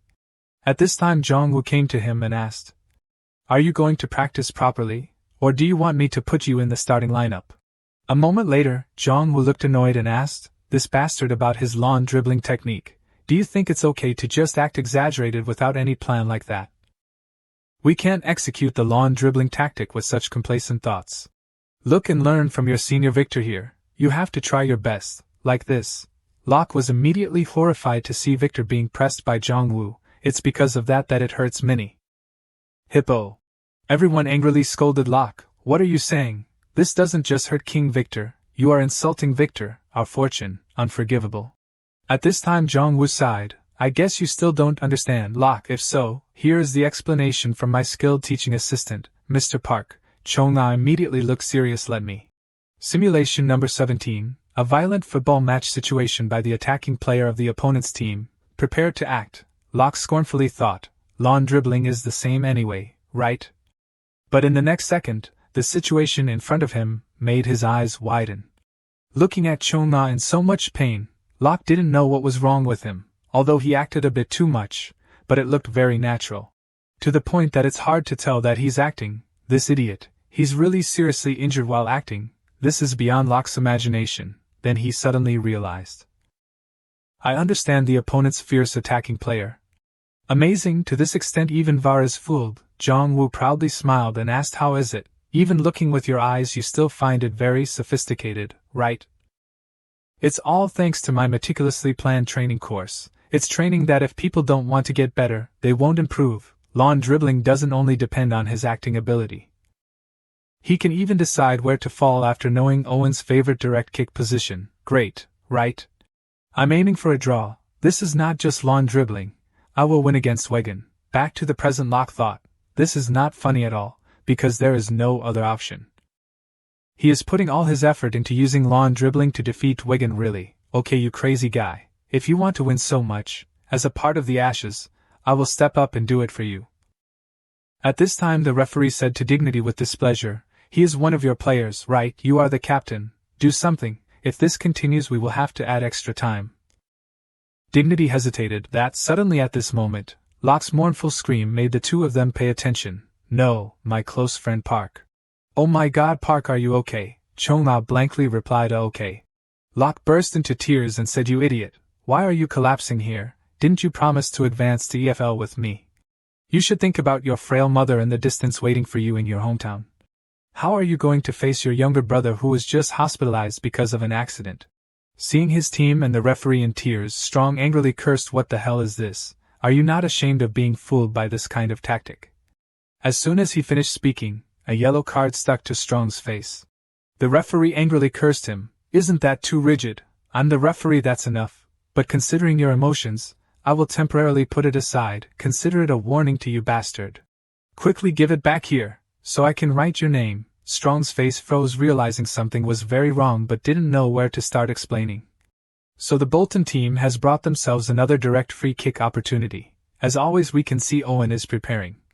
Although the distance is about 40 yards, Wigan has built a solid defense. It seems that Bolton's current fixed situation with Owen at the front is a great threat. Their defense is all ready. At this time Gardner shouted to his team, "Don't be shaken, this is our pace, just stay calm and defend. Lawn dribbling is the optimal tactic used by weak teams to face stronger teams." Wigan has prepared a series of plans to deal with this strategy. Also, because Gardner is very determined to be recognized by his master, he has prepared carefully. Not only are there people marking Owen and Chong-na, but also a method to respond to winning the fixed play technique, skills, experience, preparation. Above all, most of the factors above lead to Wigan's victory. Except for the following two variables. At this time Gardner shouted, "Continue to mark people as simulated," and his first variable is a player with a spirit easily disturbed by the opponent's unplanned play, striker Strong. In the second half alone, he has given up 6 direct free kicks and even been warned. In fact, in terms of playing position, there is no contradiction at all, with attacking player Park Chong-na, who suddenly returned to the field with the position of wing-back after half a match. Eventually he lost all connection and his vision was narrowed. Strong has become an idiot who keeps following Chong-na and only Chong-na, bitterly asking, it seems like you are going to fall again, right? The whistle announcing the free kick has sounded. Owen goes into shooting position, the ball flies straight towards the goal. Goalkeeper Samuel secretly evaluates that shot. That is clearly a strategy to be able to penetrate the defense. At this time Samuel was startled again. If so, then player Park is great, he is definitely being marked. If I only pay attention to the inside or start catching the ball outside, then. In case the giant Strong plays in that restricted defensive direction. Locke is very comfortably moving quickly on the field. Strong now realizes something is not right. Chong-la complacently looks at the idiot, blinded by his anger. Coach Gardner hastily widens his eyes. Then shouts loudly, signaling, catch him quickly. Strong's long hands reach out and grab Locke's shirt. But because it was too loose, it slipped out. Locke has successfully escaped Strong. From Wigan's point of view, Strong's defense has helped the opponent hide their move. Ultimately it becomes nothing more than a screen for themselves. That situation is extremely beneficial for Locke. Time switches to halftime again, Bolton's locker room. When Locke just sighed, he heard someone ask, "Why the sigh, are you worried?" Locke replied, "Jong-woo, I embarrassed myself while controlling the first half earlier, don't annoy me." Jong-woo nodded in agreement. "That's right, it made me wonder if that was really a human or not. It was like seeing a newborn giraffe. That's why I wanted to recruit you." It seems that Gardner was distracted by your giraffe performance, as shown by the fact that they still didn't mark you afterwards. Maybe he thought you were just a low-ranking player, so he couldn't detect the glimpse behind your sharp swirling shot. That guy, he said he was Bruin's student, but he failed to inherit the analytical skills from his teacher. In the upcoming second half, when there is a chance, Gardner will pay the price for despising you. At this time the commentators' cheers are extremely loud. There's a chance Locke, he has successfully escaped to advance to the defense. Although someone grabbed his shirt. But the end result was still slipping. Locke rushes forward like a bullet, but it seems that the timing is not very accurate. The ball rolls a little far forward, the ball bounces. It seems that it will go out of the field. Because the ball is accelerating, it may be very difficult to catch up with it. Gardner smirked. Right, they caught me off guard for a moment, but if that ball goes out of the field, then everything will be fine. Locke's eyes widened. Jong-woo's voice echoed in his head. Listen carefully. Jump squat is not just an exercise to help you improve your jumping power. It is also an exercise to help improve the ability to express your entire movement by using a large resource from your thighs. If you persevere in practicing, you can even run as fast as a bullet like Chong-na. Locke thought, I am an 8th-ranked player who just joined the team. I am still working hard to shorten the distance with the current players. There is no time for me to practice continuously. But I can't miss this opportunity. Thinking of this, he jumped. Along with the commentator's shout, Locke didn't give up and still chased the ball. Gardner still complacently thought, impossible. It's too late. The ball is now only a little away from the sideline. Just as it was about to touch, Locke's foot was also ready to shoot. Gardner almost held his breath, watching intently. Coach Gardner worriedly gasped. Only Jong-woo fully trusted his student. Go forward, you little brat, 8th-ranked player. Locke successfully saved the ball, shooting immediately. The ball flies towards Wigan's goal.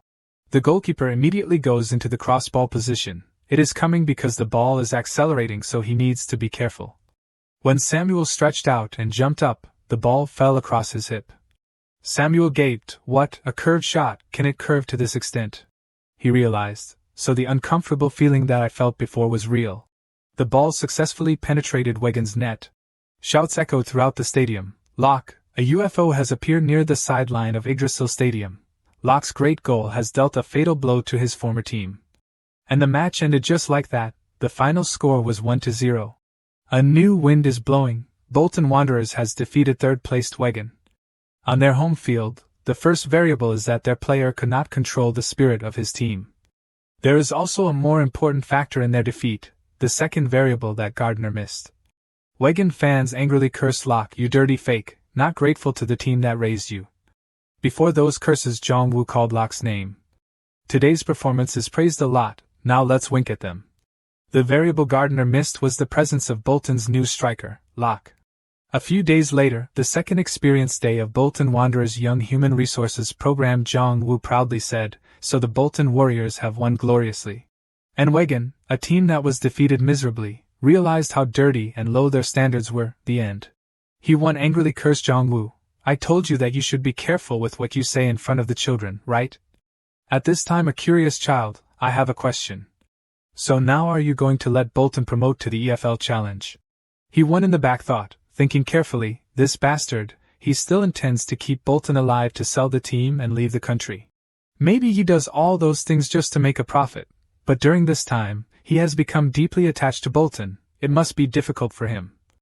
The next day, at the tall building, Jong-woo sat in the room angrily looking at his phone. Damn it, this is driving me crazy, what should I do with it? It turns out that with 9 wins, 2 draws and 4 losses, the positive response from the online community for him has increased significantly. Bizarre posts like this often appear. So he is too bored to say anything. The product revenue on his side, which had been stagnant, has now stopped declining and is currently temporarily suspended. Fortunately, they were able to prevent additional orders from being placed before the inventory piled up. Looking at the bare dolls of himself spreading, Jong-woo was furious. Oh my god, it's not that cute, but they keep showing it off. It's really weird, those crazy people. They all make me wonder who can do this. At this time the scene switches to the radio station. The MC's voice sounds, hello listeners, afternoon with Bolton, greetings to everyone from the radio station. I'm DJ Aaron Ben, who will be with you today. Today, we have invited the king of strategists, the extremely precious and prestigious coach Ma. Jong-woo sitting next to him felt a little uncomfortable. Thinking, what is this? Is he always like this? Why is he sticking so closely to me? Then Jong-woo suddenly remembered, no wait, don't tell me, I knew it, the person who posted a post asking to kiss him the day before was this DJ. Jong-woo was sweating profusely. From the beginning I knew he was a fan, but oh my god, I never thought I was this popular. Maybe it's because of my great performance, so I need to be generous with. At this time Aaron Ben excitedly asked, Coach, can I pull a few strands of your hair? Jong-woo's eyes widened, the boom boom sounds rang along with the announcement from the radio. It's time for local advertising. They quickly returned to the next question. Aaron Ben with a bruised face asked, in the match against Blackpool Zone from the organization after the match with Wigan. You had a draw. I would love to hear your opinion about this. Jong-woo has switched to sitting opposite, said in a voice, yes, because my team's players have used all their strength and ability in the match against Wigan and won. When playing against a team that is better than us, we have chosen a safe play in terms of physical strength distribution. After safely getting 1 point, just win one of the remaining 2 matches, we can definitely avoid being relegated. Aaron Ben admiringly expressed, as expected from Little Ma, how reliable. So please share your feelings and determination with the fans who are cheering for Bolton. Jong-woo suddenly remembered the question the boy asked him. So now are you going to let Bolton promote to the EFL Challenge? Jong-woo smiled faintly, decided, right, maybe I just need to create a great success before leaving. Thinking then he said, we are wanderers and I myself as an enthusiastic wanderers, I will do everything in my power to keep Bolton alive. Also, next season, we will challenge ourselves to promote to the EFL Challenge. What will be will be. A beautiful day at the Bolton football team's training ground. On the field, Coach Park Hee-won is instructing the players to start with endurance exercises after warming up. He wondered where Jung-woo had gone. It turned out he was helping Owen stretch. Jung-woo affirmed that Owen was an invaluable member of the team, and if he persisted in training his hamstring, he would definitely become an even better player. Owen was surprised that Coach Jung-woo promised to accompany and help him train. He-won also didn't expect Jung-woo to say such things, wondering if he had matured a lot. Park Hee-won suddenly noticed the appearance of reporters who were recording footage for a special feature related to Bolton. He was startled, thinking that they were making a documentary. He turned to look at Jung-woo in a panic, who seemed to be observing something. Jung-woo glanced over with a sharp look in his eyes. He saw that the reporter holding the camera was approaching Park to ask for a photo. He immediately walked over and placed his hand on Park's shoulder. Park was surprised by the coach's words and way of addressing him. Suddenly, Jung-woo's eyes welled up with tears and he began to recall Park Chung-ah's previous hamstring injury, considering it a terrible memory and not wanting it to happen again. The cameraman actively recorded and even enthusiastically praised Jung-woo as being so sweet, unaware that Jung-woo was only forcing himself to say those words. Hearing Young-woo's words, Hee-won understood that he was just striving to promote his club. In the distance appeared a new reporter from Howard's rookie reporter, Kevin Potters. He stood looking at the photos he had just taken. The reporter noticed that since Little Ma had taken over the team, Bolton had achieved suspicious results. But there must be bribery or dirty tricks involved for the team to have such achievements. Although he wanted to capture important images to investigate Little Ma, he only received meaningless photos. Kevin Potters had received a request from Bolton to make a promotional documentary, and he thought that they were using the film to cover up their dirty tricks. So he would investigate this to receive a large sum of money. Just as he was about to delete the photos he had taken, Young-woo suddenly leaned in to look. The reporter shouted in surprise at Young-woo's appearance. He quickly stuffed the camera into his pocket, stammering and unable to speak. He hurriedly ran away, using the excuse of going to the bathroom. While running, the reporter was angry at being discovered by Young-woo. Young-woo still stood watching, not understanding what was happening. Today is a beautiful day, the day of the 45th match of the season against Blackpool's own on Blackpool's home ground. Recently, Blackpool has set a new record with 6 consecutive wins, which has raised their ranking from 14th to 7th. The secret behind that ranking is thanks to the unique tactics of Eric Rye, Blackpool's coach. When the match began, Hee-won was surprised that the opposing team was constantly changing tactics. They switched from counter-attack tactics to ball control with short passes to the front line. Dignity is trying hard to stop the opponent. But unexpectedly, player Sims from the opposing team passed the ball back to his teammate Koves in the back line. And a one-touch pass, the ball very neatly to the teammate in front. That's Nadal, he caught the ball with his right foot. He shot hard, but the ball went onto the crossbar. Park Hee-won was shocked by the opposing team's tactics. He hurriedly asked Young-woo what to do to deal with the opponent's tactics. Surprisingly, Young-woo trembled with anxiety, not knowing what to do. Hee-won was surprised by Young-woo's reaction at this moment. Then he reassured himself to remain calm. But before long, Joe Nadal scored the first point for Blackpool in the first 25 minutes. Hee-won could only stand by and watch helplessly. Then he left in frustration to prepare for the next match. Meanwhile, Young-woo stood silently thinking, understanding Hee-won's feelings at this moment because this had never happened before. He noticed that all the tactics his team used to attack were immediately blocked, as if all of Blackpool's players were reading his team's every move. Eric Rye's tactics, although unusual, did not leave any gaps, so he had no way to deal with their immutable tactics. That was the feeling he had forgotten for a long time, the feeling of facing a brick wall. He cast a sharp eye around, observing each touch of the opposing players. He concentrated his efforts on watching each pass from the opponent, and even how his own players received the ball. Putting it all together, he seemed to realize something.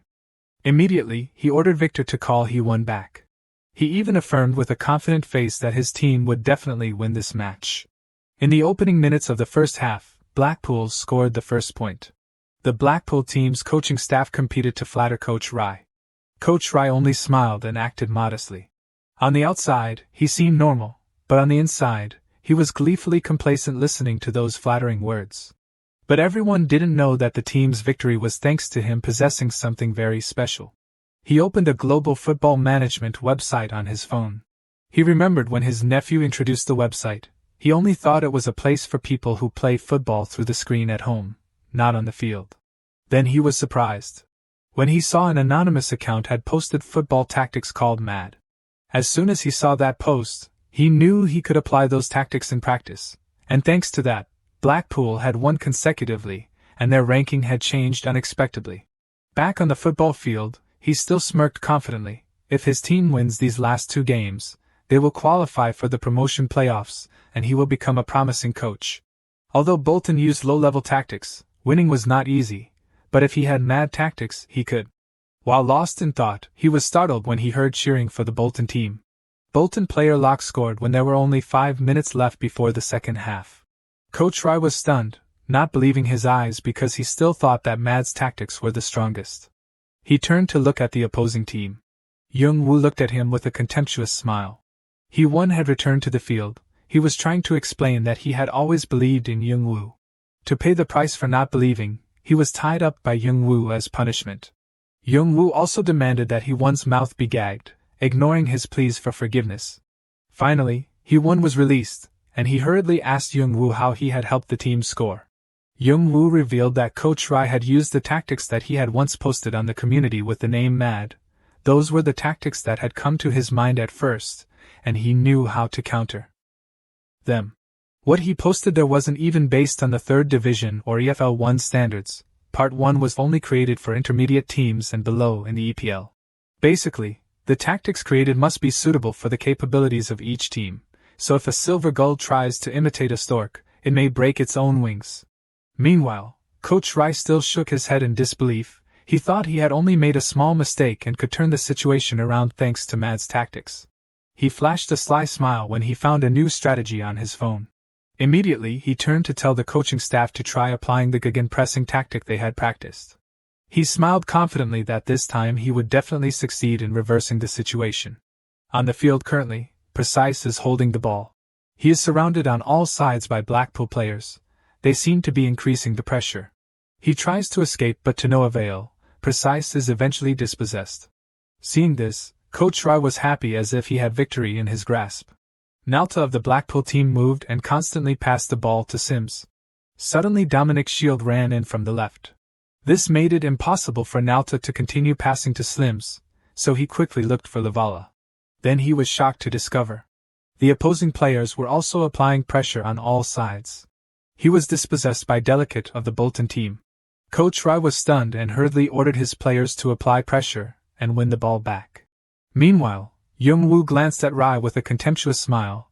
He thought that he had gone too deep into the tactics he had created and had forgotten the basics. He didn't think about the capabilities of his players and kept changing tactics, and even used gegenpressing, a style of play that requires a lot of energy.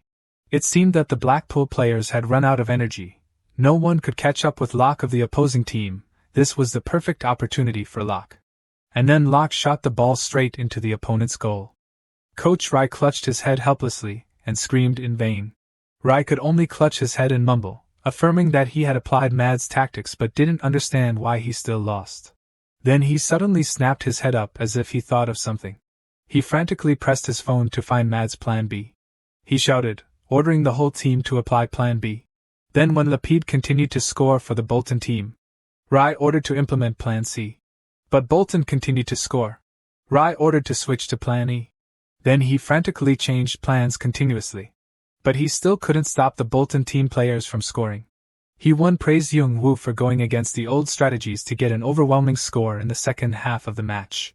But Young-woo denied that the strategies he put out were any different from those of Coach Rai. But the difference here lies in the players when they have the talent to make those tactics feasible. That's why he trained the players harshly, and fortunately they listened. He continued to affirm that football is not just a game for the coach, but it's all thanks to the players. He once smiled looking at Young-woo. He put his arm around Young-woo proudly. Finally, the whistle ending the match between the Bolton and Blackpool teams officially sounded in the joy of the Bolton fans. Coach Rai slumped down helplessly when he saw the overwhelming difference in scores. He angrily threw his phone onto the field. The Bolton team's coach and players put their arms around each other to celebrate the victory. The players in the team congratulated the coach. No player could deny Coach Young-woo's talent. They ran towards Coach Young-woo, thanking him wholeheartedly. Young-woo burst out laughing happily. Suddenly 2 players put their arms around Young-woo. He wondered what they were planning to do. Young-woo was thrown up in the air. It turned out that they did that to celebrate the victory, and then Season 1 closed when Bolton gained 4 points away from 21st place, and that's how Bolton stayed in this season. That night, at Young-woo's office, there was a sound of clinking glasses. Young-woo lightly raised a glass of wine to his mouth and drank. He and Hee-won were drinking wine to celebrate the victory and congratulate their team for staying another season. It had been so long since they had been able to drink so freely like this. Hee-won even joked that if they returned to Korea now, all difficulties would disappear and a happy time would begin. Hearing this, Young-woo smiled and joked that they should have sold the club and returned to Korea as planned. But thinking about it, he realized that he had been with Bolton for a long time. Even though a lot of things had happened, he had also met good people. He remembered the memories in the past. Then he was touched with emotion. Seeing this, Hee-won teased Young-woo, making him blush with embarrassment. Hee-won even kept imitating what Young-woo said. Young-woo angrily scolded Hee-won to put himself in his position to understand whether he wanted to continue owning a third division team or not. Suddenly a cake fell to the ground. Young-woo didn't understand why Hee-won's face turned so pale. He turned his head to look. He saw the club manager. She had heard all of Young-woo's words about how he hated third division teams like Bolton. Her eyes were bright, seemingly extremely angry. Then she sighed. She sat down to pick up the cake, disappointed that she had made a congratulatory cake but unexpectedly heard those words from Young-woo. Young-woo stood still. She reached out and opened the door. Outside the door, many people were holding congratulatory banners, but everyone's faces were gloomy. Seeing this, Young-woo was sweating profusely. Their eyes lit up and they started scolding Young-woo because they had also heard his words earlier. An old man reassured everyone to calm down. But then he was also very uncomfortable with Young-woo's words earlier. He jerked Young-woo's hair back, ignoring his pleas for Hee-won's help. But Hee-won had disappeared. Young-woo had to accept enduring the cold eyes and scolding of everyone. A scream echoed throughout the room. Then the lights in the room went out. Young-woo had been hung upside down by everyone. He was annoyed that Hee-won refused to save him. Suddenly there was a sound of the door opening.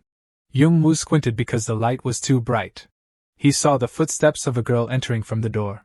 It was the manager. She sat down next to Young-woo. Young-woo was surprised by the manager's words. She advised him not to hate everyone. They did that just because they were upset, not because they hated him. If they hated him, they wouldn't have hung him up like that. Since he came to the club, the atmosphere has completely changed, and people have had more hope in themselves. She also revealed that there have been many times she hated him. But if he left, she would be very sad and miss him. She always hopes that he and everyone will have more time together. Young-woo still silently listened to her. Then suddenly his whole body trembled.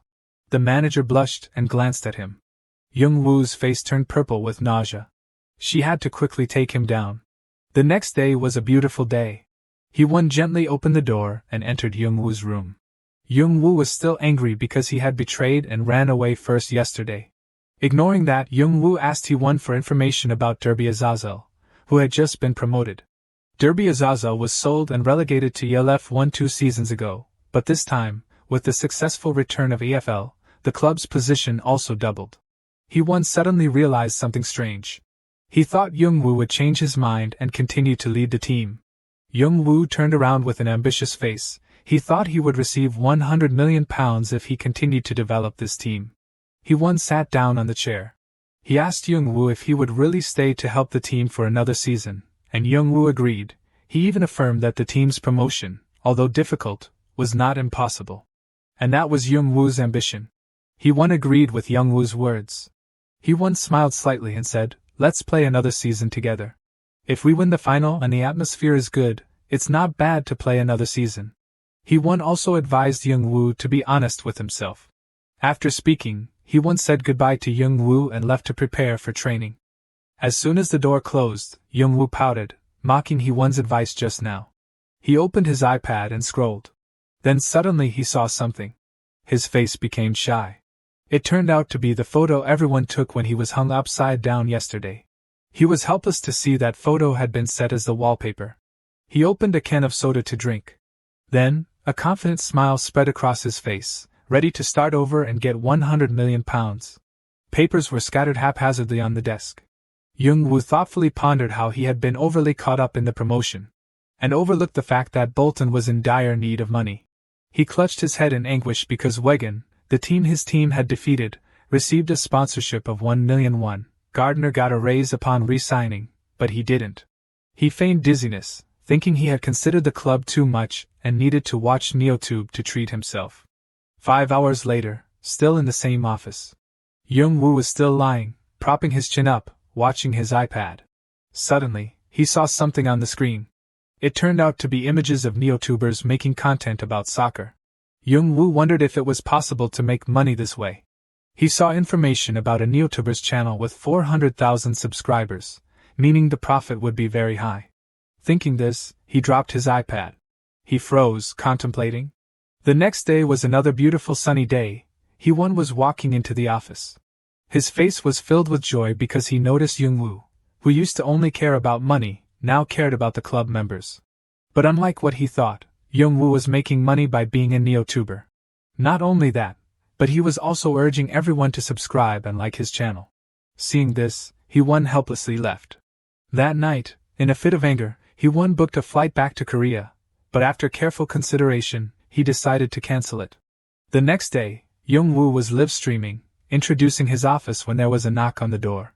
It turned out to be manager Emma. She complained because she received information that he had been wandering around all day with a camera. The image of her being caught in Young-woo's frame made her blush with embarrassment.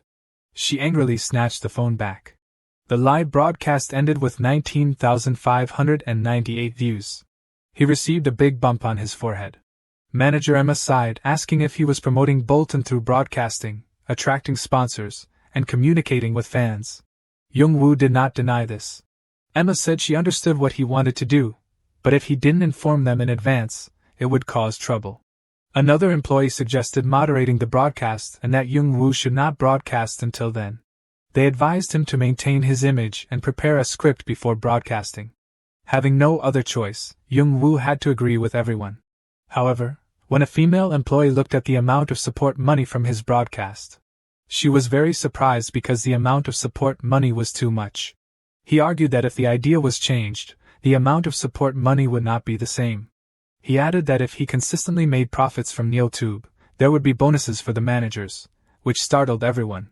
From the male employee who just told him to change the idea, to the other employees, and even the girl who had been filming and mocking him, everyone had to open their eyes in surprise.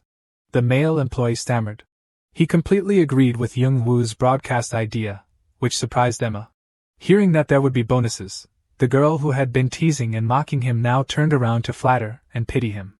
Manager Emma was helpless at the rapid change in everyone's attitude. Emma startled and turned to look at Young-woo. Young-woo smiled arrogantly, provoking her that changing the idea would no longer happen. The more she heard what he said and the enthusiastic support of everyone, the more annoyed Emma became. She was about to stand up to object when someone raised their hand to offer an opinion. It was an older employee. He had an opinion about the topic of today's meeting.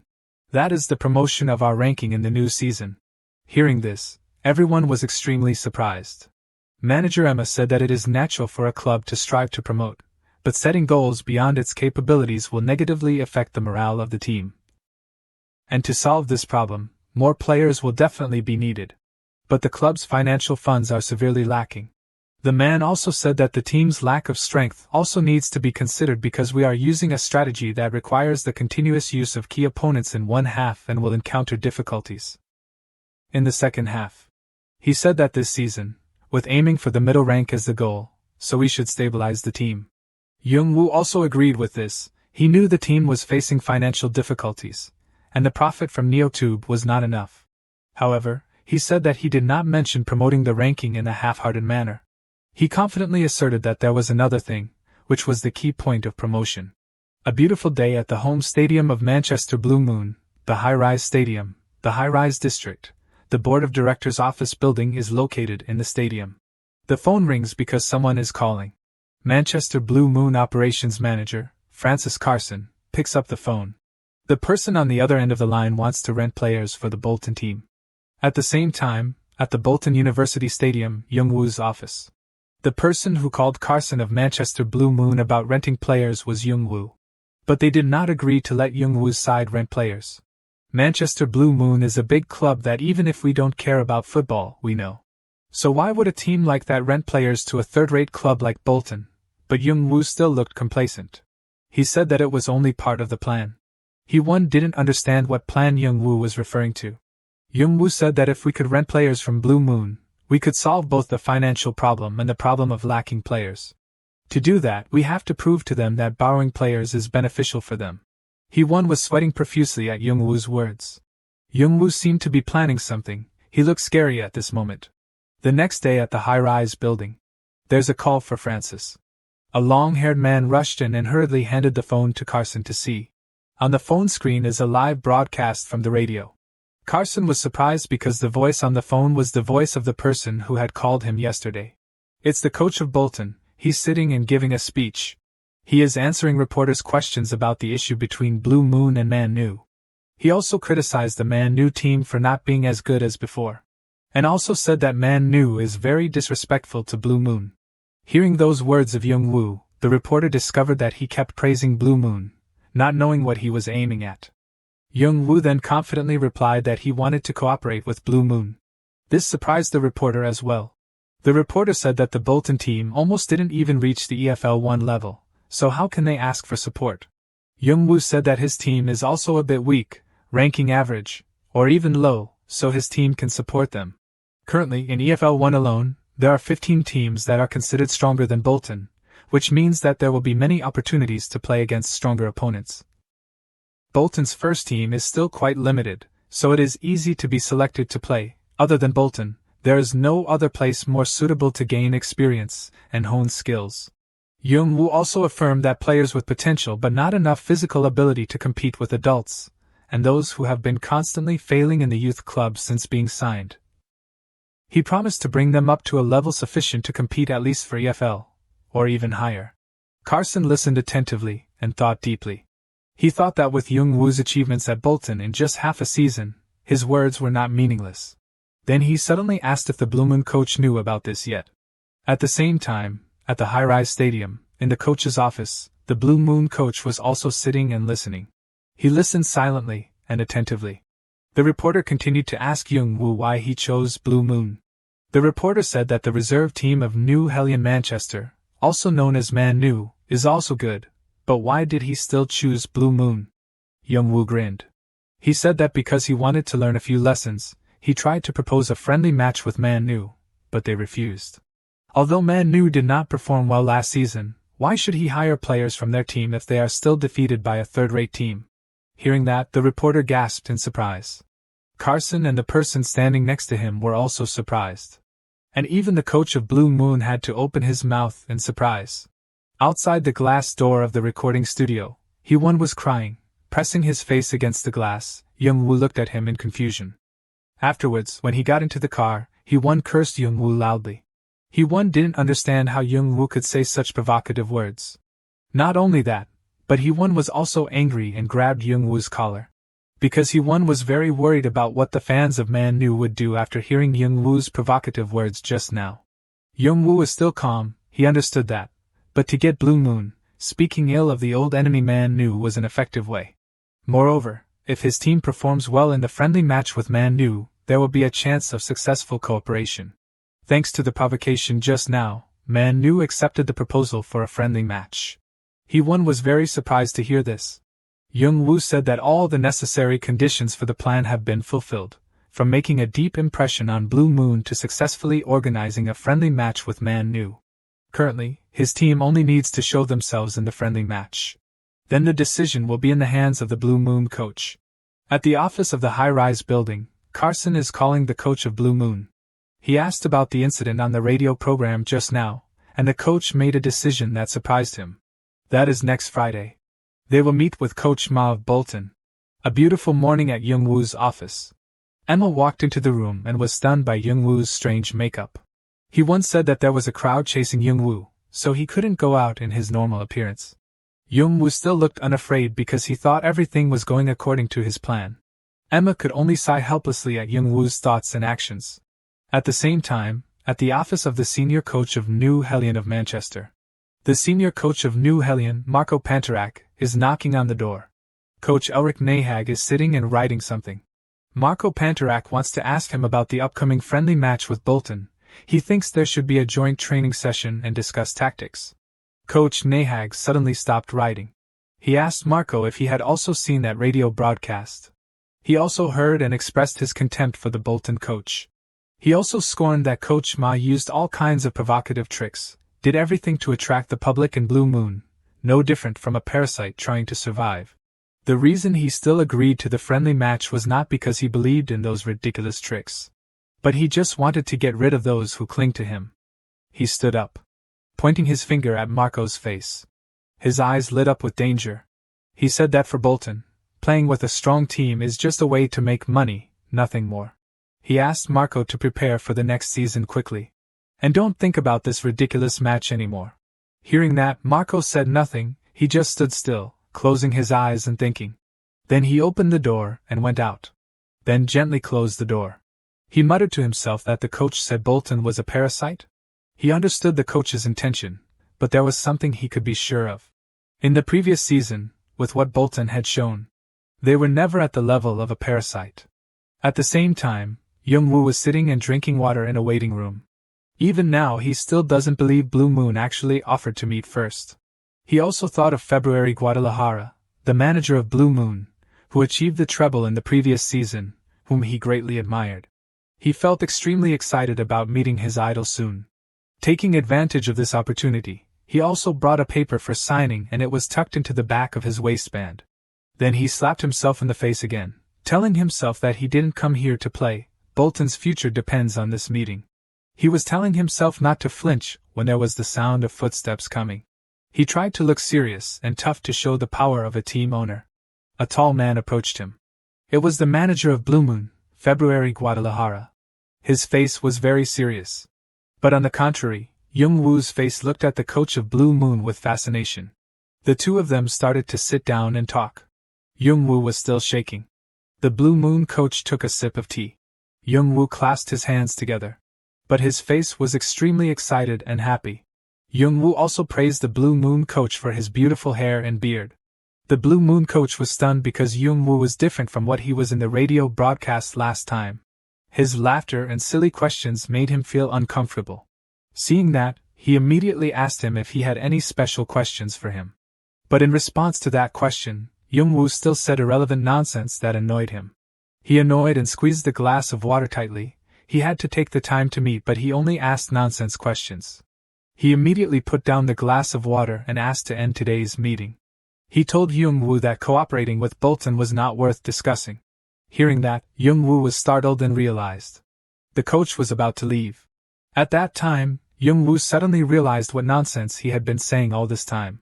He was too happy to meet the person he admired and humiliated himself. Even the invitation to cooperate had not been accepted. He realized he was too hasty and made a mistake. He clenched his fist, shouting loudly to call the coach. The coach turned his head when he heard the call.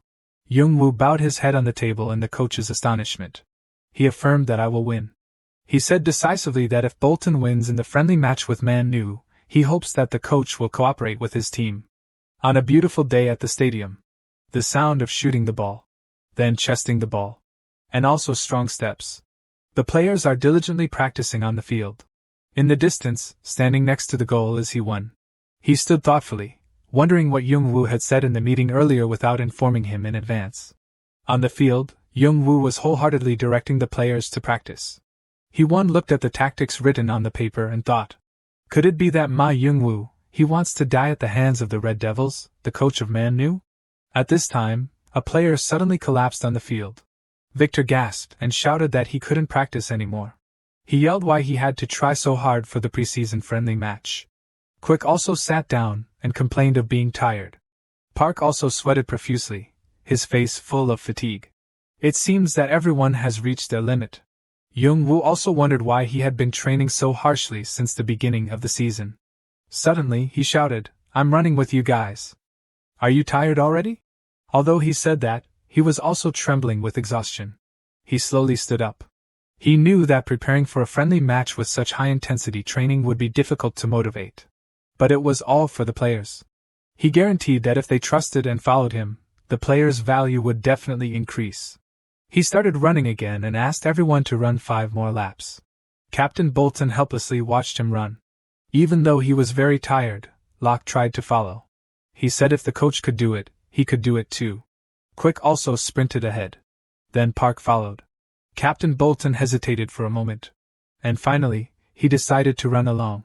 And finally, the match between Bolton Wanderer and Manchester New Hellion arrived. Manchester United's lineup mainly consisted of reserve players, almost a second-string team. The two commentators said that this would be a difficult match for Bolton because Manchester United's reserve team was on par with the second division. In the stands, the coach of Blue Moon was sitting and watching the match. He frowned and watched intently. He turned his gaze towards the Bolton coach. He saw the determined look in Coach Ma's eyes, hoping it was sincerity. On the field, He-won was whispering to Young-woo. They looked at Manchester United's bench, full of first-team players, faces they could only see on TV. Jung Woo was quite nervous seeing that each player on the opposing team was worth as much as his entire team.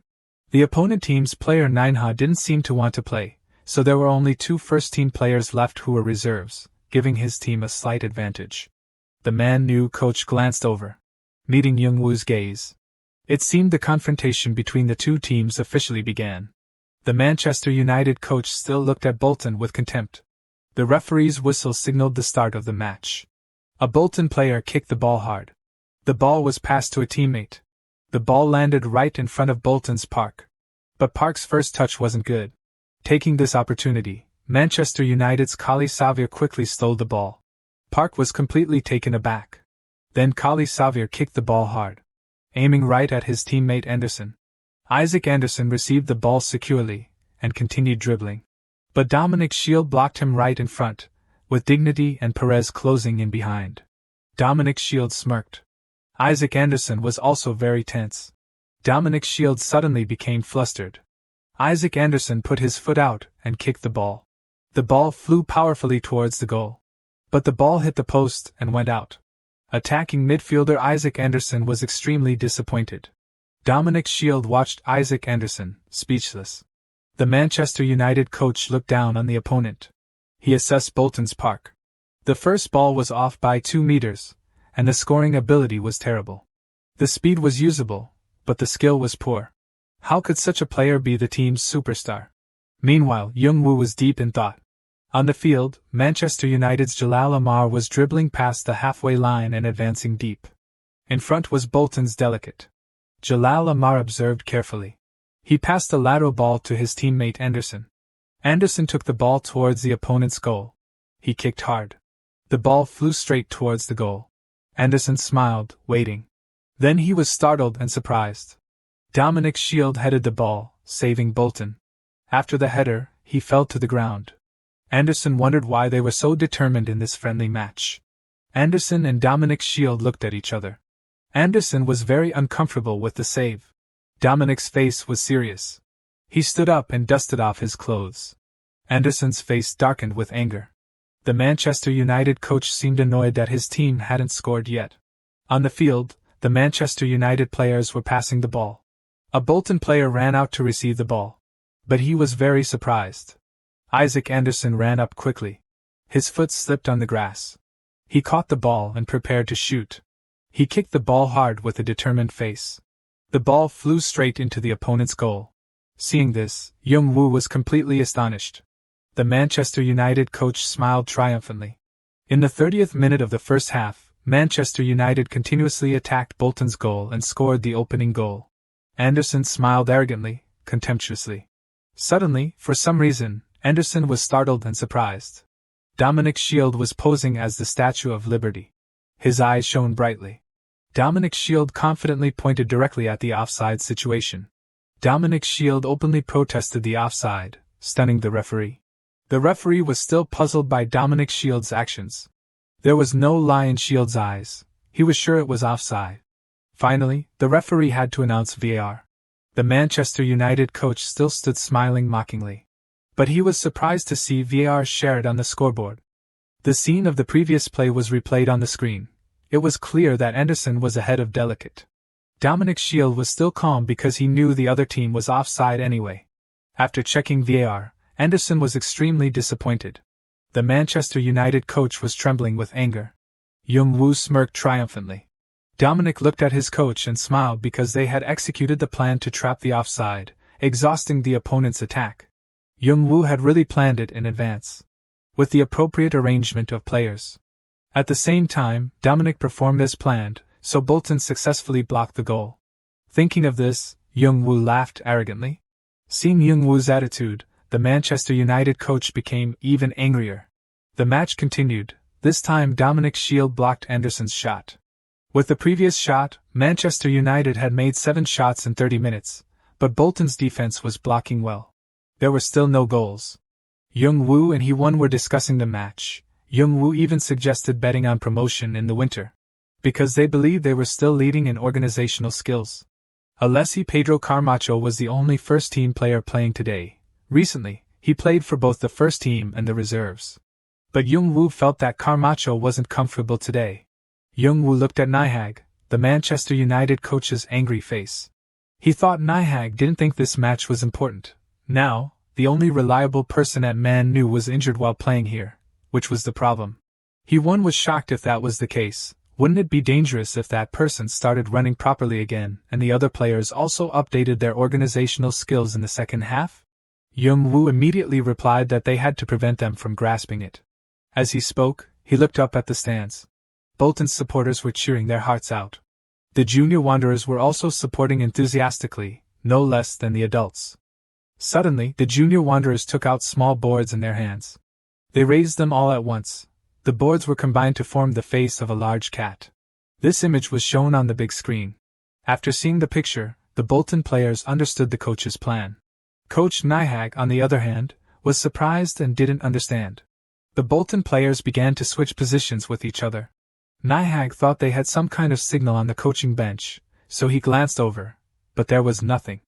Seeing the Bolton players switch positions, the Manchester United players were also very confused.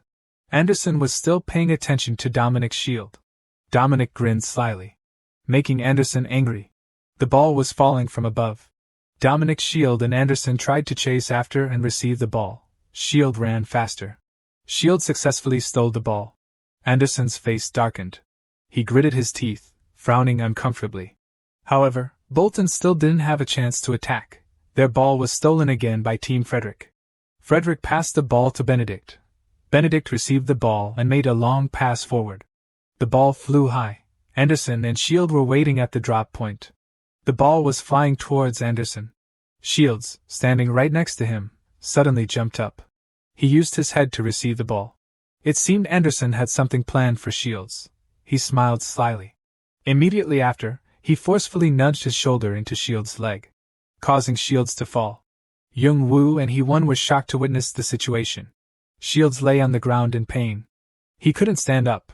He might have dislocated something. The referee warned Anderson about his foul. Hee-won was worried about the center-back position without Shields. Young-woo said it wasn't that there wasn't a center-back, but to use the formation-changing tactics, they needed a shield. There were two players sitting on Bolton's bench. Young-woo called Victor, who was sitting on the bench. He told Victor to warm up fully during halftime. Besides that, Nihag smiled gleefully. He thought that even though he would be talked about in the newspapers, removing center-back Shields was a good thing. Teammates were carrying Shields off the field. He probably couldn't continue playing.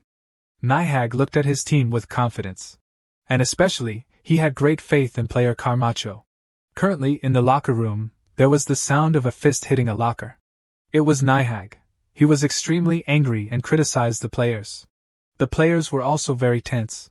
Nihag shouted, ordering the entire team to try their best in the second half. At the same time, in another locker room, Victor was complaining to Coach Ma about how he couldn't be a center-back because he was originally an attacking midfielder. Moreover, he was just a reserve player assigned to this position, to be a training partner. Suddenly, memories of the arduous training sessions with his teammates ran through his mind. Young-woo put his hand on Victor's shoulder. Young-woo affirmed that he had trained Victor to be a versatile player. Although Victor was originally just a convenient reserve to fill the lineup in training sessions, he still tried to persuade Victor. Young-woo affirmed that Victor's role would be more important than ever in the team's rotation strategy. Hearing those words, Victor was extremely surprised. At the beginning of the second half, Bolton replaced two players. Dennis Slip came on to replace Dominic Shields, and this was the first time Victor Johnson appeared on the field since Coach Ma took over. Captain Bolton put his arm around Victor's shoulder, teasing him about his appearance on the field today. Victor, on the other hand, felt frustrated because he didn't expect this time he would play in a match against Man-nu. In the stands, the junior wanderers welcomed Victor by changing the stand screen. This time, it was a rabbit. Right at the beginning of the second half, Bolton changed positions. The Man-nu players were confused again with Bolton's positioning. At this time, Coach Rahag observed and pondered. Victor pushed center-back Quick Floyd, who was still in that position, up to attack, and he went down to play center-back. Nihag commented that Quick Floyd had at times been directed to play as a forward during the season, but only as a breakthrough player in the lower league. He came on only to cause trouble and hide the difference in ability between the main center-back and the reserve player. Even though he kept saying he wasn't worried about maintaining the game, he still felt very uncomfortable facing Bolton's coordination. He looked up again at the big screen with the rabbit face being shown on Bolton's cheering stand. His face became grim and angry. On the field, Manchester United's Carmacho made a breakthrough shot in the middle. But Dennis quickly got into a defensive position. Carmacho glanced at Anderson in the back. Carmacho cut the ball, passed it to Anderson. Anderson quickly overtook. All obstacles were removed. Anderson focused all his strength on the shot. Anderson kicked hard. The Bolton goalkeeper stretched out to save the ball. There was the quick foot of a Bolton player running up. Victor headed the ball, saving his team. The cheers of the Bolton fans echoed throughout the stadium. His teammates were also very happy. The goalkeeper grabbed his hand and pulled him up. Coach Ma and he were very happy and proud of Victor. Coach Nyhag's face suddenly darkened. He gnashed his teeth, his eyes wide with anger. He shouted loudly, ordering the team to push up the formation. He affirmed that they couldn't lose to a third division team. The Man U players are pushing up their formation, betting everything on this move. Possession returns to Man U. Ryan Benedict of Man U receives the ball. He passes the ball deep forward with the determination to score. The ball heads towards Bolton's area. The ball is about to land in front of two players from both teams. Both jump up to control the ball. Simultaneously, Dignity of Bolton clears the ball out of bounds. The ball is out of play. Owen Precise of Bolton is holding the ball. He looks around. In front of him is the opponent's goal. Everyone waits anxiously. Then he kicks the ball hard, yelling for his teammates to run. Park of Bolton runs quickly upon hearing the signal. Seeing this, Nyhag yells for Carmacho to block Park. Hearing that, Carmacho starts chasing Park of Bolton. Carmacho's face is full of determination. He's confident that since being called up to the first team, he's stumped many defenders. No one has been able to catch up to him. But at this moment, looking ahead, he still tries his best to run. But somehow, the distance between him and Park is getting further and further. The ball rolls on the field. Park takes the ball close to the opponent's goal, facing the goalkeeper. He shoots the ball gently. Jung-woo waits anxiously. Nyhag is also focused on Park's shot. Park is also following the ball. And the ball flies straight into the goal. All the fans in the stands stand up and celebrate. Chong-ma Park, a guy from Asia, has scored the opening goal against Man U. He jumps up to celebrate his goal. University Bolton is leading, shattering the opponent MU's goal. The important highlight of that goal was Park overwhelming Carmacho, one of the fastest players in the Premier League. The Man U coach is furious because he was too careless. He thinks that in the Premier League, there are only a handful of players faster than Carmacho, yet Park was faster just now. Marco thinks for a moment and hesitates, deciding maybe he should make a substitution. He says that Park is too fast. If they leave a gap in the back and he gets past the line to score, who knows what more terrible things will happen. He thinks Rafael Saran should be brought on to strengthen the defense. Just as he finishes speaking, Coach Nyhag yells and curses him, calling him an idiot. Nyhag says firmly that he can't be led around like that. He can't rush to bring in a first-rate player because the Premier League starts next week, then his ace in the hole might have reduced stamina. He yells loudly, leaving Marco speechless. Nyhag thinks his team still has the advantage in possession. As long as they keep the defense strong, there's no problem, just score more goals. On the field, the Man U players are very surprised by Park's speed. Suddenly a hand pulls on Park's shoulder. Park does a spin move over the player's head.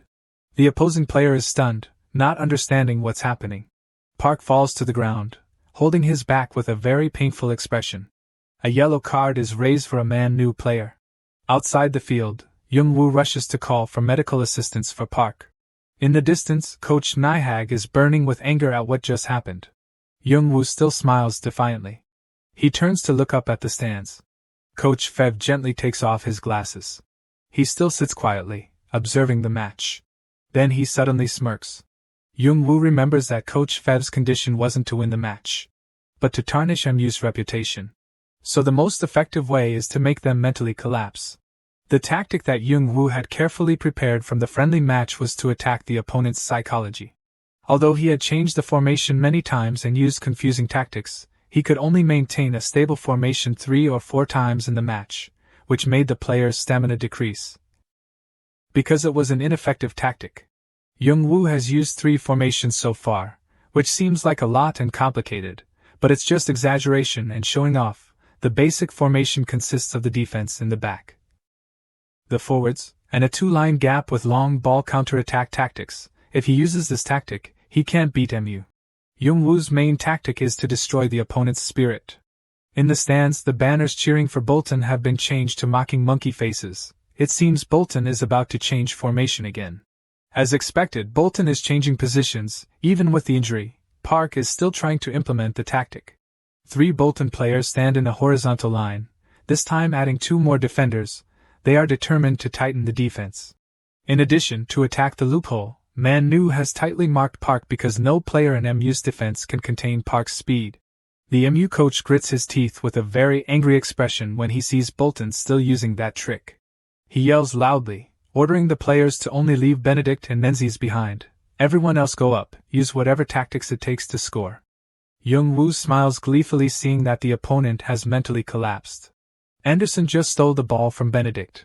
While running, he pushes a Bolton player. The Bolton player falls to the ground, forcing Anderson to try to explain to the referee, but it doesn't work. The referee raises a yellow card for Anderson. Jalal Amardo stands up to protest the referee with inappropriate language, so he also receives a yellow card. The Manhwa coach also firmly protests the referee, then Young-woo accuses him in return. On the field, Carmichael is trying to encourage his teammates. The MU coach's face turns red with anger, but luckily he doesn't receive a card. The match continues, and there are many collisions that injure the Bolton players. In the stands, Coach Fev thinks this isn't a time-wasting tactic, but really smart and cunning. MU's spirit can't stabilize.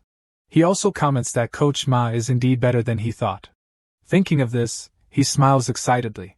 On the field, Victor continues to control the ball in the air.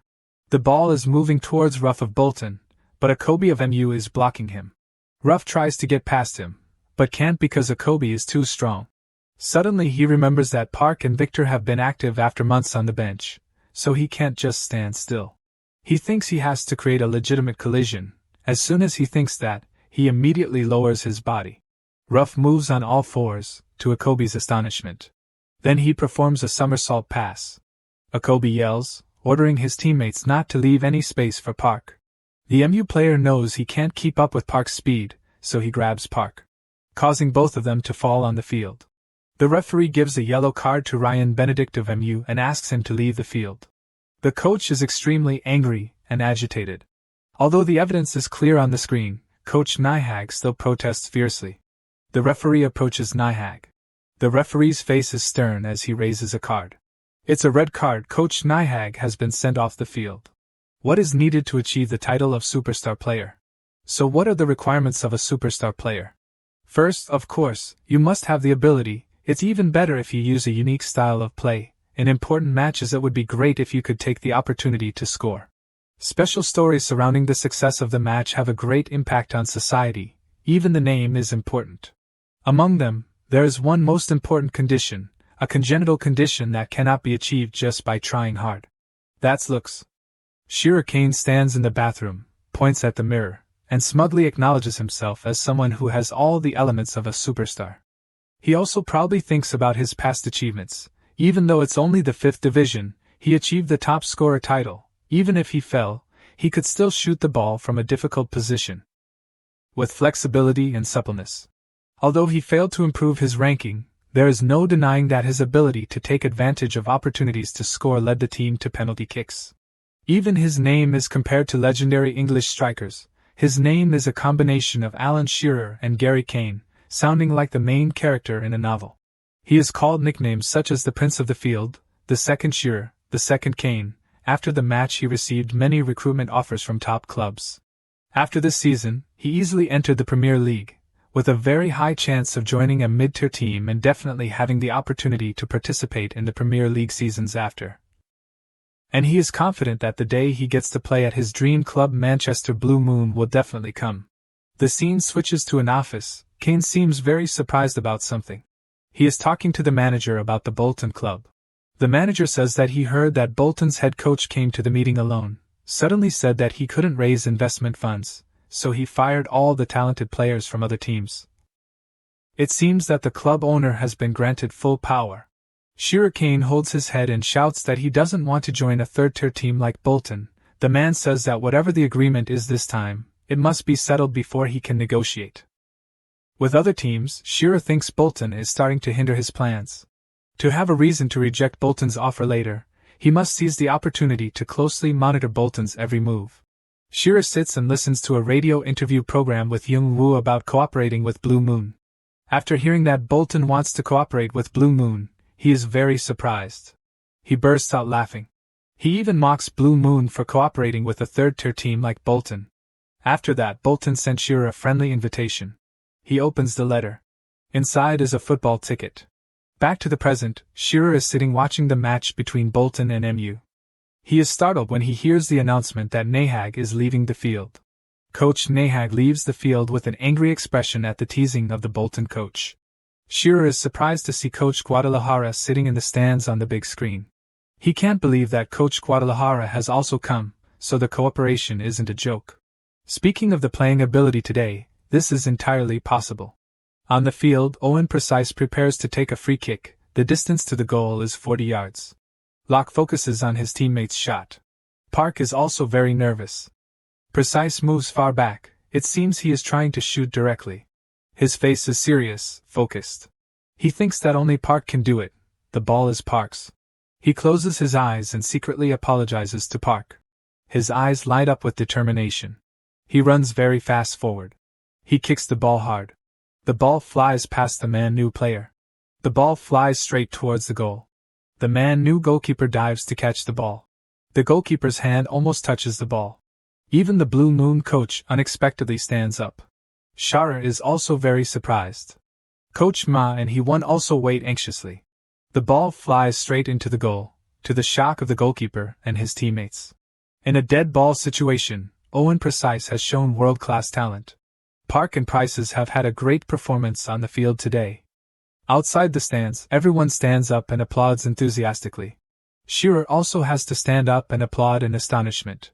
The Bolton players high-five in celebration. The players also celebrate with their coaches. They will surely receive great treatment after this. The coaching staff on the Man-Nu side can only stand and watch. He holds his head helplessly. The match ends. Bolton's first friendly match. Bolton defeated Manchester New Hell Ion with a score of 2-0. At this time, Victor's face is full of fatigue, his forehead is sweating. Suddenly Dignity runs out, grabs Victor's hand, and raises it high. Victor is very surprised. In the stands, the fans chant his name proudly. The two coaches of Bolton also smile proudly at Victor. Young-woo says that Victor will not recognize him as a coach. In Derek's Empire, Owen Doyle and Falcon Jones were all passive. In addition, the jersey number is also 10, which is the same as Victor's, the number symbolizing the team's ace. Victor is still wide-eyed, looking at the audience in astonishment. On the Manchester United side, the players leave the field with gloomy and frustrated faces. The coach puts his arm around Camacho's shoulder. He thinks to himself that if Bolton Wanderlust is in a good team, they could be promoted or one day meet again in the FA Cup. Then the match won't end in such a lame way. Then they leave the field with angry faces. In the press conference after the match, a journalist asks Little Ma about using a unique tactic in the match. Is it really a tactic that was conveyed through the division of Junior Wanderers cards? Young-woo immediately answers that the Junior Wanderers card division tactic is the most important tactic of the Man-Nu match. He believes that this makes it difficult to recognize the timing of position changes, slows down the reaction rate of the Man-Nu coach's tactics. In addition, it is a secret tactic to accelerate the opponent's mental collapse through illustrations of the king. He also shares that there is a possibility of a third party being involved in the match because it is a friendly match. Because it is a preseason match, his team has received help from supporters. In addition, he wants to give the young wanderers who love Bolton a special memory, as a gift. A man sitting in the reporter's row says he used the time-wasting tactic that was criticized in the wagon match, and he wants to ask if that is the only tactic his team can use when facing strong teams? Young-woo smirks. Then he immediately replies, "Didn't Man-Nu injure Dominic first? But why are you speaking as if blaming his team?" He agrees with the view that you can't use all methods and tricks to win. However, the vile act of causing injury in a friendly match is completely unacceptable. He laughs triumphantly, mocks, and after that mess, the end result is just losing without scoring a goal. If he were Coach Nahag, he would be very ashamed and retire. That day's interview brought about an explosive reflection. After the interview was published, Man Nu's aversion to Young-woo increased 5 times compared to before the match. However, Young-woo still smiles contentedly when reading the negative comments about him. Conversely, Hee-won is very worried about this situation. But Young-woo doesn't even pay attention to what Hee-won says. He says that Man Nu is brewing a revenge plan. If we can maintain this atmosphere, we can turn the match with Man Nu into a derby match. He probably claims that from now on the football world will pay attention to Bolton, the team that beat Man Nu. Hee-won also somewhat agrees. At least the competitiveness in the market has increased. If that guy also decides like that, it would be good. Young-woo also affirms that he is definitely watching this article now. That Lunarian kid, what other choice does he have? The newspaper has published a photo of Bolton Wanderers confirming cooperation with Manchester Blue Moon. It turns out that the guy that Young-woo and Hee-won mentioned just now is Kane. Indeed, at this moment he is sitting watching the article about the confirmation of this cooperation. Suddenly there is a call for him. It's a coach. He says he has made an offer worth £400,000, of course with competition for the main position. Kane laughs and says 400,000 or 500,000 doesn't matter, because the place suitable for a prepared star like me is Bolton. 3 days later, Bolton confirmed the signing of Shirasha Kane. Young-woo again sits and reads the negative comments about this signing with a satisfied smile, and he thinks he needs to remain silent in the face of public opposition. Hee-won opens the door to announce that the boy has arrived. Kane enters with a confident face. He says he is ready for any task assigned. Young-woo looks at Kane carefully and praises him.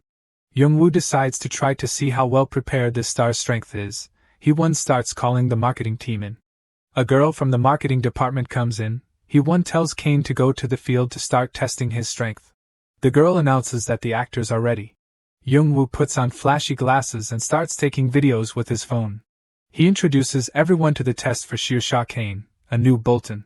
First, Young-woo asks to test the power of the shot and will measure the shooting speed with a speedometer. Kane has started warming up.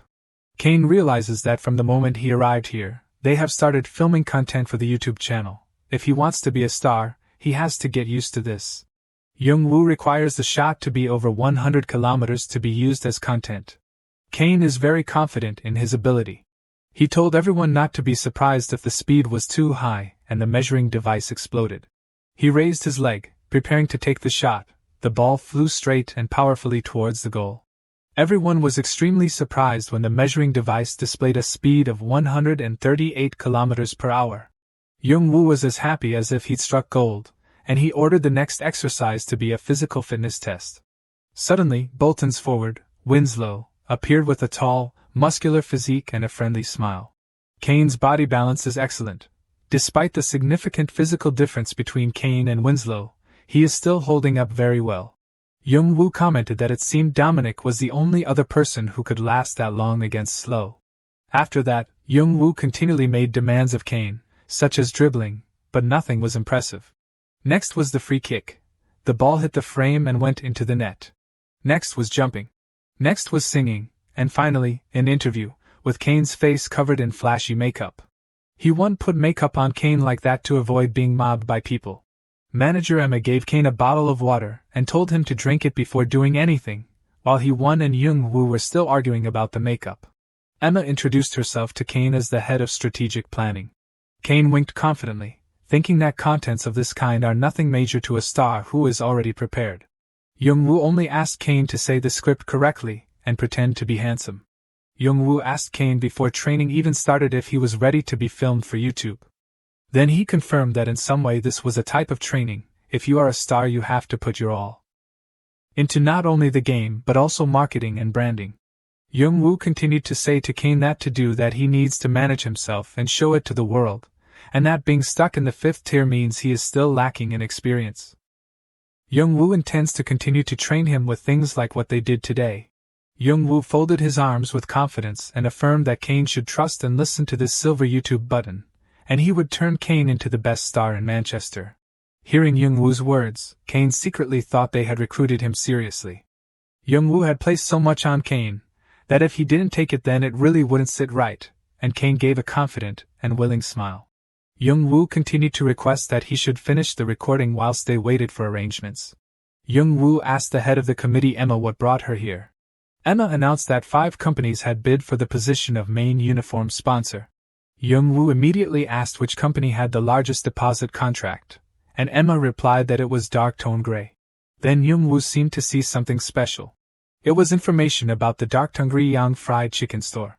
Thoughts and imaginings ran through Young-woo's head, of promoting with Kane and Chung-ah, and what would happen if they opened a store in the stadium.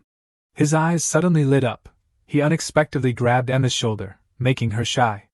He was extremely excited and happy. He said that if this contract could be done, his team would solve the financial crisis. Bolton and Presidential Chicken had signed an official uniform sponsorship agreement, an advertising contract, and a contract to open a chicken restaurant franchise at the home stadium. And after receiving the contract deposit, Bolton had become financially comfortable. Soon after, they signed Martin Peterson, a left-back from the EFL Challenger. With a sponsor, everything went smoothly, and recruiting Peterson was also very smooth. Although they spent £150,000, no one said anything. Young-woo said that someone would surely complain that his team had bought a left-back who doesn't come back, and he added that because of that issue Peterson had withdrawn from competing for the main position, but not having a direct wing-back could be a good card. Young-woo smiled in agreement. He thought we could finally implement the proactive tactic on the left wing. While the players were chatting happily about the shirt with the sponsor's logo, a player was sitting far away, holding his face in his hands, deep in thought. It was Locke, and he was remembering his rating from the match against Man U, Owen 10 points, Park 9.1 points, while he only got 6.8 points. Meanwhile, the incident with the crying scene, moving on all fours, and even old videos being dug up made him a comedic striker. He thought he couldn't be considered a football star on SNS with this kind of image. A few days later, a preseason friendly match between Bolton and EFL 2 Stockport Mad Hatters took place. The ball was shot straight into the goal. Sensuous Locke scored a hat-trick, raising the score to 4 o'clock, and he had scored his first hat-trick since joining Bolton. Kane had previously not considered Locke an opponent because he played too blandly in the previous match against MU, but after raising his recognition with humorous jokes, he now had a hat-trick. Kane had also scored a goal today, but all the attention was taken away. A few days later, at a preseason friendly match with EFL 2 Salford Sharks, another goal was scored. It was Kane's goal. He scored a hat-trick. He had scored his 4th goal in 2 games since the transfer. Locke was extremely angry about this, and the coach of Salford Sharks was surprised that Bolton was playing so fiercely in the preseason. Young-woo assessed that if Locke had a competitor, his performance would improve, but he thought that Locke's performance was good, but was he being too hostile to the teams in Manchester? The series of 3 preseason games was only being held in Manchester. Young-woo agreed, even though only Manchester United has Manchester in their name, we are all teams from Manchester. With these 3 series of matches, we have made it clear that Bolton is also a team of Manchester, which could make the new competition with Man United clearer. Moreover, the collaboration with Blue Moon isn't only that of a weak team getting close to a stronger team, it can even cleanse the image of cooperation between teams in Manchester. Francis Carson, Manchester Blue Moon operations manager, came to see coach Little Ma. He introduced to Little Ma the player who will meet today is someone who has been delayed from being called up to the main team, and there is enough players so they have decided to loan them. However, this player wants to stay, so there will be a meeting today.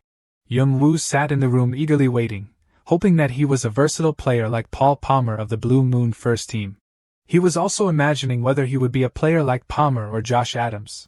Someone opened the door.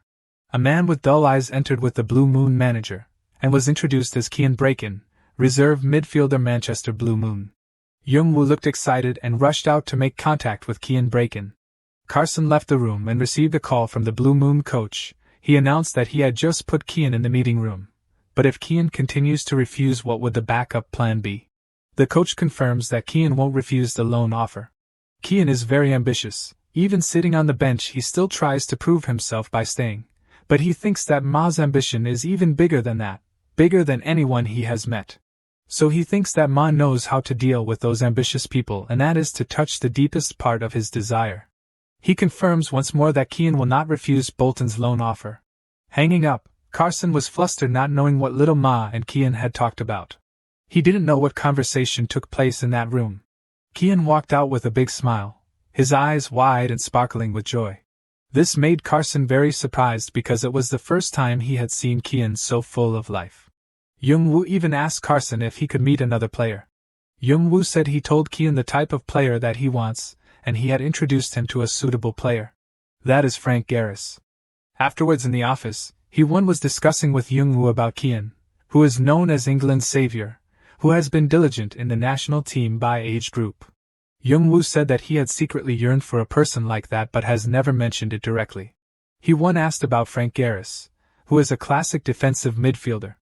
Although he is small, he is very nimble, so if he is combined with David in the defensive midfield, the stability of the tactic will definitely increase significantly. Giving the training time left before the opening game is only 2 weeks, so the young players of Blue Moon need to be trained as soon as they join. Hee-won asked about the opponent in the opening match, although most of it has been changed after relegation, but that makes it impossible to predict the tactics.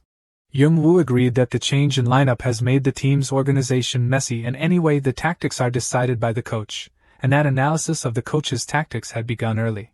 Moreover, the coach's tactics seem to apply tactics from his mad time like Eric Rye of Blackpool. But that coach doesn't intend to copy and use it like an idiot but reinterprets, and combines it with the team in his own way. Young-woo assessed that this is not an easy opponent, but he does not intend to lose to someone who has used his tactics as a textbook.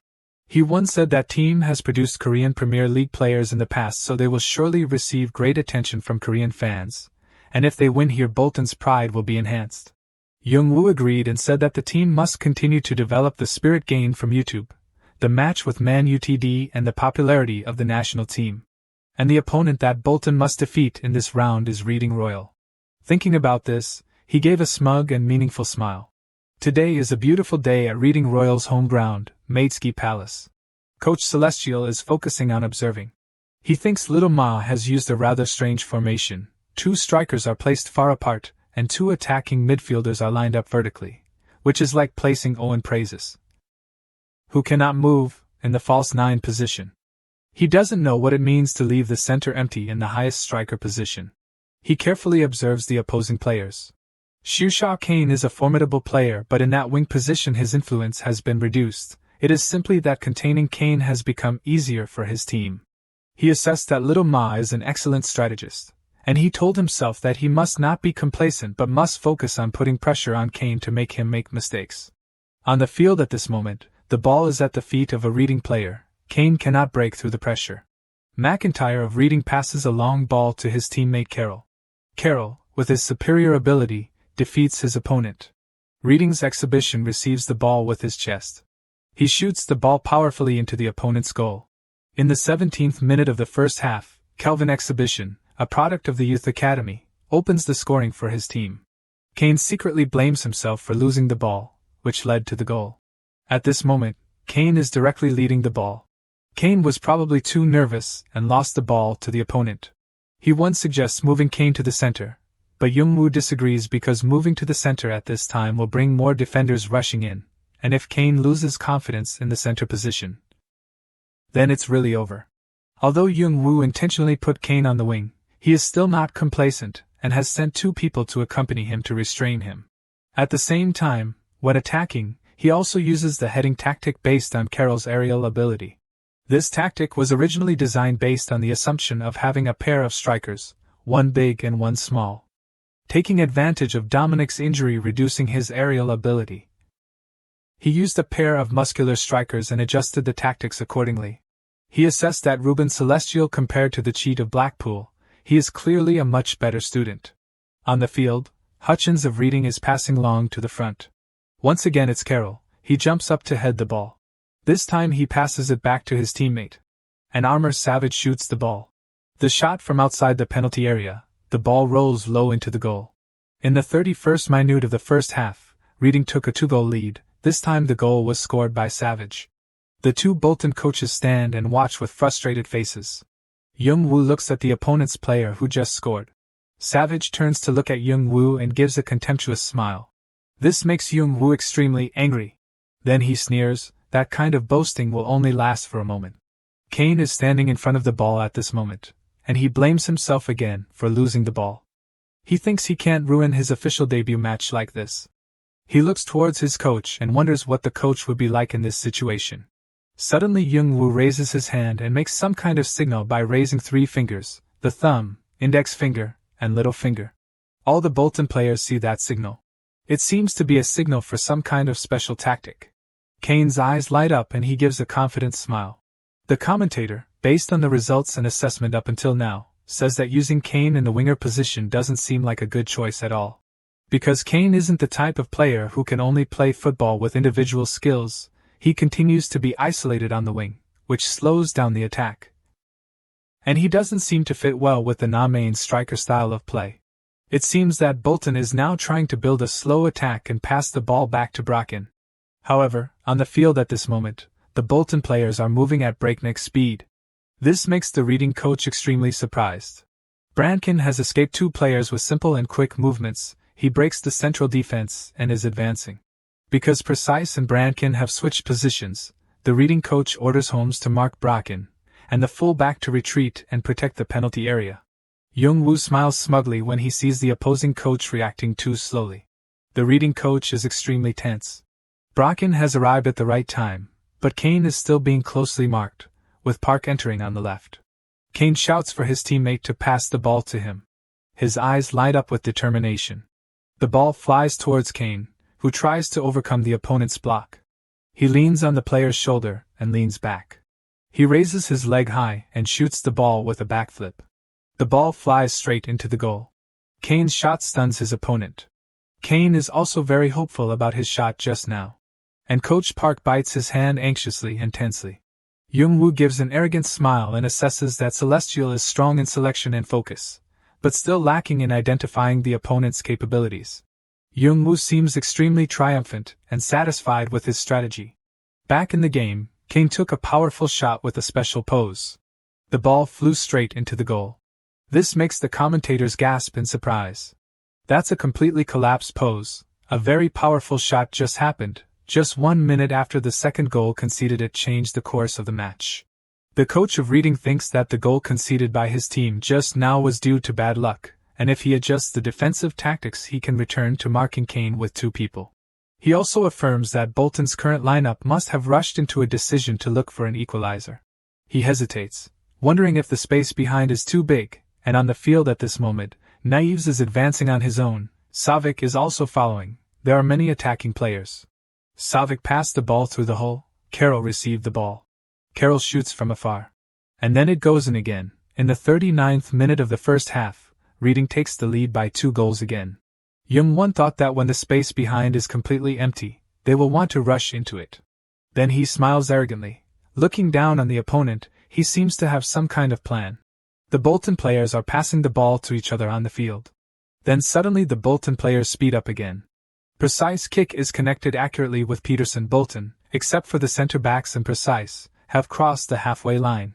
Peterson is advancing. Currently there are many players in the penalty area. Peterson passed the ball out of the penalty area. Dignity was waiting there, and received the ball. Dignity shoots straight into the opponent's goal. He is a player who rarely scores, but the Bolton captain scored a goal to narrow the score at a crucial moment. The 2 teams exchanged goals back and forth in the blink of an eye. Reading is in a state of being chased. At this moment Carroll is standing in front of the ball. He sighs. Adam Carroll is slowly passing the ball back to slow down the pace of the match. But Bolton has no intention of slowing down the pace of the match. Right now they are speeding up and pressing. The Bolton player activates the speed boost mode. He pushes the ball then rushes up, breaking the opponent's defense with just 1 touch. He shoots decisively. The ball rolls into the goal. And the result is now a draw. Bolton has quickly brought the match back to the starting line. The gentle shot. The ball glides past the post and into the net. He-won is quite surprised that his team can equalize so quickly, but it would be better if they could come back and end the first half. However, He-won is worried if they only use fullbacks for attack. He doesn't know if that's okay. Currently only Quick and Dennis are doing the defensive task. Even though the attack is fierce, they have conceded too many goals.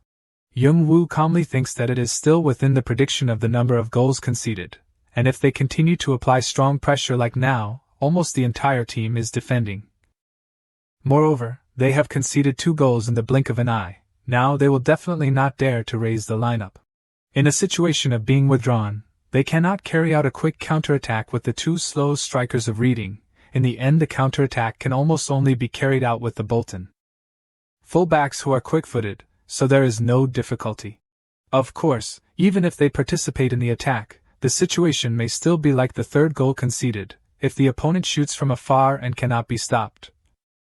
Then so be it. The success rate of Carroll's long shots is almost like random shots, compared to Daigel's Sabi performing much lower success rate. In the end, that is no different from only attacking with wingers when the striker is closely marked. We are the ones who are dominating, and pressing the opponent is definitely much more dangerous. Young-woo gives an excited smile, waiting to see how Celestial's team will react. On the Reading team's side, the coach is ordering the players to prolong the time or decisively clear the ball out. Listening to the requests, the Reading players are trying to prolong the time. Coach Celestial thinks that if the score is level at halftime, the spirit will be reduced, and currently avoiding conceding more goals is the most important thing. Then he gives a determined smile, and says that he must prolong the time by all means, and if the opponent tries to destroy the attack, he will solve it with set pieces. Exhibition shoots from outside the penalty area but is blocked by Dennis's foot, so there will be a corner kick. Reading has many players moving up. It seems that in this situation Reading is under pressure from Bolton, and they seem to be trying to solve it through set pieces. Young-woo also recognizes the tactics that Reading is implementing on the field, and he assesses that the players in Reading's starting lineup are all over 1m80 cm tall. So there is no reason not to take advantage of their height advantage. But if Reading carries out such an attacking set piece, and fails, they will certainly see how big the risk level is in the match with UTD. Young-woo thinks that is really not their only card. McIntyre takes the corner kick. Reading are all moving together. This makes the two Bolton coaches very surprised. McIntyre pretends to cross the ball and passes short. The entire Reading team is surrounding the corner flag to stall for time. The fans of Reading, even the Royals, are turning their backs on the stadium. Reading pretends to stall for time and arrange a set piece, but in reality that is a stalling tactic. Although it seems a bit poor, there is no other way. Young-woo laughs loudly, laughing until tears come out. He holds his stomach and laughs because Carroll is warned for wasting time, and time is up. The first half ends. Young-woo sees that Ruben Celestial has not abstained from any tricks. He is truly abnormal. Currently in the Reading Royals locker room, the coach is telling the players to stay awake to control the pace because Bolton has deployed a run-and-shoot tactic in the final minutes. Reading Royals strength analyst Ryan Envy cannot believe the tactics that Reading deployed this time. The mad tactics were optimized and applied to fit the situation of the opposing team but were easily broken. Moreover, the tactic only scored 2 goals in a blink of an eye, and when looking at the tactical board, he clearly saw this tactic before. He searches online and sees that the mad tactic has reference from movement in rugby, the tactic of attacking entirely with long passes. He also thought that this tactic was so difficult that he did not dare to apply it. It is unbelievable that Mad has applied the tactic perfectly. This makes him suspect that Little Ma is a fan of Mad. The first round of the match between the two teams Reading and Bolton in the 23-24 EFL1 season with the second half of the match will begin right now. The Reading team has replaced the entire striker duo. It seems Reading wants to increase the speed of their attack to overcome the difficulties from Bolton's fast counterattacks in the first half. They have given up their height advantage and decided to attack.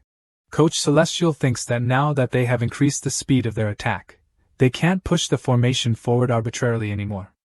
Losing the height advantage is regrettable, but adjusting the rhythm of the match will soon restore the balance. The Bolton team has withdrawn Captain Dignity and brought in player Sensuous Locke. At the same time, Precise and Break-In have retreated to form a 3-man midfield. Young-woo is confident that he can still block those weak players even without Dignity in the midfield. Kian's most confident position is number 8, a midfielder with an equal ratio of attack and defense. The ball is kicked into Break-In's area. Hutchins intercepts. Hutchins is playing close to the center-back position. Coach Celestial is still thinking tensely that if the opponent strengthens the attack, he will strengthen the central defense, and then let McIntyre protect the empty positions. Massentype has moved forward and started attacking, but he was blocked by Garrus, a very beautiful tackle. Young-woo, while observing, commented that Garrus's speed and defensive ability are not so bad that he can't block such a large wingback. Besides, it's not the time to deploy the ball from the wingback position right now. Precise saw Ruff infiltrating on the right side. Ruff jumped high and received the ball. Celestial thinks that although Ruff is faster than Kane, he certainly can't compare to Pak. Holmes can block him. Young-woo, with a contemptuous face, doesn't understand why Reading is arranging so many players in the center if they are using a center back for wing defense. Kane is currently between two defenders. Kane successfully avoided the two defenders and scored into the net. It's a comeback. Kane celebrated by kneeling down and making an impressive heart-shooting gesture. Unexpectedly, Kane still scored despite being marked by two defenders.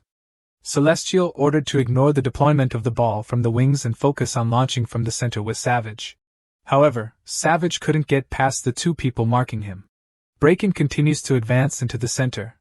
There are 3 center backs guarding this area. Celestial is hoping to be able to block the ball. But with a simple movement, Braken eliminated the defense in an instant. He passed the ball and Sensuous Ruff shot straight into the goal. The score was further increased for the Bolton team. Celestial immediately requested to strengthen the center. Reading withdrew Naives and brought in Abito. Bolton withdrew Delicate and brought Biggs into the field. Quick was transferred to the right stopper position. Quick drives up directly. Quick cuts to the side and passes the ball into the middle. He is a person with excellent personal skills, not a stopper but a wing-back. A triangular pass from Kian and Quick, both with excellent skills, are stirring up Reading's defense. Kian looked at his opponent, his eyes shining with determination. Celestial immediately ordered not to give Kane a chance to shoot. Everyone returned to the penalty area quickly. Kian passed the ball to the back. Precise arrived in front of the penalty area without anyone noticing. Precise shoots and scores again. The match ended with a final score of 6-3. He is extremely excited because Bolton has won a resounding victory. He is surprised why Young-woo is not happy even though they won. It turns out that he is thinking about how Celestial copied his tactics in the lower league. He thought he was okay too. But that's not the case. It feels like wearing a suit that doesn't fit, so trying to cut it to be able to wear it.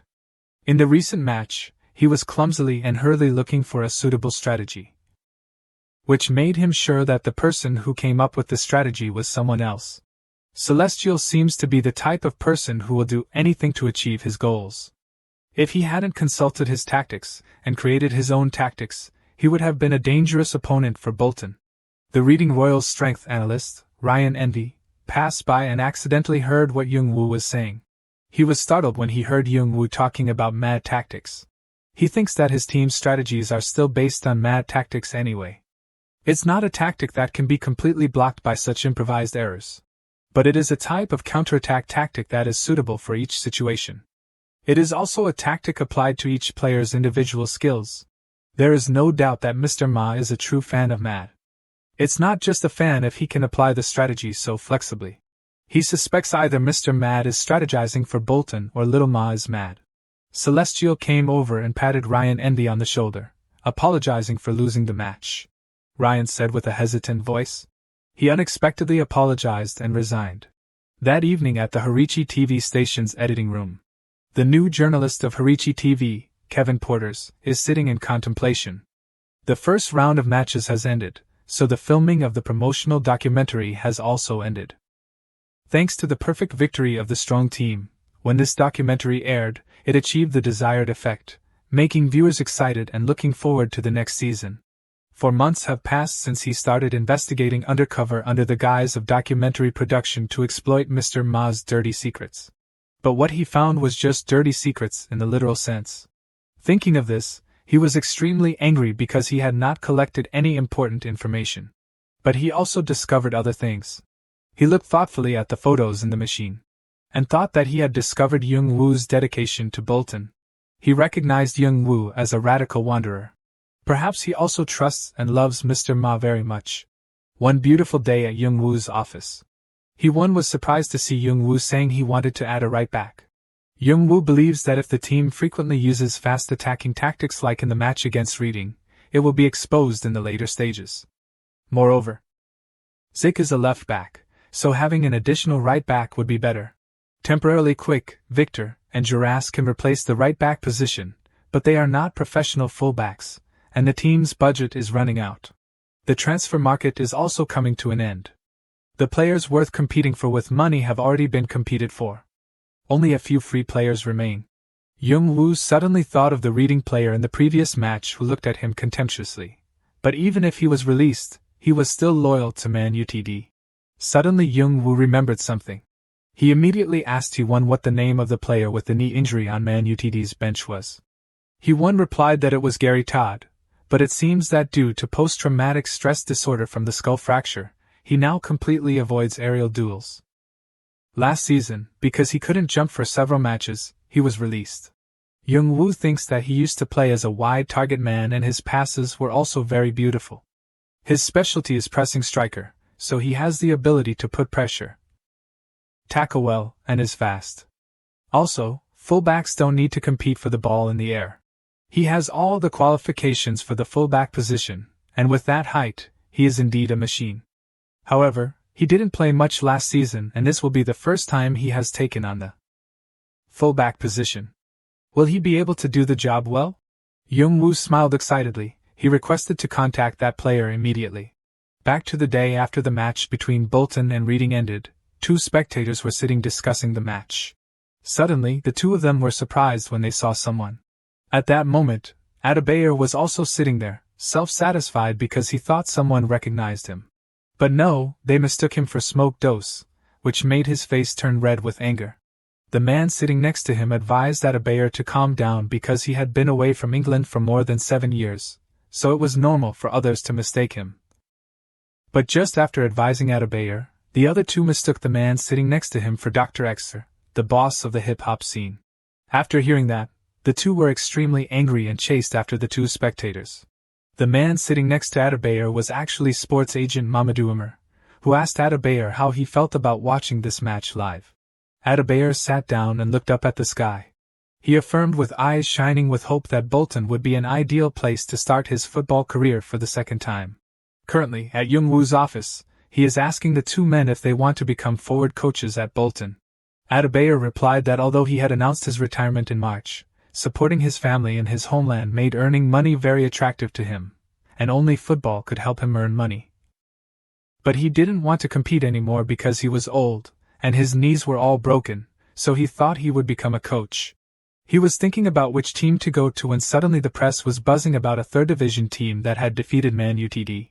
After watching the first round match live, he decided to choose Bolton. Jung-woo hesitated after hearing what Adebayor said. And in the end, he refused Adebayor. Adebayor's harsh criticisms of his team's players were like knives stabbing Jung-woo. Jung-woo immediately asked if Adebayor could improve the shooting ability of his team's forwards, and Adebayor affirmed that he definitely could. Jung-woo understood that this would also benefit his team, but Adebayor would definitely demand a high salary, so spending money to do this would be a waste. Suddenly, Jung-woo realized that he was in a position of advantage, just by changing the scope of work a little. Jung-woo offered Adebayor the possibility of signing a contract as a coach and player. Adebayor complained that his knees hurt so he couldn't be a player, but Jung-woo only asked him to substitute at the end of the match, just to be a role model. Jung-woo tried to persuade him by suggesting that he train Park, if he stood next to Park and showed the finishing skills of a world-class player in the role of a striker partner. Then the effectiveness of the coach would increase. And if he needed money, Jung-woo had a way, he said while putting his hand in his pocket. That was to make YouTube videos. He showed off the filming equipment in his pocket to serve the purpose of making YouTube videos. And after that, Jung-woo and Adebayor signed a cooperation contract with each other. One beautiful day at the stadium, Adebayor was yelling angrily. He was cursing at Park about training. Looking at the way Adebayor was teaching, Jung-woo criticized whether he was really teaching seriously. Jung-woo asked Hee-won about Gary Todd and learned that after being fired, he had given up football, so Hee-won had to contact Todd's high school. Jung-woo thought that if they had both Gary Todd and Adebayor, Bolton could freely rotate the squad until the winter transfer window.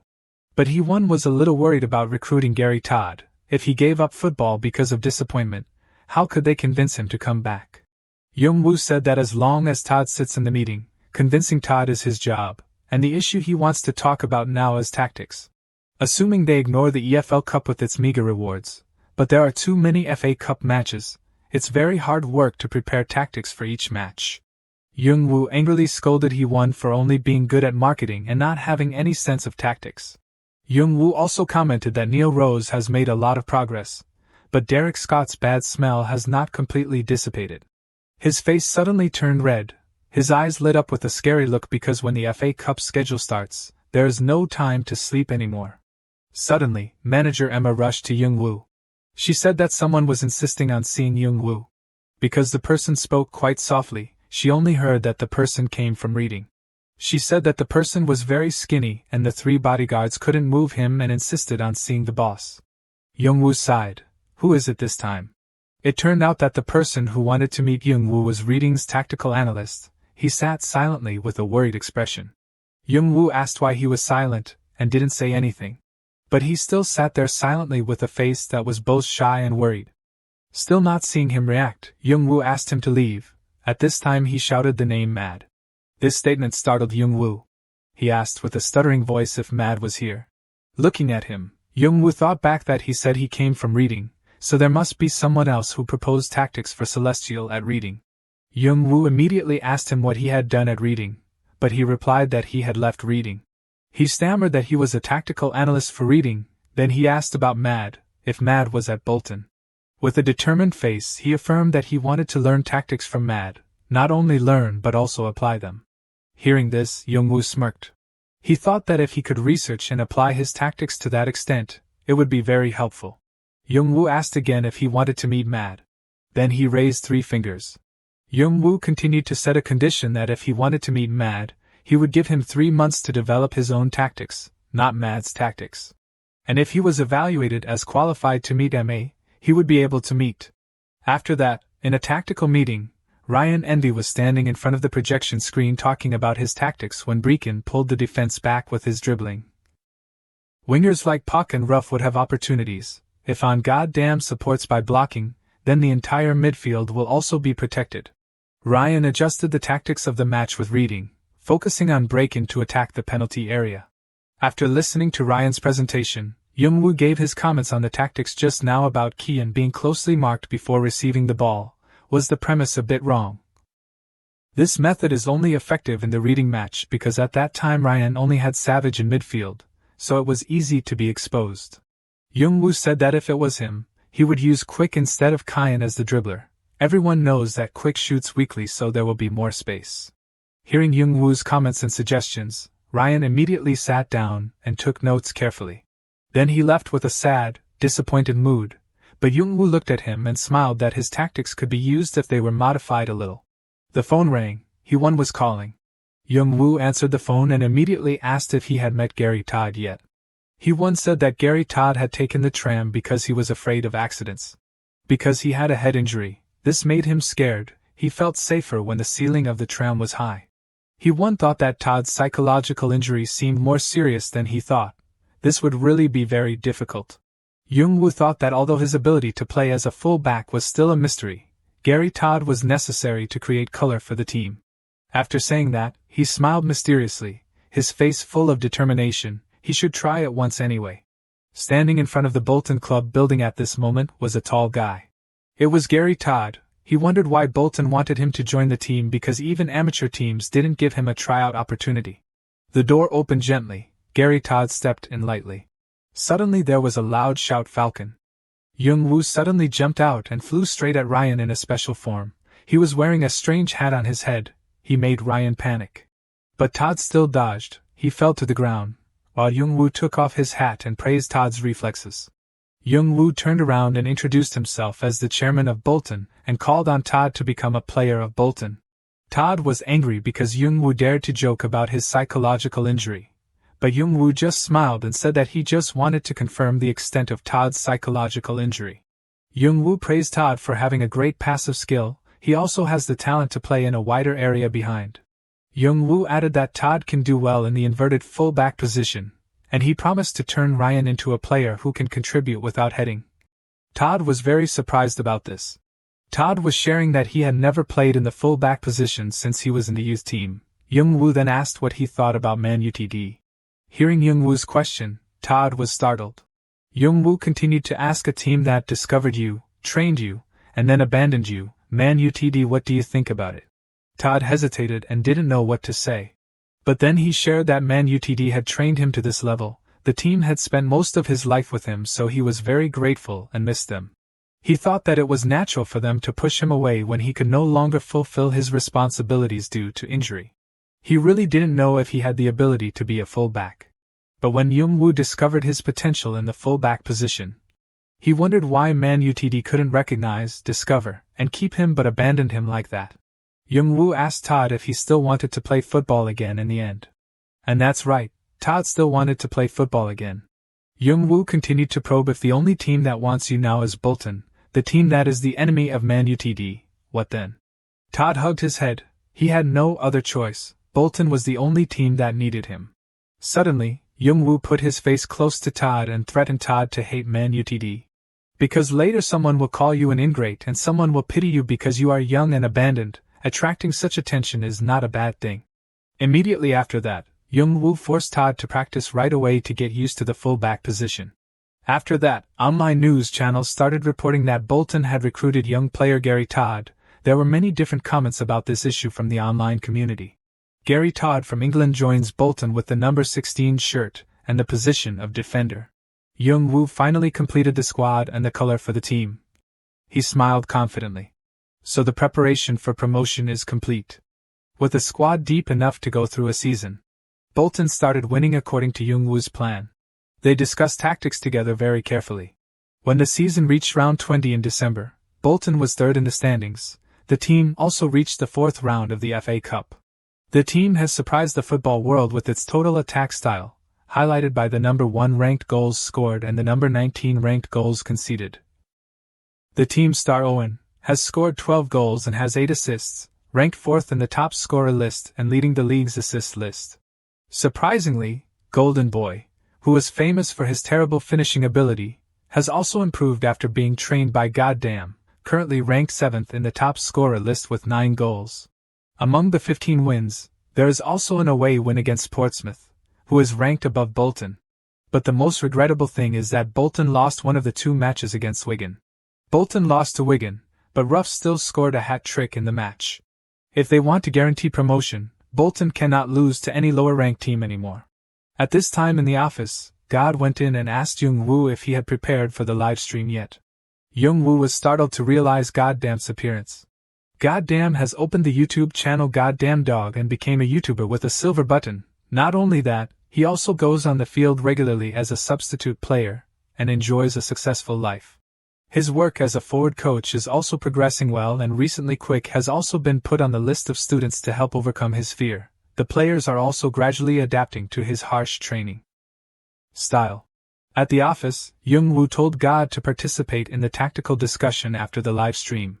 Jung-woo put his arm around God and tried to convince him to attend the tactical meeting. God immediately agreed because he heard Jung-woo mention the opponent in the next match. The opponent in the 4th round is not a strong team like Man Utd. A really strong team is competing with Man Utd and Blue Moon for the championship. That is the team affected by the Gay Bayer mess, London Armoury. At the Denirat Stadium of London Armoury, the coach's office. The coach of London Armoury, Mikel Arteta, is sitting in the room.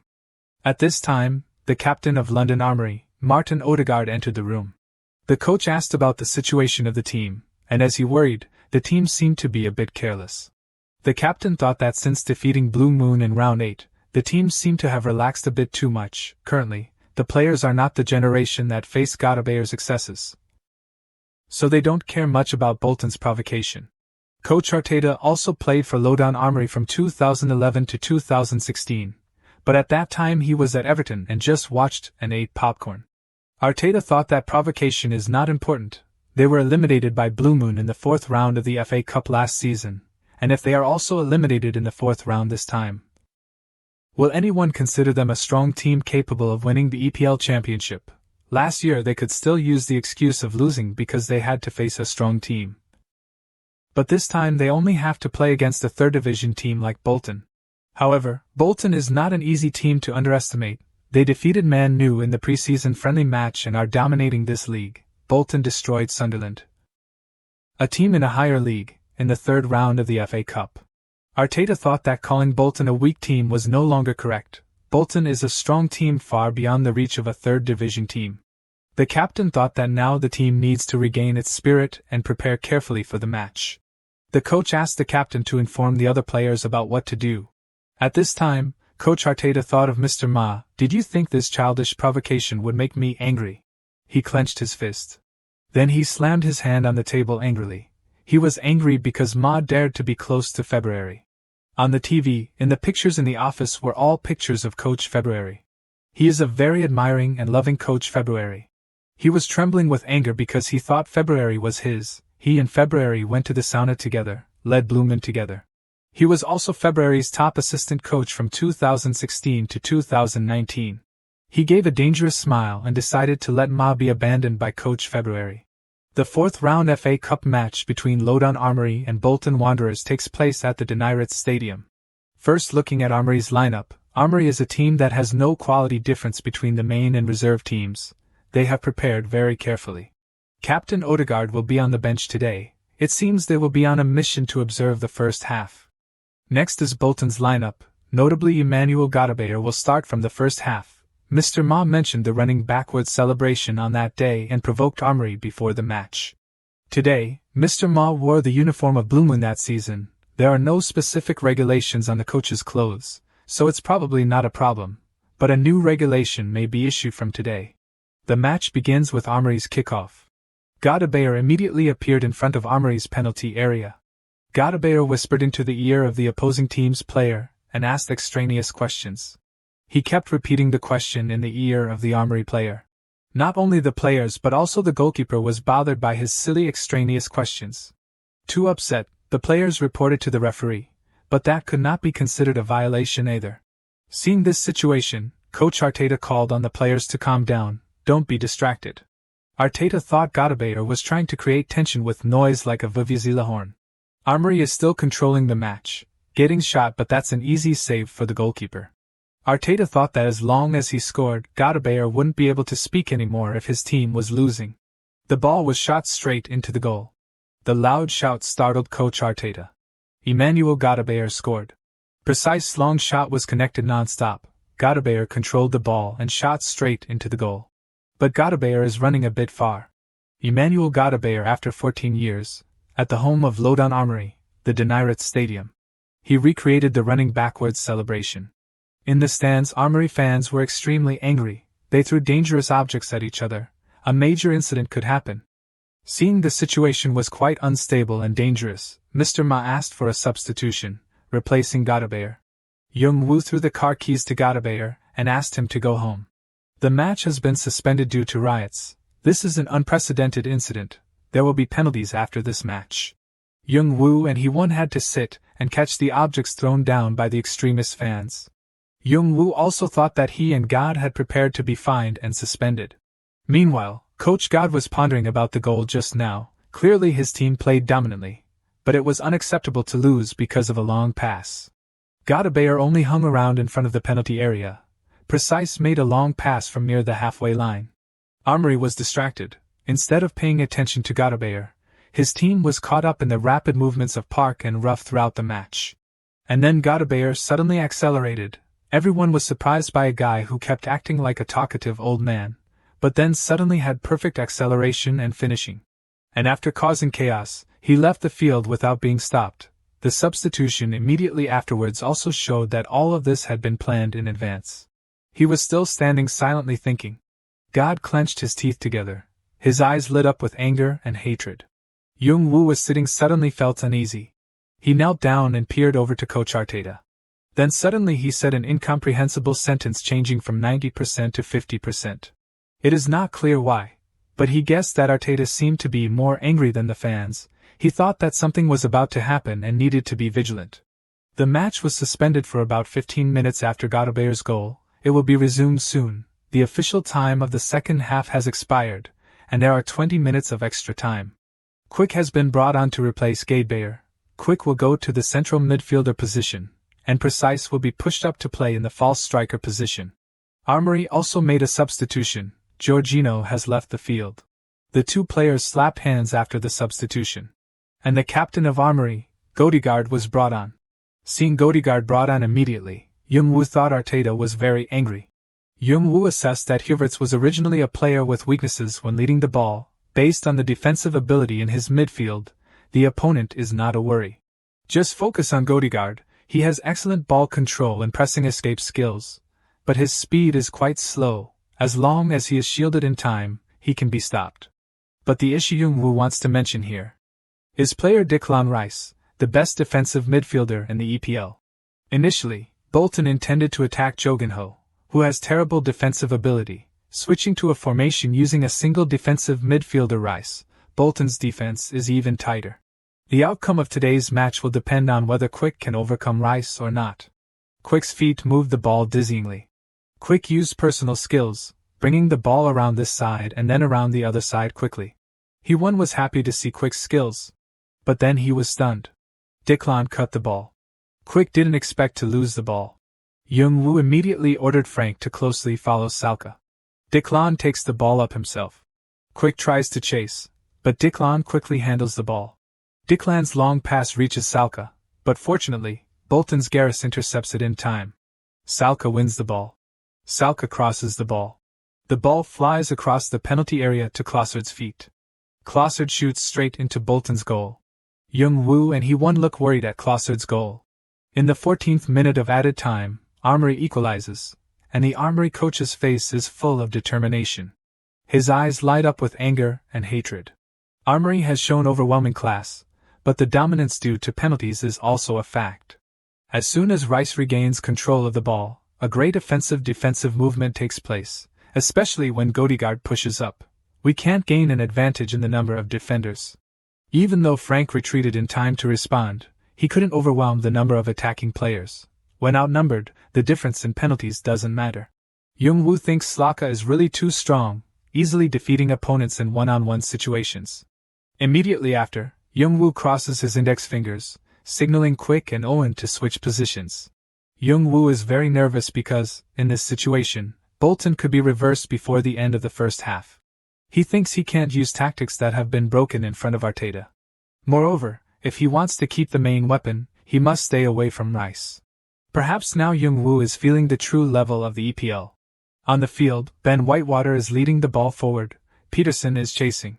White is also pushed up at this time, and Armory only has Rice and two centre-backs defending. The gap in the middle of the field is too obvious. Frank and David were both midfielders who made the FA Cup Team of the Week last week. Bolton's opponents are midfielders at the level of the EPL and Champions League, so the players need to push their limits. Jung-woo thinks that if they win this match, it will be a great motivation. He says that this time he has a lot to instruct, so he doesn't have time to be sad. Jung-woo turns around and sees Coach Arteta standing in a corner at the foot of the stands, his face full of murderous intent. His eyes still burn with hatred. This makes Jung-woo very surprised because he doesn't understand why he is so angry. At halftime, in the locker room, Jung-woo and the Bolton players quickly gather. Jung-woo hurriedly discusses strategy. He says that as soon as the second half starts, Owen will be replaced by Gary. Suddenly, David stands up and objects, saying that withdrawing Owen when we lack attacking options is unreasonable, especially when we need to find goals from free kicks. Immediately, Jung-woo asks how many fouls Park had in the first half. Park replies that he had none. Jung-woo shouts at the best player on the team that he hasn't gotten a single foul, so where will the free kick come from? The Armory players manage fouls very tightly. Rice has swept the entire midfield and attack of Bolton, making tactics impossible to implement. Jung-woo has considered using Owen as a deep-lying playmaker with the ability to operate in the first and second lines, but that is not feasible. So that task will be given to the second free kick taker in the team, Zeke, and Gary will take the right back position. Jung-woo tells the players that if they are dribbling, try to stay away from player number 41 of the opposing team, a very dangerous guy. Then Jung-woo puts his hand on Quick's head, saying that he is not allowed to avoid him. The main tactic today will not change. Quick will play striker instead of Owen and implement the original plan, which makes Quick worried about avoiding Rice. Jung-woo orders Quick not to avoid but to break through and overcome Rice with personal technique. Seeing Quick still hesitant and worried, Jung-woo asks Frank, who has faced Salka directly, what Salka's dribbling technique is like. Frank replies that Salka uses his hands very skillfully and has a solid center of gravity. But Jung-woo wants to ask about Salka's dribbling technique, not those feelings. Frank immediately replies that Quick is definitely much better. Salka mainly relies on timing and shielding, but the technique is not too complicated. Jung-woo kneels down and says to Quick that only a few defenders in the world can completely overwhelm Quick in a one-on-one situation. Jung-woo raises his pen. Then he points the pen straight at Quick's face, affirming that if he gets past Rice this time, Bolton will win today. Quick is playing again. He is dribbling on the field. Dig is still guarding the goal. This is the fourth clash between Dig and Quick. So far, Dig has won absolutely. As he runs, Quick thinks he can't do a flip-flap on the left, nor can he do a Marcella turn on the right, and there's no chance to do a feint. If so, Quick will use more dribbling moves. Rice suddenly appears in front of Quick. Quick is stunned because Rice can keep up with his movements. Facing Rice right in front of him, Quick gives up confronting Rice and passes the ball to the right. Wonders why Quick didn't try to shoot at the goal from a good distance but retreated, but Jung-woo thinks Arteta is worried that Rice can block the ball, so he has to reduce his defensive range. Jung-woo still believes that if Quick tries a few more times, he can break through. Hee-woon is surprised that Ma Jung-woo chose the safe path with clear analysis, but now he believes in the players and expects victory from luck. The Bolton coach's belief now is Quick. Another goal, the ball is shot straight into the net. It's Buka Salka. He scored the come-from-behind goal with his signature left-footed curler. Jung-woo regrets that Peterson and Garris switched positions too late. But for some reason, even after scoring, the Armory coach is still very tense and serious. He clenches his teeth again. He is thinking about what Jung-woo did during the halftime break. As soon as the second half started, he replaced player number 10. He sees Quick's movement as very outstanding. He thought Quick was just a good dribbler in lower leagues. But when he clashed with Dig, his feet got faster and faster. His current form is no less than that of the outstanding players in the EPL in the past. Quick is still holding the ball. Quick dribbles past Odegaard. Arteta thinks they need to defend, they need to tighten the defense in the middle. Jung-woo observes Arteta and discovers something. He thinks this is the opportunity. Quick is taking the ball closer to the opponent's goal.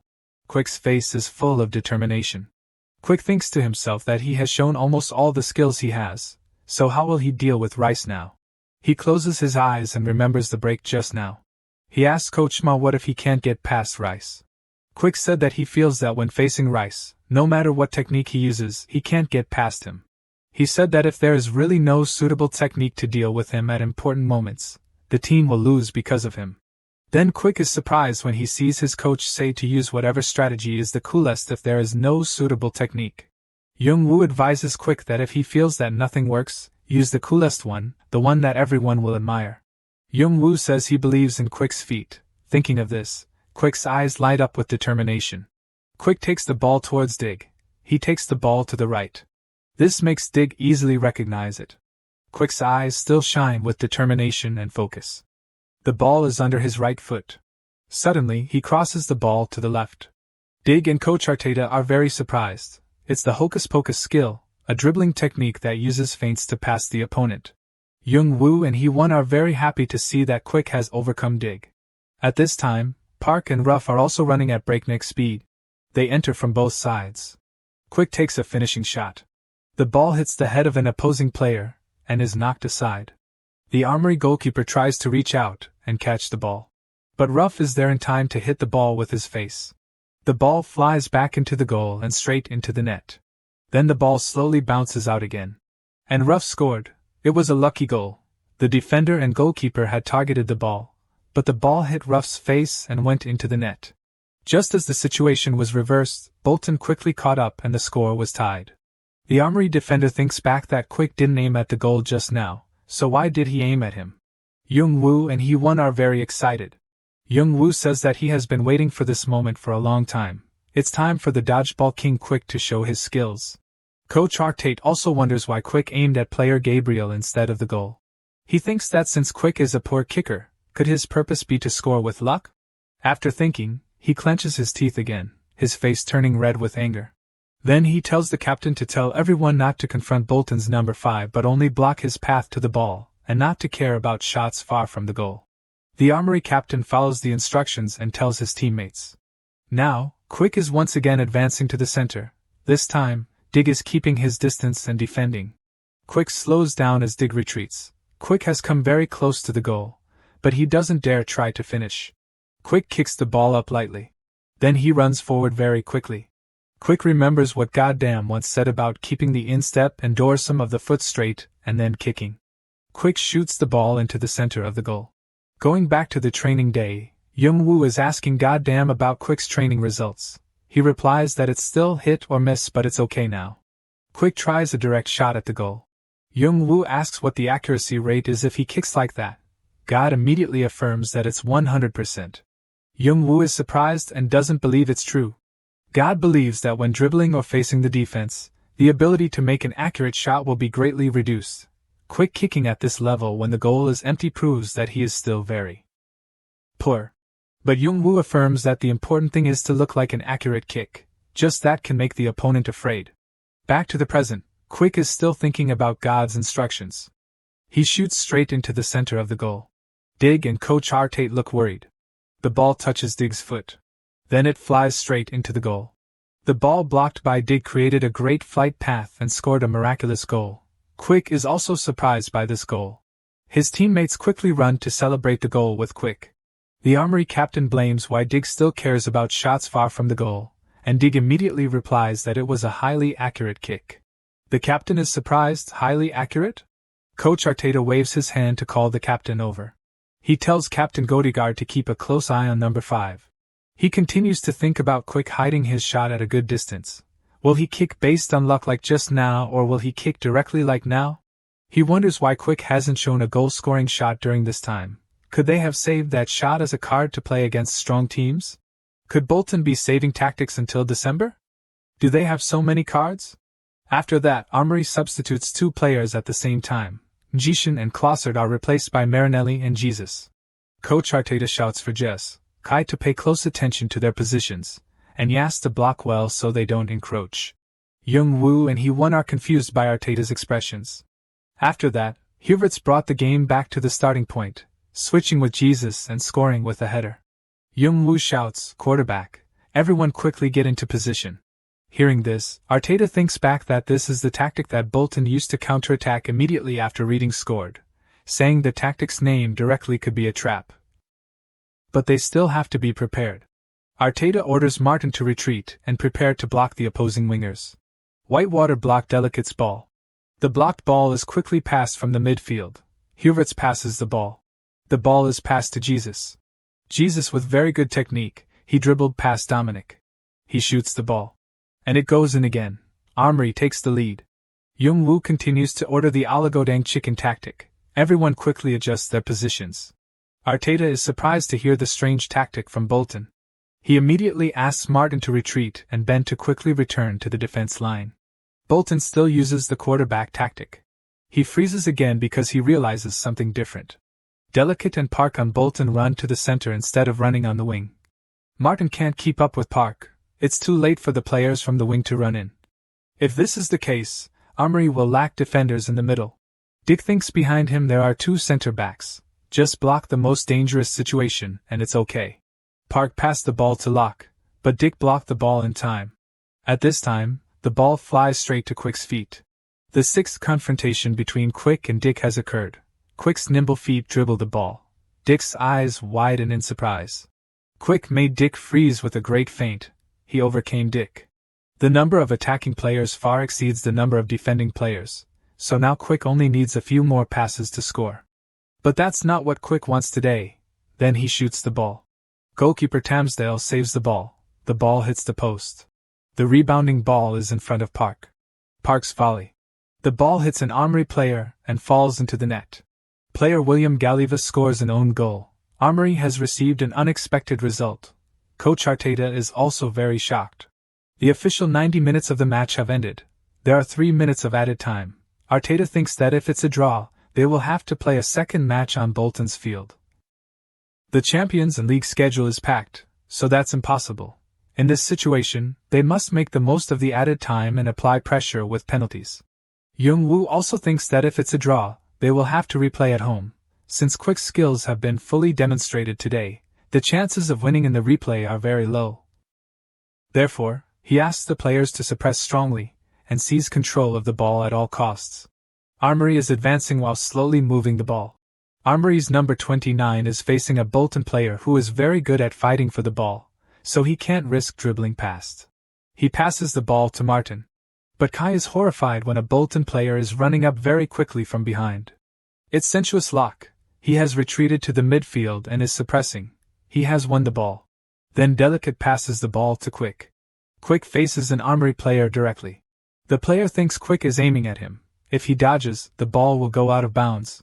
He immediately jumps aside, but this time Quick passes the ball low. The Armory player is angry because he dodged. Park is running up. He thinks his shooting accuracy today is very bad. He is not Kane. It's impossible to score successfully when being defended like this. Then he dives down to get a penalty. He falls to the ground in pain. At that moment, the ball hits his head and flies straight into the net. He looks up and sees that the ball is in the net. Bolton is very happy with this goal, while Arteta is shouting angrily. The match has ended. The final score is 4-5. In the fourth round of the FA Cup, Bolton has won on Armory's home field. Young-woo and Hee-won collapse wearily. They have finally won. Hee-won tells Young-woo to go shake hands and leave quickly. Seeing the terrifying appearance of the Armory coach, Young-woo doesn't dare to shake hands. But in the end, he still approaches and speaks with a hesitant, fearful voice. He approaches Arteta and praises Arteta for being very wonderful. Now he understands why manager February praised Arteta. Speaking of this, Arteta looks up. Young-woo is worried when he sees his dark face. Arteta shouts and asks what manager February said, making Young-woo afraid. Young-woo stammers, replying that manager February praised Arteta as a very excellent coach, so he had to prepare well. There were many things to learn. February also said that Arteta was both a disciple and a younger brother he loved very much. Hearing this, Arteta smiles slightly. He takes Young-woo's hand. He talks to Young-woo with a friendly, happy face. Then he pats Young-woo on the shoulder, smiling brightly. He goes inside with great happiness. He is happy to know that manager February still praises and remembers him. Young-woo also found his expression puzzling. After the Armory match, the media rushed to publish articles related to the Armory match, a fervor unmatched by the victory against Man U. Unlike Man U, they had won against the strongest team in the EPL. As interest in the team grew, they achieved recognition in unexpected areas, such as being the unluckiest team, or the most sought-after coach. At this moment, Young-woo was sitting and watching special polls about his team. Suddenly, there was a knock on the door. Ryan wanted to discuss the Northampton tactics with Young-woo. Ryan stammered as if he had something to say. He mentioned that Young-woo had once told him to try analyzing tactics at Bolton for 3 months, and then he would let him meet Mad. Now Young-woo remembered. Then, he handed Ryan his phone. On the screen was an anonymous account named Mad. Young-woo then left. Now, only Ryan stood silently in the room. Thoughts raced through his head. He was deeply moved to meet Mad, but the coach looked at his tactical abilities. He was happy that he had been recognized by Mad, but he still hesitated about something regarding the coach. Time passed, and before he knew it, the 38th round of the league had ended in March. Bolton gained momentum by seizing Amory, advancing without hesitation, and was now ranked second in the league. In the FA Cup, they also defeated Leicester Violepies of the EFL Challenger in the 5th round, advancing to the quarterfinals. Because this was the most achievements they had ever made, even though they had quietly passed the winter transfer market with 0 inputs, they were not heavily criticized. The reason they could pass through the winter transfer market quietly was because all the players completed the schedule without injury. At this moment, Owen was lifting weights. He lowered the weights. He wiped his sweat, and was happy that his goosefoot tendons were more flexible.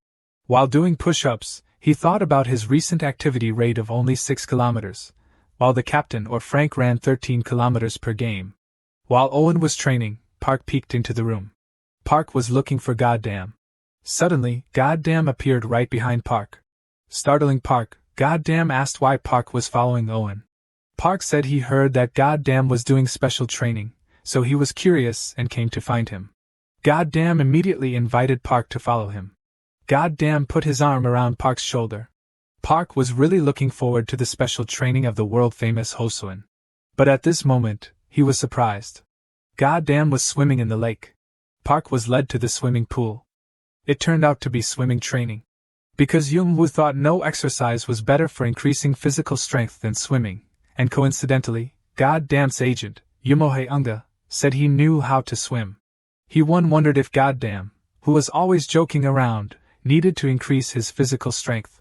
But Goddamn wanted to play full-time. He had become ambitious after playing and receiving positive feedback. Jung-woo said that the decision to retire was only because no team could handle his declining stamina, and perhaps deep down he still wanted to continue playing.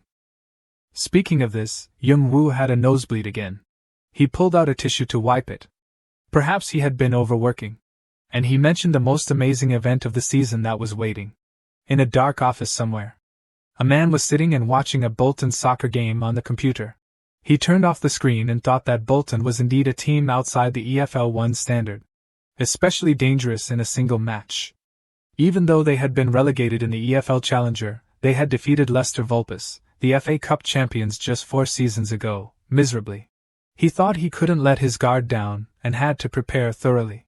This man was the replacement coach of Manchester New Hellion, Marco Pantorak, after Elric Nahag was fired. At the Young Devil's Nest conference room at Manchester New Hellion's home stadium. Replacement coach Marco said that former coach Nahag, after the defeat against Bolton, was fired after a series of hard-fought victories with unstable performance. We have overcome that crisis and become stronger. He affirmed that our team is gradually getting back on track, so we need to win this quarter-final match to prove that our team is still talented. His expression was stern. He didn't want to fail a second time against Mr. Maz Bolton. He instructed everyone to pay close attention to injuries and special issues of the players during the match and report the participation status of each player. He instructed the equipment manager to be especially careful because there were rumors that someone had scribbled on the whiteboard at Armory's home stadium. The meeting ended, and everyone left, but he was still thinking that since he had opened up Quick's mid-range shot last time, there probably wouldn't be any secret weapon to use anymore. He had to try to bring the game to a penalty shootout as much as possible. He was determined not to be influenced by Bolton's tactics this time. He would show everyone the true power of Man Nu. At this time, at the Bolton meeting room, Jung-woo said that recently, Man Nu had achieved good results even considering the change of coach, and they were not careless against weaker teams. Jung-woo emphasized that this time we have to compete head-to-head. Everyone was very surprised. Everyone argued about this issue, giving Jung-woo a headache. Jung-woo believed that Quick's aggressive tactics, which caught Armory off guard, had also been studied by many teams. There was no way that someone aiming for revenge before the season like Pantorak would miss this. He must have thoroughly studied the tactics through videos of Bolton's games. Jung-woo naturally still had some tactics in reserve, but they weren't main weapons that could be used to counterattack like in the Armory match. He had a nosebleed again. He wiped it with a tissue that turned completely red. Ryan asked if the coach was aiming for a penalty shootout. Jung-woo mentioned that the weakest member of our best 11 is goalkeeper Skrish. Skrish miraculously contributed the most to 66 points this season and has a 0% penalty kick rate. He threw the handkerchief, bright red with blood, onto the table and said we have the leading stamina compared to the Man Nu players. No matter what, we have to drag it to extra time so they have to go outside and win. He-won was worried about Jung-woo's health, seeing him have nosebleeds all the time, but Jung-woo told him not to worry about him and to focus on Manu. After saying that, Jung-woo quietly went outside. Today was a beautiful sunny day at Manchester New Hellion's home stadium, Young Devil's Nest, where the FA Cup quarter-final match was being held. Because the two teams had a bad relationship from before the season, there was a very fierce battle before the game. The big screen was showing a replay of the two coaches, who were both very challenging towards each other. In the stands, the presence of Man Nu legend Cristiano Ronaldo could be seen. At the same time, New Horwich reporter Kevin Potters was carefully taking pictures of Ronaldo. This reporter was in charge of all of Bolton's FA Cup coverage, and he hoped Bolton would ride the momentum to write more articles. He opened his jacket to reveal a Bolton team player shirt inside. He came to cheer for Bolton. In the locker room, Coach Pantorak was instructing his players. He believed that changing coach Nihag could be considered the reason for the loss to Bolton last season, and it was also the biggest reason why our team had poor results at the beginning of the season. Today, the Devils have filled their home stadium to get revenge, and he also wants to get revenge. He raised his hand to show his determination. And the whole team raised their hands together, determined to do their best. Footsteps approached, and Young-woo sat down in his chair. His eyes darkened, and he still had a small piece of paper stuffed in his nose. Then he looked up, full of excitement. He asked if anyone remembered what he said before the game against Man-nu last season. Captain David raised his hand to answer. David reenacted Young-woo's exact expression and repeated the saying. How many people out there do you think are placing their expectations on us? Young-woo said that anyway, after they smeared dirt on themselves, Man-nu declined and even the coach was fired. Moreover, their team was riding the momentum by capturing Armory. A team stronger than Man-nu. He said that now, except for the Devils, everyone expects Bolton to win. And perhaps his team is having the best season ever. Even if they lose, they will only hear words of encouragement. And conversely, if Man-nu loses, the Devils will riot and Panterak may be fired. Moreover, football fans around the world will frantically mock Man-nu on SNS. Young-woo affirmed that Bolton is in a very good situation with nothing to lose and only support and expectations, so just play happily and go down. His hands clenched tightly, showing his determination. However, he changed his expression to a dangerous and cunning one. He said Man-nu, whom Bolton and Armory both defeated, and even Armory was defeated by Bolton. But Man-nu still thinks they are a formidable team, so Bolton must not be careless. The entire Bolton team resolved once again to smear dirt on Man-nu. Young-woo called on everyone to do their best. Right now, cheers and applause echoed throughout the stadium.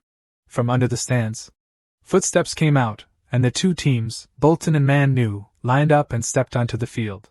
And following that, the coaches of each team will enter the field. Young-woo wondered why He-won brought so many people onto the field. He-won told Young-woo not to worry because even the team leader Emma was wearing a bulletproof vest, so it was very safe. And first, the lineup of Manchester New Hellion. You can see from the starting lineup a determination that is completely different from last season. It is noteworthy that Isaac Anderson from the reserve team has been called up to the replacement list. Next is the Bolton lineup, which is a fairly defensive lineup, with only 6 professional defenders and 2 defensive midfielders. The opponent's lineup was as expected by both opposing coaches. Bolton adopted a 2-line defensive strategy with real defenders. Man-nu really started full. They also brought those who lost substitutes. And the FA Cup quarter-final match between Manchester New Hellion and Bolton Wanderers will begin right now. Drops of water fell on the grass. The sound of running footsteps. Park was quickly surrounding. Cutting the ball again. Park has been stirring up the midfield area since the beginning of the match. Young-woo thought to himself that Cho-ma's main strength lies in his ability to cut off passes and apply pressure, and he is also very effective in those situations.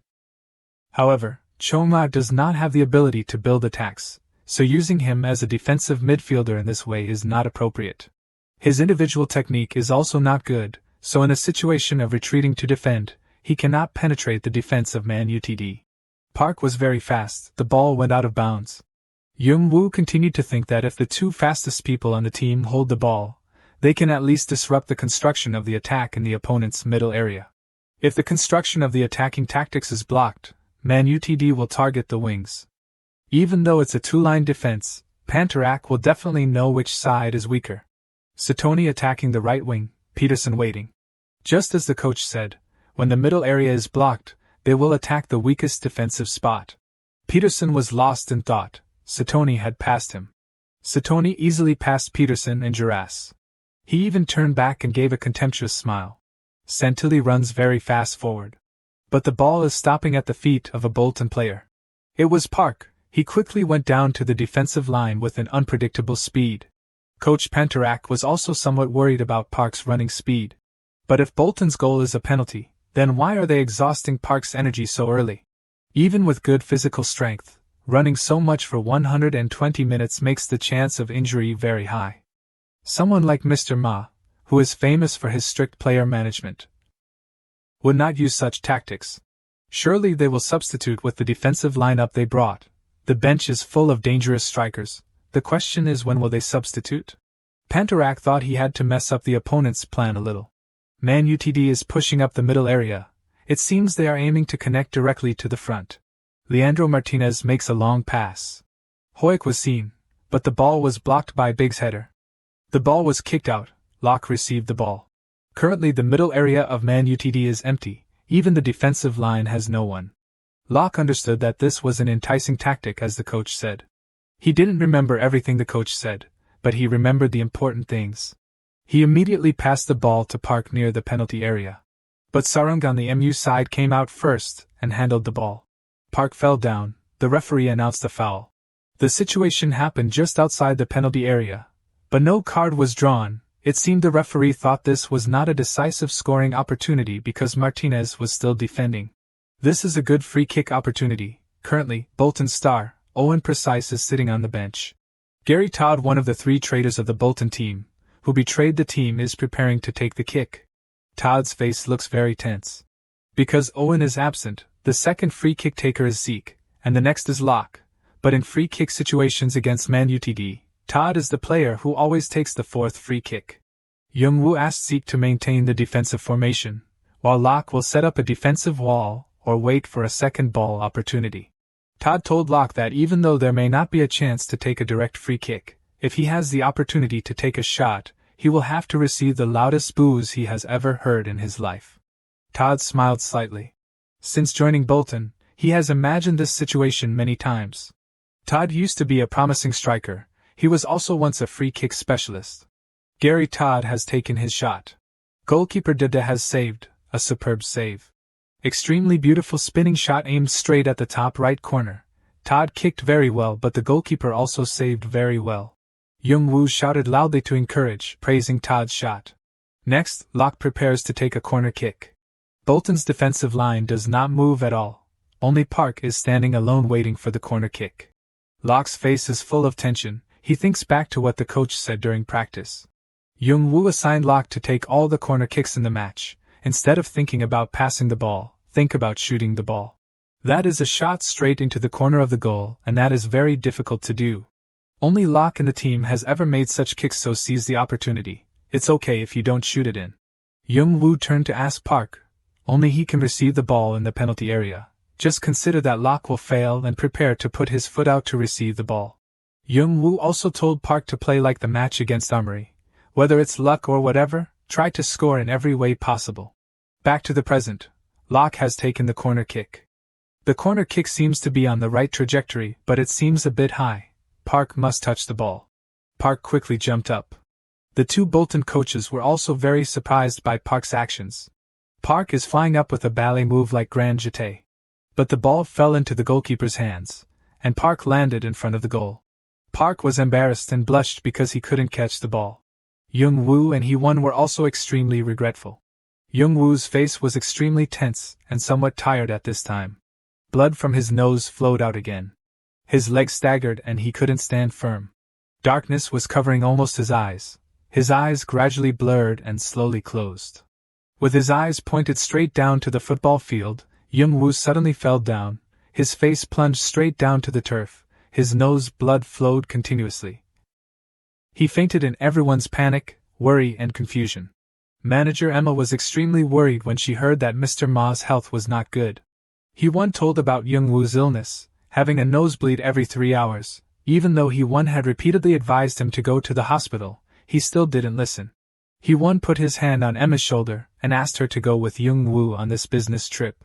Hee-won said this should not happen, but in case of emergency, if Young-woo leaves the field, then Emma should push him off the field if he can't come back. In that situation only Emma can stop Young-woo.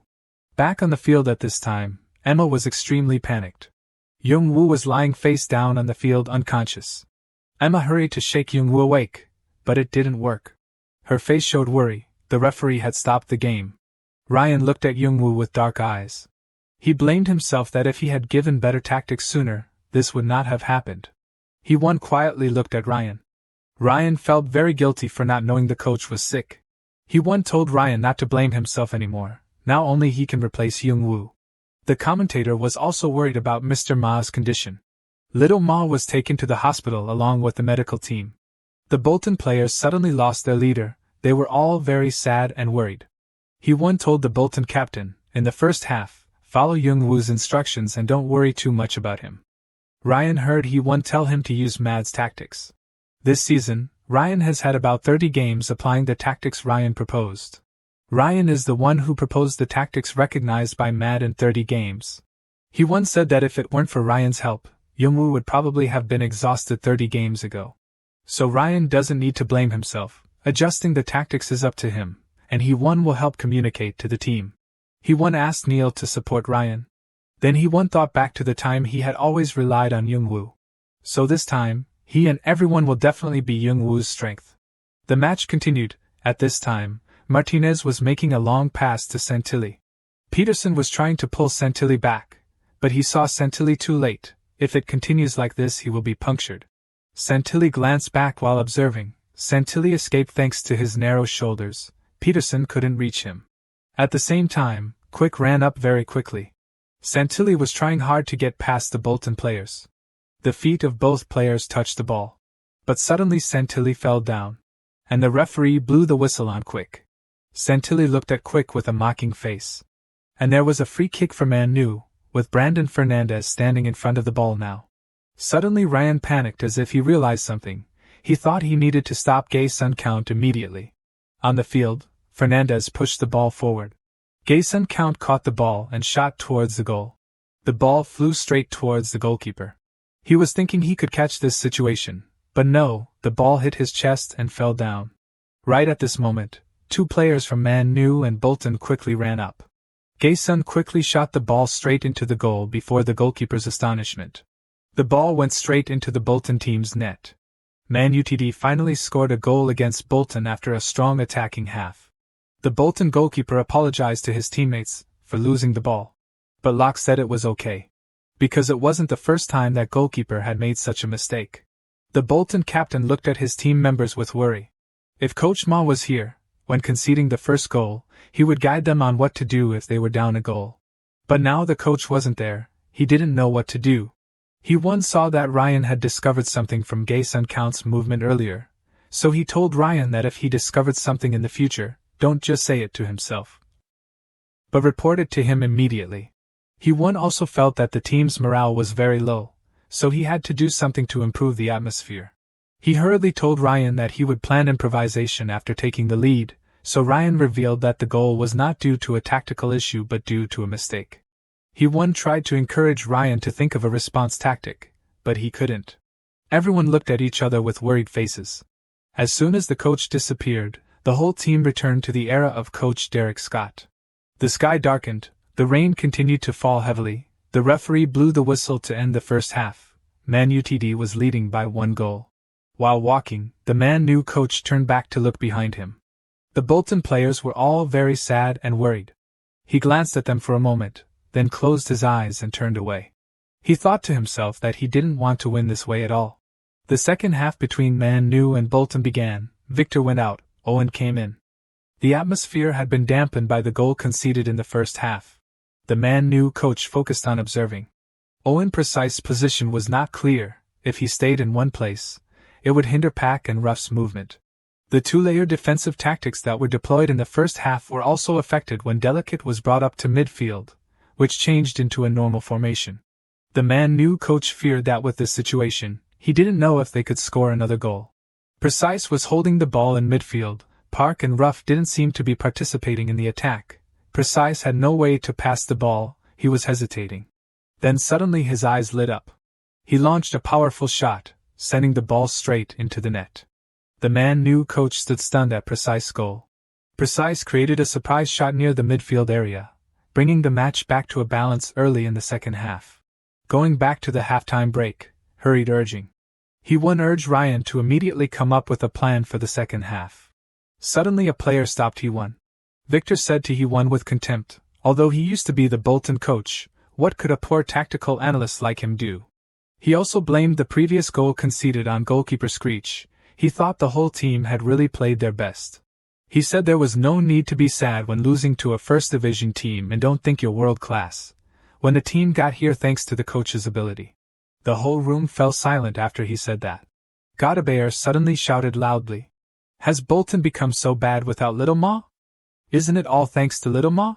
He thought he decided to join Bolton because of the players' excellent performance, but they thought it was all just the result of Little Ma. Annoyed by Godabear's words, Locke grabbed his collar angrily. The captain stopped Locke. He thought Godabayer's words were very true. The team seemed to have fallen into this situation like in the time of Coach Derek Scott as soon as the coach was gone. He told the players to think again. Were they just useless third-rate players? Then what were the miserable training sessions that the whole team had gone through in the past 4? He thought Victor's words also made sense, but the coach had said, this was a match with nothing to lose, it didn't matter if they lost, so everyone didn't need to be so discouraged. The people who joined the team after the coach came might not know, but Bolton was originally a losing team, but losing to a first division team by only 1 goal showed that the team's winning spirit had improved. He clenched his fist. Then said loudly, well everyone, it's time for those who have learned from that great coach to repay him. Kane also enthusiastically supported the captain's opinion. Captain Dignity thought that the team still had pillars like Owen, Kane, and Godabayer was also on the bench, so the team could completely turn the situation around. Locke also felt that Dignity's words were very true. He realized that both he and Park in the first half only ran around without creating any attacks, so he couldn't accept ending the match like this. Godabayer was also very happy that everyone's morale had returned. He shouted to cheer everyone's spirit to fight with all their might to bring victory to Little Ma.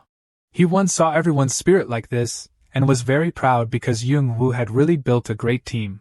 Thinking of this, he couldn't help but tear up. Immediately, he asked everyone to focus on preparing tactics for the second half. He turned to Ryan and said to present the tactics this time.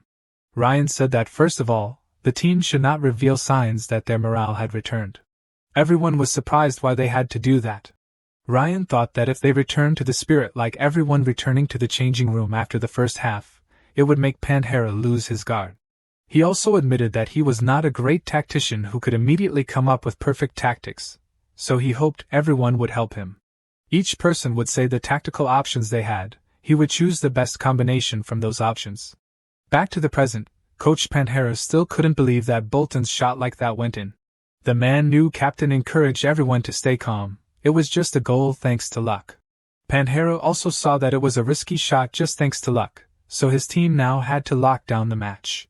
With the early equalizer, Bolton withdrew to defend again. Precise was holding the ball again. He shot again. Coach Panhera was surprised that Precise chose to kick like the previous goal again. The goalkeeper blocked this shot. This time Park and Ruff participated in the corner kick. Park once again flew up very beautifully but was dealt with by Oda. Panhera thought his team now needed to stop dangerous shots. He called out Acrobat. Acrobat was putting pressure on Precise, although from a distance. But because there was a dangerous shot and a goal, the opponent couldn't ignore approaching him. Acrobat thought Precise really worked very little, although it wasn't difficult to hold him, but he himself would also be held back. So it was necessary to adjust the position so that he could both keep an eye on the opponent and participate in coordination with his teammates.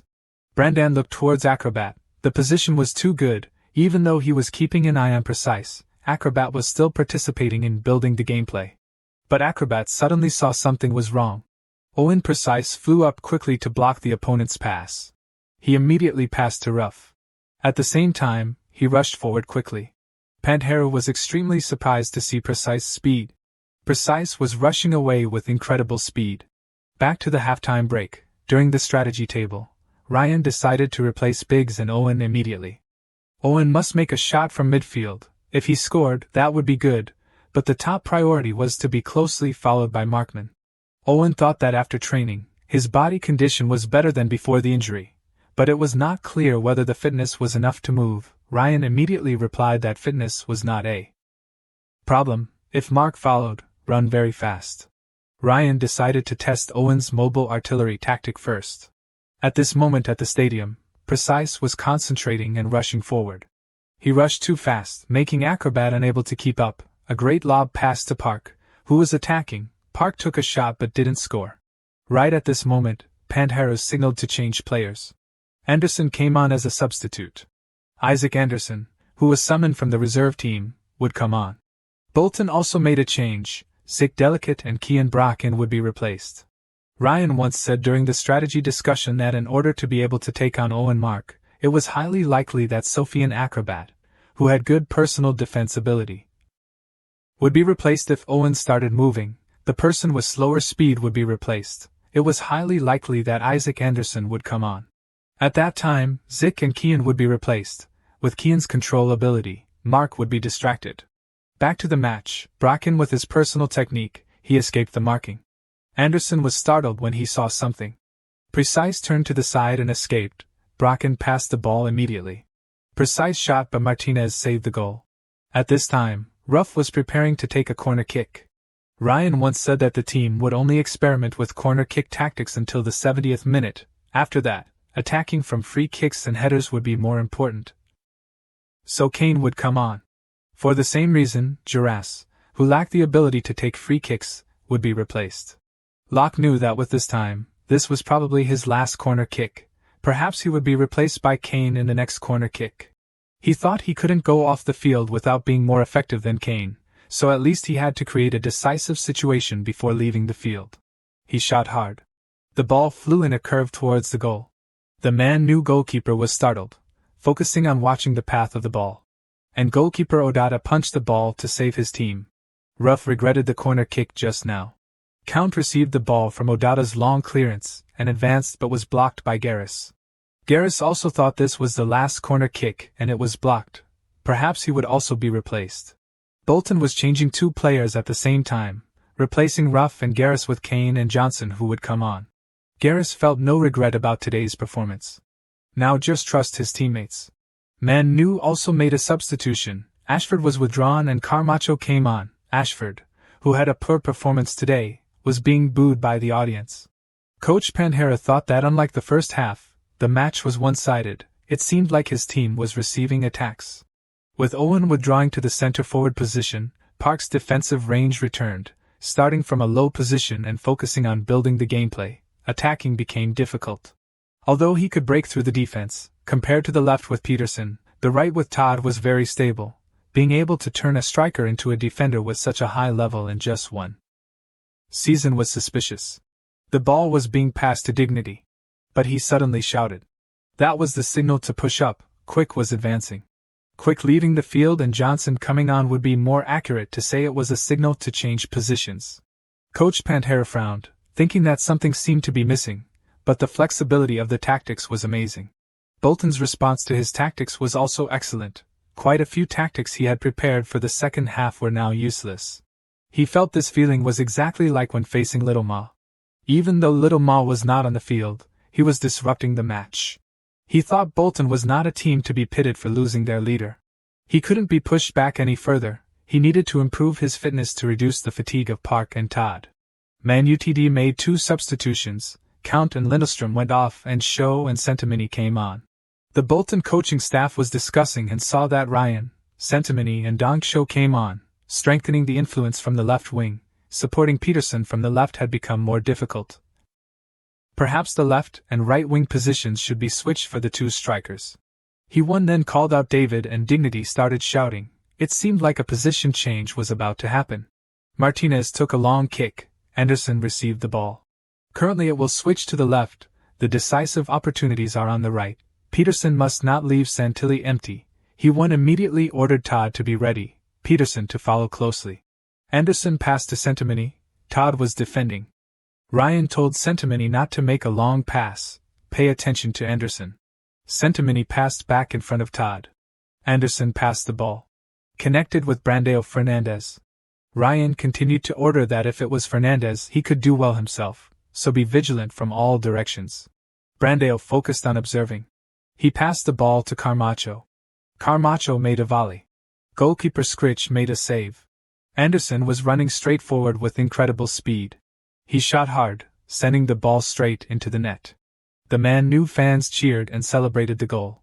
There was a hand reaching down to pick up the ball from the net. Dignity asked what everyone was doing. He told everyone to get up. The match was not over yet. Ryan told he won that because they conceded a goal. They had to bring Godin on earlier than planned. According to the plan, Owen had to come off. At this time he also saw that Park Chung-la was also tired. Park's face was dark at this time. He looked down, looking quite tired. He took a sip of water. Then he glanced at Ryan's sad and worried expression. He wiped his mouth with his hand. Then he patted his chest and said confidently that no matter how tired he was still the fastest person on the field, so let him run more. After that, Precise was replaced. Because he was a player with little activity, He seemed to be overloaded today. He once apologized to Precise for conceding a goal, so he had to replace him earlier than planned. Precise said he was okay because he was very tired anyway. He saw that it was only 40 minutes and he already felt tired. From now on he probably had to train more with Godian. He secretly apologized to Park, and hoped Park would try a little harder.